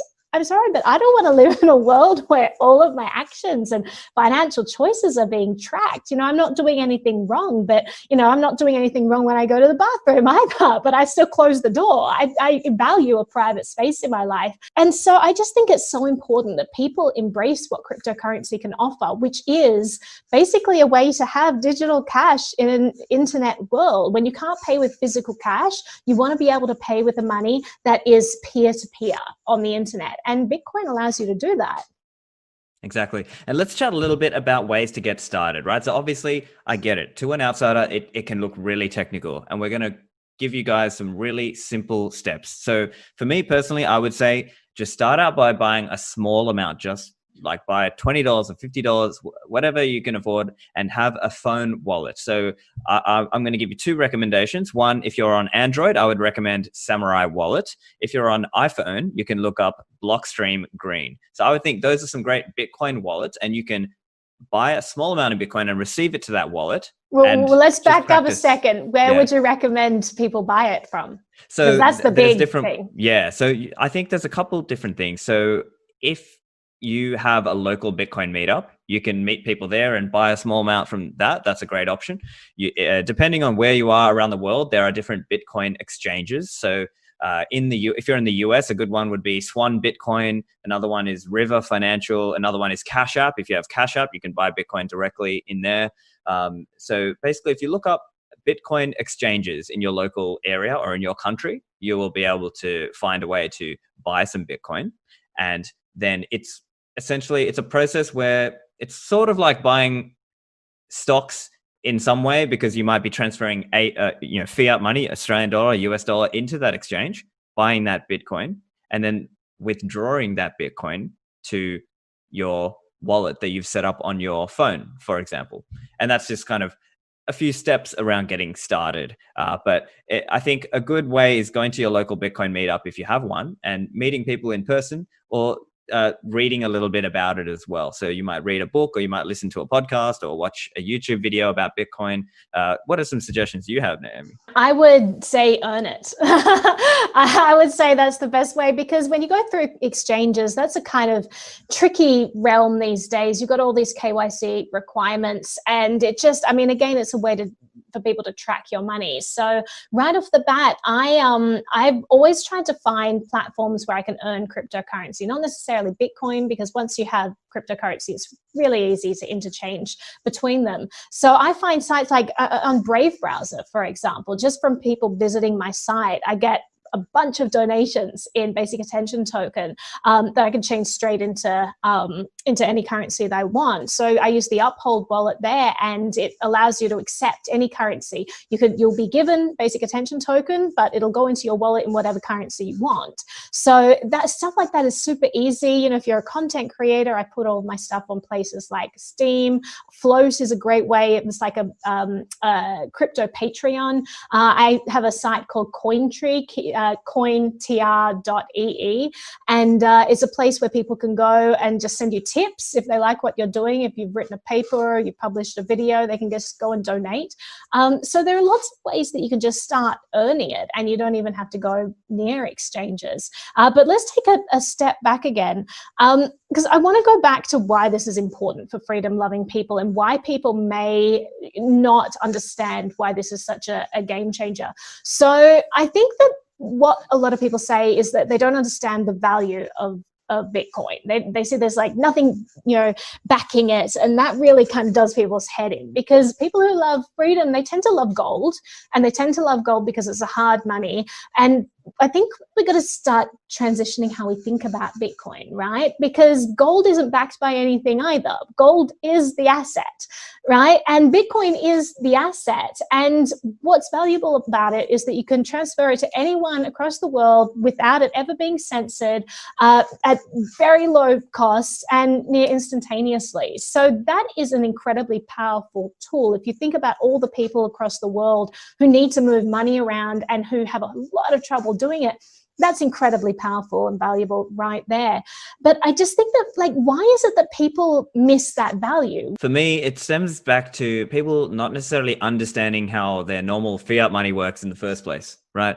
And the way I would think of it, it's like you don't have to be a mechanic to drive a car, right? But what happens is people have maybe been sold the wrong pitch about Bitcoin. They've been told too much about the technical details of how the car works and how Bitcoin, well, you can almost take it like a little bit of a black box that just works in terms of Bitcoin, right? I mean, it's not like you understand the intricacies of how the Federal Reserve gives money to the banks, and the people don't really dig into that level of detail. It's more about what they can use this thing for. And I think it just comes down to understanding that it's more about viewing it as a monetary technology, if you will. That's kind of the way to think of Bitcoin, rather than getting too caught up into technical details, which obviously we can go into, but that's not the relevant part that you need to think about. And that's why I think it's good to read and learn a little bit more about Bitcoin. Things like the Little Bitcoin book or the Bitcoin Standard are some good examples of books that you can read that will teach you a little bit more exactly about how to think about Bitcoin.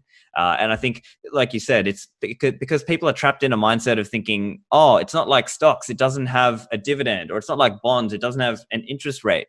But really, we have to think of it more like, what would make a better money, which has better monetary characteristics? Wouldn't you think something that was scarce and fungible and easy to send around the world would make a better monetary candidate than fiat money? It was definitely designed to be a superhero money, and I'm incredibly grateful that it exists, because honestly, I think that it gives us back so much more freedom in our lives. As you said, a lot of people just haven't really achieved much in terms of making government smaller. They get larger and larger and more overreaching every single year, but technology is a way that we can still maintain freedom in our lives. And Bitcoin is an incredible technology because, as you said, it's uncensorable. It's basically money for the internet that can't be stopped.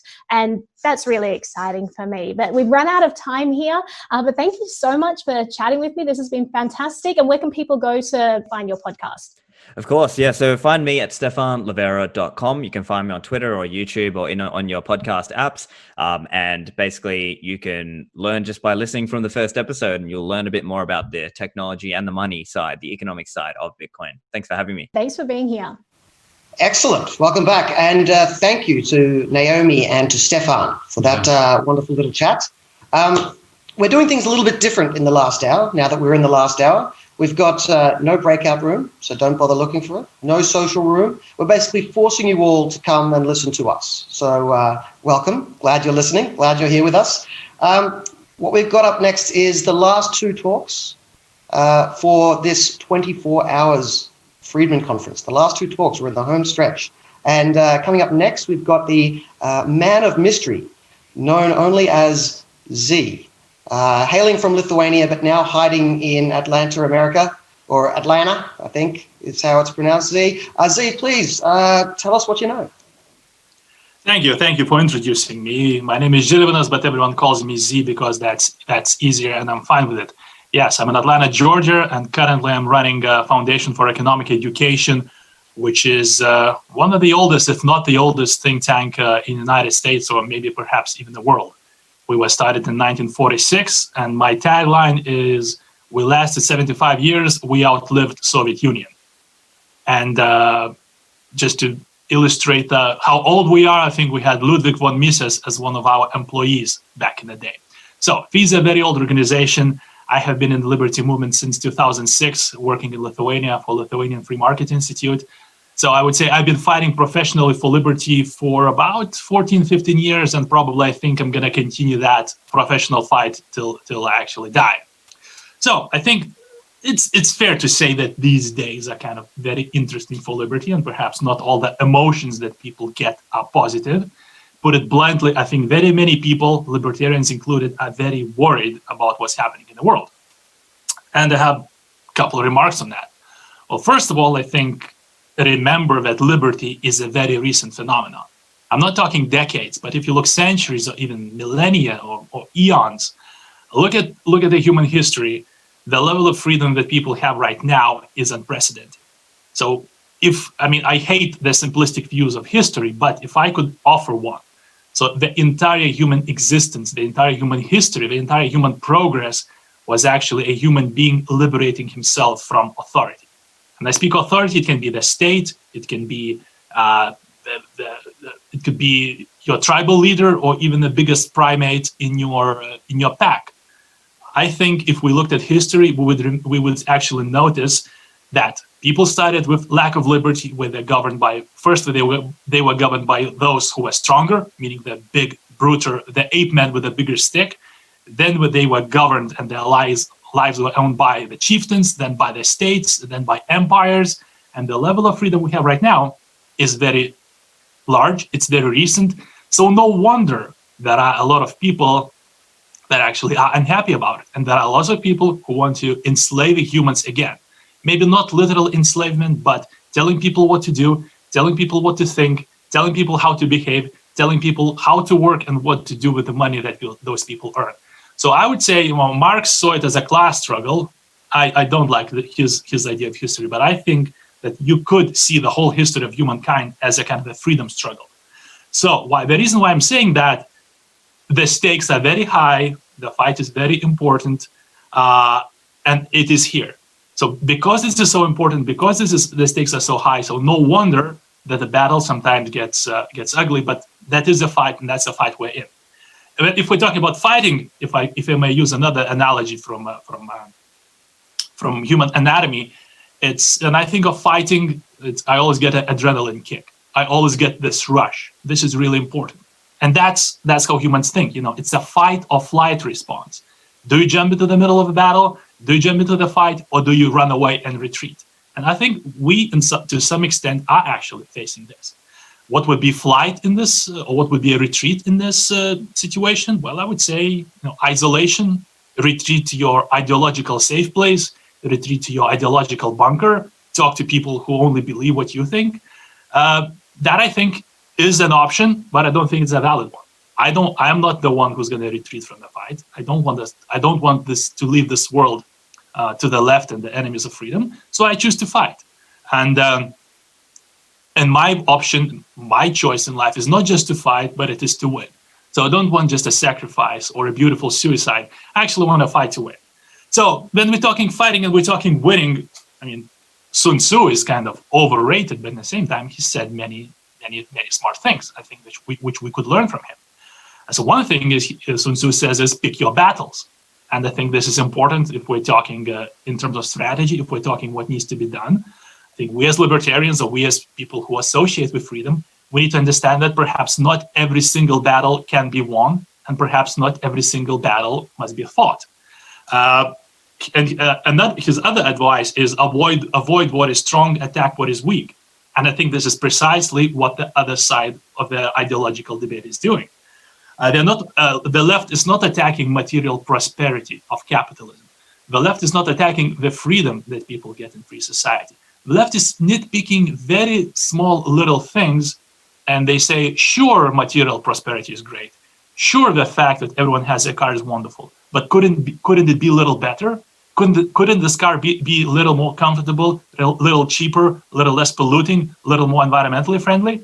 I mean, all of the thing that the past 10 or 15 years, in fact, maybe everything after the 90s and the fall of Soviet Union, all that we've seen, it's been the left kind of saying, going after the weak spots of capitalism, not denying capitalism per se, but saying they could do a better job than capitalists or than freedom-loving people. And I think this is something to learn from them. Now, I think sometimes when we try to convert people, when we try to persuade people to come to our side, we want to dismantle their worldview. We want to hit them on the head with a book and say, look, everything that you believed in is wrong. This is the right way. Now, it doesn't work that way. Think about yourself. What would it take for you to abandon liberty? What kind of knowledge, evidence, data, and repeated iterations, repeated talks would it take to you to actually stop thinking that liberty is the greatest thing ever? So obviously we'd say that's a lot, but that's exactly the same point when we're talking to people who are unlike us. If we're trying to persuade people to come to our side, we need to acknowledge how much we have to do, how much we have to persuade them, and most importantly, how much do we have to understand why they're thinking what they're thinking. I would say only a very small portion of people, 5 perhaps to 10% or even less, think in categories and terms that we think in. Like, liberty, coercion, voluntary cooperation, anything peaceful. For most people, that's foreign jargon they do not understand. And this is where, another advice of knowing your terrain of the battle or knowing your audience of the battle comes in. We at FEE right now are going after the young audiences, which we call the 16 to 22-year-olds, and this is our strategic goal. Meaning, of course, we care about people of liberty of all ages, but our strategic goal right now is 16 to 22-year-olds. How do we know that what 16 to 22-year-olds care about? Well, we just had a recent large market survey and research, I think, on which we spent about $2 million to actually figure out what young audiences care about. And you know what? They don't care about the same things that we do. A simple example, we tested a bunch of slogans with them.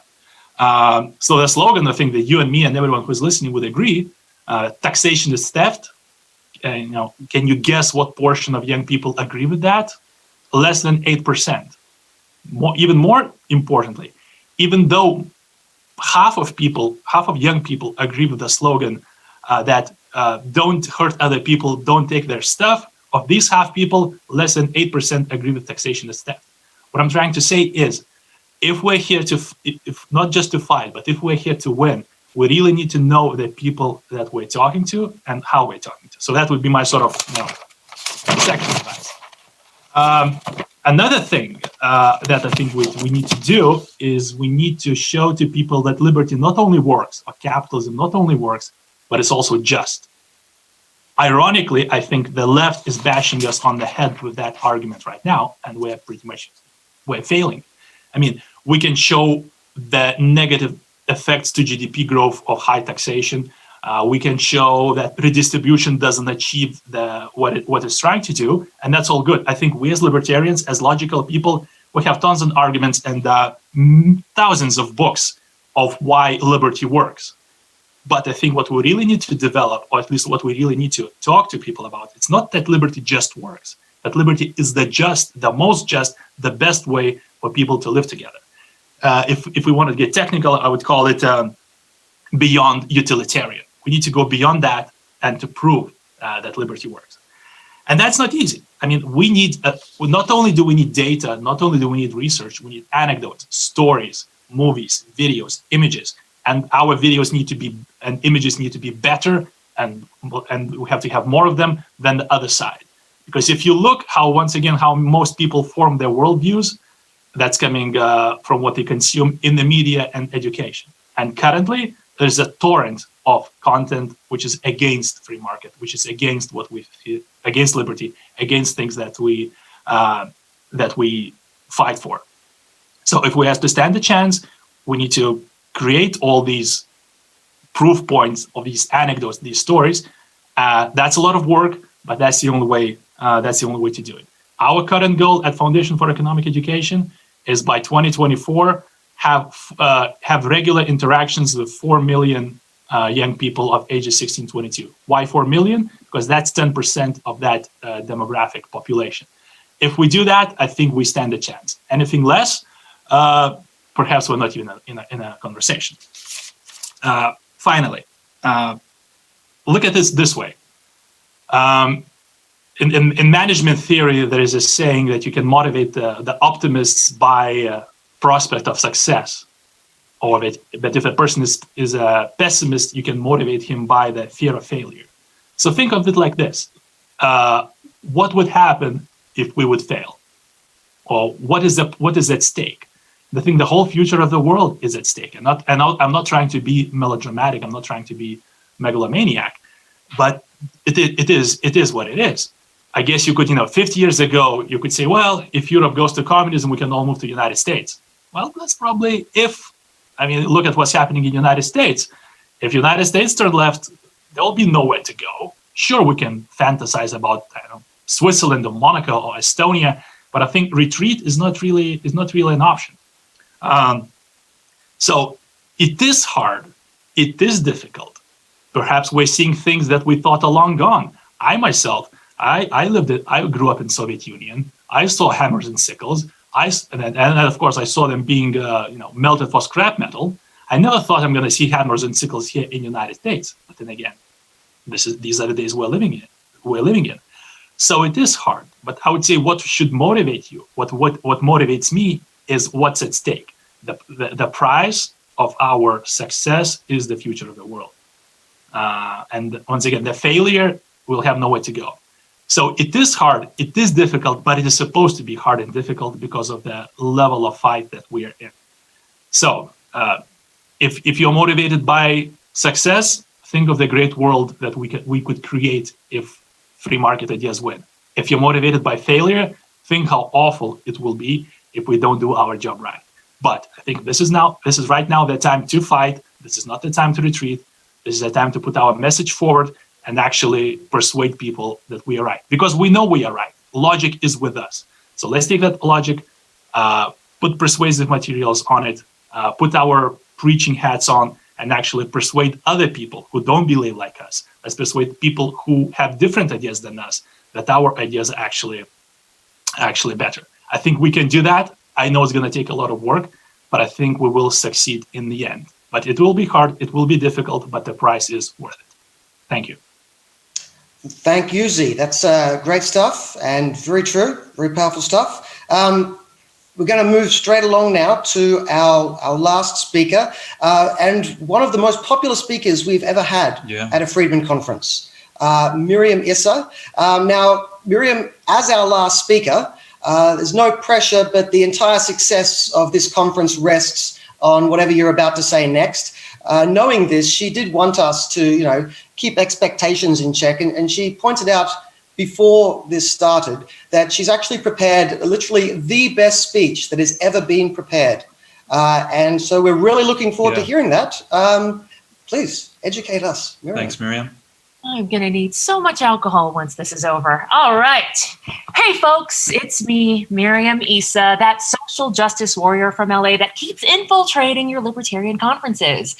It is such an honor to be here again. Now, I am here because I have a very important public service announcement to deliver to you about a trend gaining traction in progressive circles, one that threatens to undermine liberty and its defenders, ergo you. And here goes. Ladies and gentlemen, the Karens have infiltrated the left. I repeat, the Karens of the world have infiltrated the left. If you or someone you know has had their freedom of expression revoked by a Karen, please call your local libertarian chapter because they might be the only people equipped to fight this growing trend. Now, if you're confused and maybe you just haven't been on the internet in a few years and you're wondering why we are picking on women named Karen, allow me to explain. You see, Karen is the internet's favorite meme, and it is also the left's favorite villain. We all know a Karen. She's that mildly racist white woman who always wants to speak to the manager. Now, the left has accurately been griping about the Karens of the world for quite some time. For example, when Central Park Karen threatens to call the police on you because she doesn't want to put her dog on a leash, especially if it's a black man requesting it. And by the way, this is literally based on a true story that happened several weeks ago when a black gentleman saw a woman walking her dog in New York City's Central Park in an area where you were mandated to keep your dog on a leash. And this black gentleman politely asked this woman to abide by the park rules. And in turn, she called the police on him, claiming that he was threatening her. And I quote, "An African-American man is threatening me." Yes, when the Karens behave in this kind of deplorable way, it should be immediately called out. And it was. Now, the problem is that the Karens, who have historically mostly resided on the far right side of the ideological spectrum, have, in an unprecedented plot twist, infiltrated the left. And this time, Karen is wielding her finger-wagging ways not to complain to the manager about something asinine. No, that's very 2019. This time, she is here to erode what was once the most ardently defended value held by progressives, the freedom of expression. And if this trend continues and members of the far right and the far left succeed in normalizing censorship, then those of us who truly value our civil liberties will increasingly become ideologically homeless. Now let's talk a little bit more about this woman named Karen.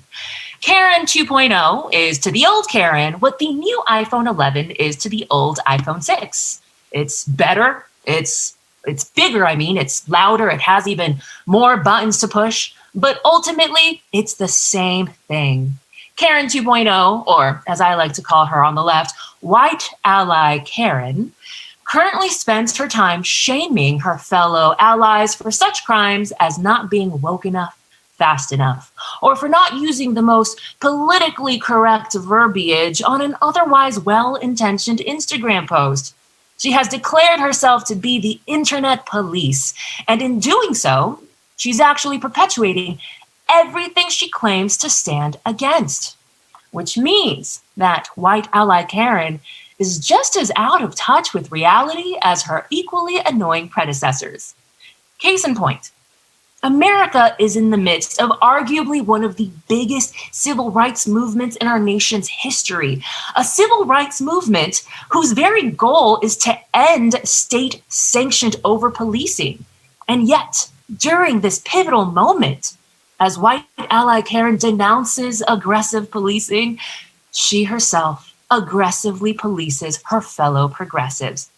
To put her inconsistency and hypocrisy in perspective, consider that systemic racism has been keeping a knee on the neck of Black men and women in America, not for 8 minutes and 46 seconds, no, for centuries, perpetuating a cycle of poverty that undoubtedly leads to a cycle of violence. Black men in the US are literally being gunned down in 2020 for the crime of jogging while Black. And instead of us progressives uniting to fight actual white supremacy, we are instead tearing each other down, shaming our fellow anti-racist allies for the most inconsequential missteps. People are dying as a result of police brutality, and yet white ally Karen is more concerned with taking down a member of her own tribe for, say, I don't know, referring to the 1918 influenza as the Spanish flu, because according to her, calling it the Spanish flu is an act of micro-racial aggression against Spaniards, and therefore inherently violent, and therefore not a safe space. Now, Karen, if you're listening, the only space on the internet that is safe is Amazon Prime's return policy. It is indeed excellent, and it makes me feel very safe, but about shopping. And that is it. The most disappointing part of all of this is that white ally Karen means well.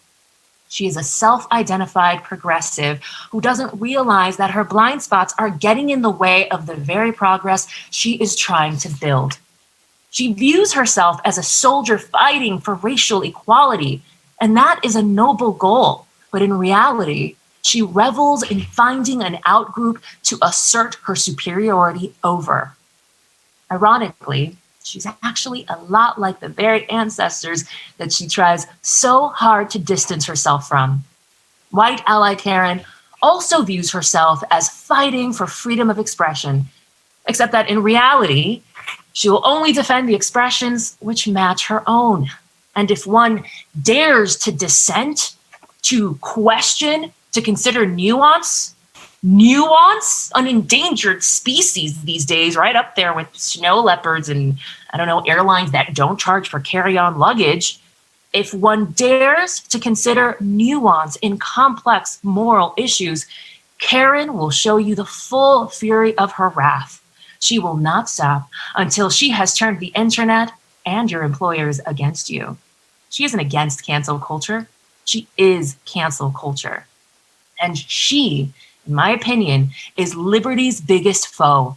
Sure, bad laws that stifle our freedoms must be fixed, but bad laws don't write themselves. Bad laws are the fruit of bad players and bad movements.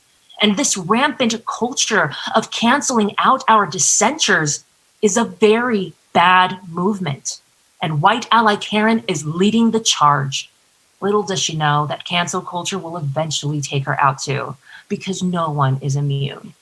Now, while the left continues to assassinate its own soldiers without realizing that soon they won't have any allies left, let me point out, blind spots are not unique to the left, and they are not unique to the right. We have them too. And we won't be able to convince anyone to see their own if we are not first willing to take an earnest look at our own. Just think back to 1 year ago when I had one of the greatest honors of my life to be able to speak at this conference. And you might have forgotten that some of the very people who might possibly be watching this broadcast were the same people who were posting not so flattering comments about me based solely on my picture and my bio, condemning me before I had a chance to speak. While I support your right to express those opinions, if we here are to hold ourselves to a high bar, if we are to be good members of civil society, then even we should look out for one another and monitor ourselves when even we are quick to rush to judgment without looking at all the facts. Here's another example of the blind spot of censorship by people who claim to be against it. My mother is a conservative, white Cuban refugee who was politically persecuted by a communist regime until the US offered her asylum. My mother will not hear anything that Black Lives Matter has to say on racism until BLM denounces their dangerous communist blind spots. Valid. Meanwhile, BLM refuses to reconsider their stances on brutal communist dictatorships until all white people, my mother included, address their role in systemic racism. So, as a Cuban American, and also as a strong Black ally, it breaks my heart to see two aggrieved communities who can't seem to hear each other out. No one will put down their weapon because they are too enraged with the other person's blind spot to take a humble look at their own. When in reality, these two communities stand to gain way more if they just work together. To be clear, Black people in the US are about 14% and Cubans are less than 4%. Neither of them are the gatekeepers. They should really listen to each other. We benefit from cross-pollinating. Like when Jews and Blacks formed an alliance in the US during the 1960s civil rights movement. Two persecuted minorities were working together to end Jim Crow segregation. Or take in the 1980s when gay and trans people stopped fighting each other and instead joined forces to fight the AIDS epidemic. That is how you move mountains, focusing on where you align and also allowing space for where you diverge, not canceling each other out, because imperfectly united is way better than perfectly divided.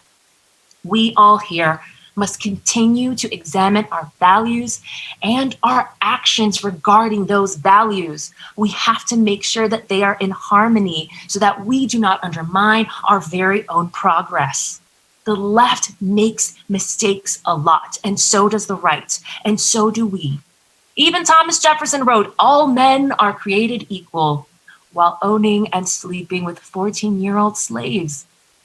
Or take this example of a Hollywood blind spot. Today, virtually every notable member of Hollywood looks shamefully upon our not-so-distant past when Hollywood routinely blacklisted artists suspected of communist leanings. It was known as the Hollywood Red Scare, and it ended the careers and the income of not just actors, but screenwriters, directors, and other talented filmmakers, because studios did not agree with these people's political beliefs. Countless artists were barred from work on the basis of their membership, their alleged membership, or even just their sympathy for a certain ideology. Now, we all in Hollywood agree on how discriminatory this practice was. And yet we're all doing it now. Look, personally, I don't like a MAGA hat either, but I will defend your right to wear one. And if wearing one on set will get you fired, then history is just repeating itself and claiming new victims. And it will be our grandchildren who will say, people were fired for their political beliefs? How shameful. Shameful indeed. The more we cancel out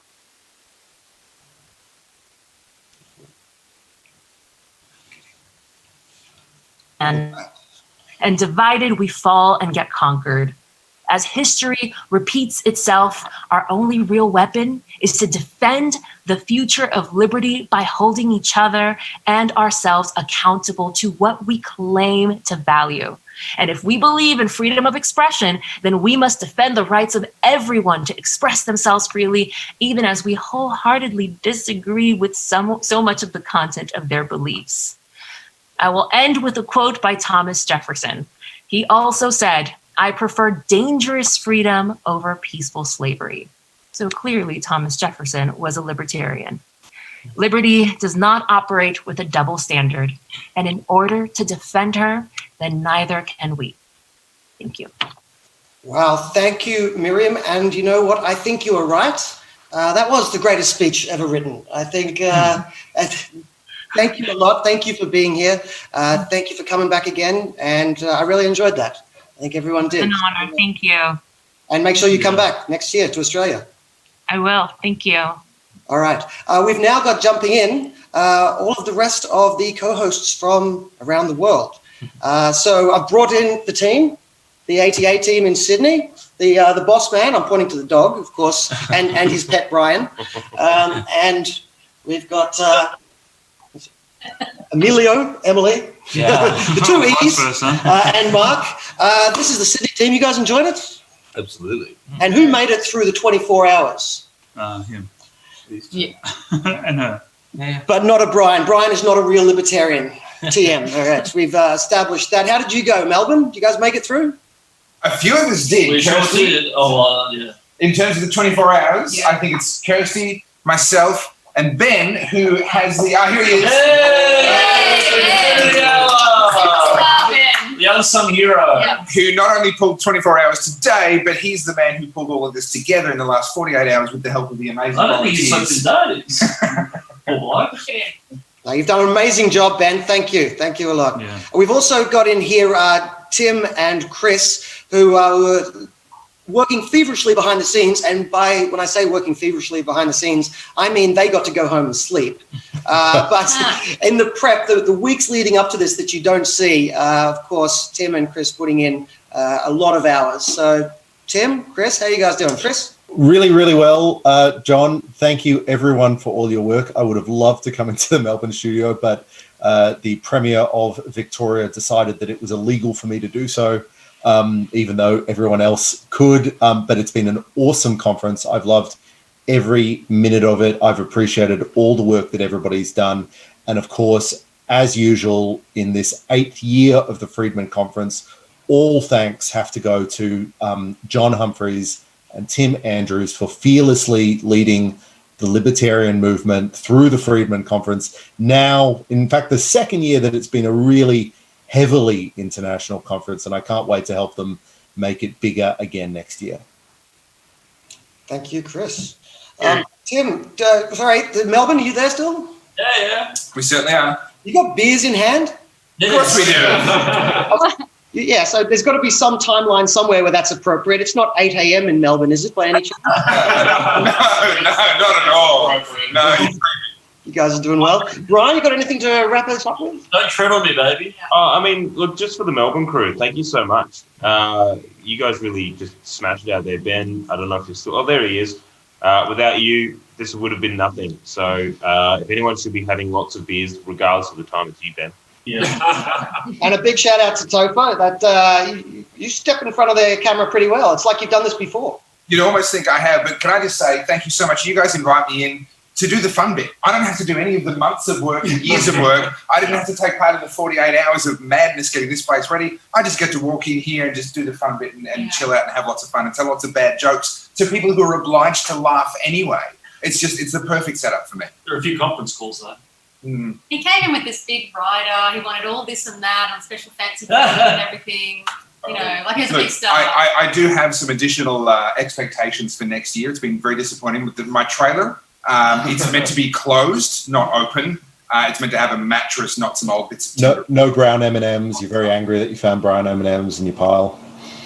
Yeah, well, no promises, but it wouldn't be a Friedman conference without, at some stage, throwing to Tim for us to give us his soliloquy. Well, thank you, John. Look, first of all, to everyone else who's watching this, I hope we actually made this work. I hope you were stimulated. I hope you were challenged. I hope you heard from speakers you agreed with and learned from, but also speakers you violently disagreed with and it challenged you. I hope that those of you who went out into our breakouts actually learned things about strategy, about tactics. That this has been a very surreal experience for me. I didn't think that the Australian government would ban me from coming to visit Australia, that we would have a Friedman conference where all of us around the world were organising it. And I didn't obviously think that there would be a Friedman conference where I was the one who was actually had a few hours sleep, which is really, really lucky for me and sorry for the rest of you. But I did just want to end with a couple of extra thank yous. First of all, to John, with whom we've shared so many arguments, so many fights, but also so much love from the time that we started the Freedom Conference. And also to Dr. Burke, Chris, from jumping onto the team and helping out so much this year. I want to thank... I'm John and he's Dr. Burke. Because I don't believe you have a real doctorate. I know the story of you writing it. I'm not acknowledging that. So, but also, thanks to all of our speakers. We had over 100 speakers, some of whom sort of did ridiculous things. Staying up at 1 o'clock in the morning, we had speakers. We had speakers at 2 o'clock in the morning their time, just to be there with you. Thank you to all of our support sponsors. I mean, mainly the Atlas Network and the IPA, but also there's over 30 other partners that we had out there, spreading the word, getting their members to join and watch us. Of course, the ATA team, led by, of course, Misty Doggo, but with her second in command, Brian, and the rest of the ATA team there. Many of you might not actually realise the effect that the Melbourne lockdowns had on the conference this last week, though. We had an entire plan that we'd spend months working on. We had fallback contingencies, we had everything. And then Dan, shame to the surname Andrews, decided to just ruin everything for us. And so many people stepped up at the last moment. And I mean, the IPA crew, firstly, like everyone that from Team IPA who came and helped out, Kirsty, Renee, all the volunteers that you organised, Gideon, like the phenomenal job. There are too many of you to mention, but thank you. But there are so many other people behind the scenes who need to be thanked because they're not in front of the camera. You'll never see them. People like Brad, who did so much, and Karina, who did so much of the design and the website. Without a technical website, none of this would quite literally be possible. I also want to give a special thank out to Marco. Now, Marco did so much of the behind-the-scenes stuff at this conference. He was in, Zoom meetings twice a week, and which would be fine because they were 8 o'clock Sydney time, or Melbourne time, except that they were at like 1 o'clock in the morning in Serbia. So, where Marco is based. So, we had one of our Friedman organisers constantly staying up until 3, 4 o'clock in the morning just so he could help us run this successful conference. Similarly, though, all these other people who deserve to be thanked, and there are going to be people that I've missed, but the biggest thanks would need to go to, first of all, Topher, who in the last 72 hours just came and took a conference that was pretty much destroyed and not going to happen. And we were literally having conference calls and Zooms on Monday, Tuesday, and Wednesday and Thursday saying, I'd have done it without. Well, I'm getting there. Saying this conference is about to be cancelled, and Topher was the one who filled in the gap. But probably the biggest thanks to I can give has to go to Ben and IndieMax. We first said, IndieMax has been a supporter for so many years, and we first said a couple of months ago, hey, Ben, can you help us do a couple of quick Zooms? And Ben made the suggestion, look, let's actually do it with a proper studio. I don't think Ben knew what he was getting into. I don't think Ben knew that he would be getting up at 6 o'clock in the morning, day after day after day, just so he can make this happen. I don't think Ben knew that he would be roping in his wife, the rest of his team, in at ridiculous hours. But it worked. Like, everyone who has looked at this conference has seen this has been a online conference like no other. The professionalism of the studio desk, all the production level quality that we had that people have been telling me, we didn't just take it to the next level, we took it 10 levels above any single other libertarian conference has ever done, ever. And this is a point of pride that is pretty much Ben is at the center of. Like, no one can understand, like, I'm trying to stress this, but no one can adequately appreciate just the work that Ben has done. So look, I really appreciate how when you say that it actually worked, you sounded so shocked and surprised. Well, look, John, Tim already had his. But look, look, this is the story. You get me out of the country and things actually work. So look, I'm not going to take up any more time. A huge thank you to everyone. One more round of people that deserve a quick last shout out. The winners of the Liberty Awards: John Stone, Lifetime Achievement; Ash Blackwell, Libertarian Activist; Libertarian of the Year, Claire Lehman; Renee and Zach Gorman, Libertarian Power Couple; and there was, I don't know, some guy down in Melbourne. Do you guys remember? Gary? Gary. Gary. It's called Gideon Rosner. Well deserved. Well done. Alrighty, well, the last people we need to thank are you. This would not have been worth doing were it not for you joining us. And we thank all of you that bought tickets. We thank those of you that joined us on the various other feeds as well. We sure hope that you'll come back and join us next year and maybe even participate in the challenge to stay awake for the full 24 hours of liberty. But that's it from us, signing out for the last time for now. We'll see you again soon. Thank you. Thank you. Yeah, I'm not there to cut too well. I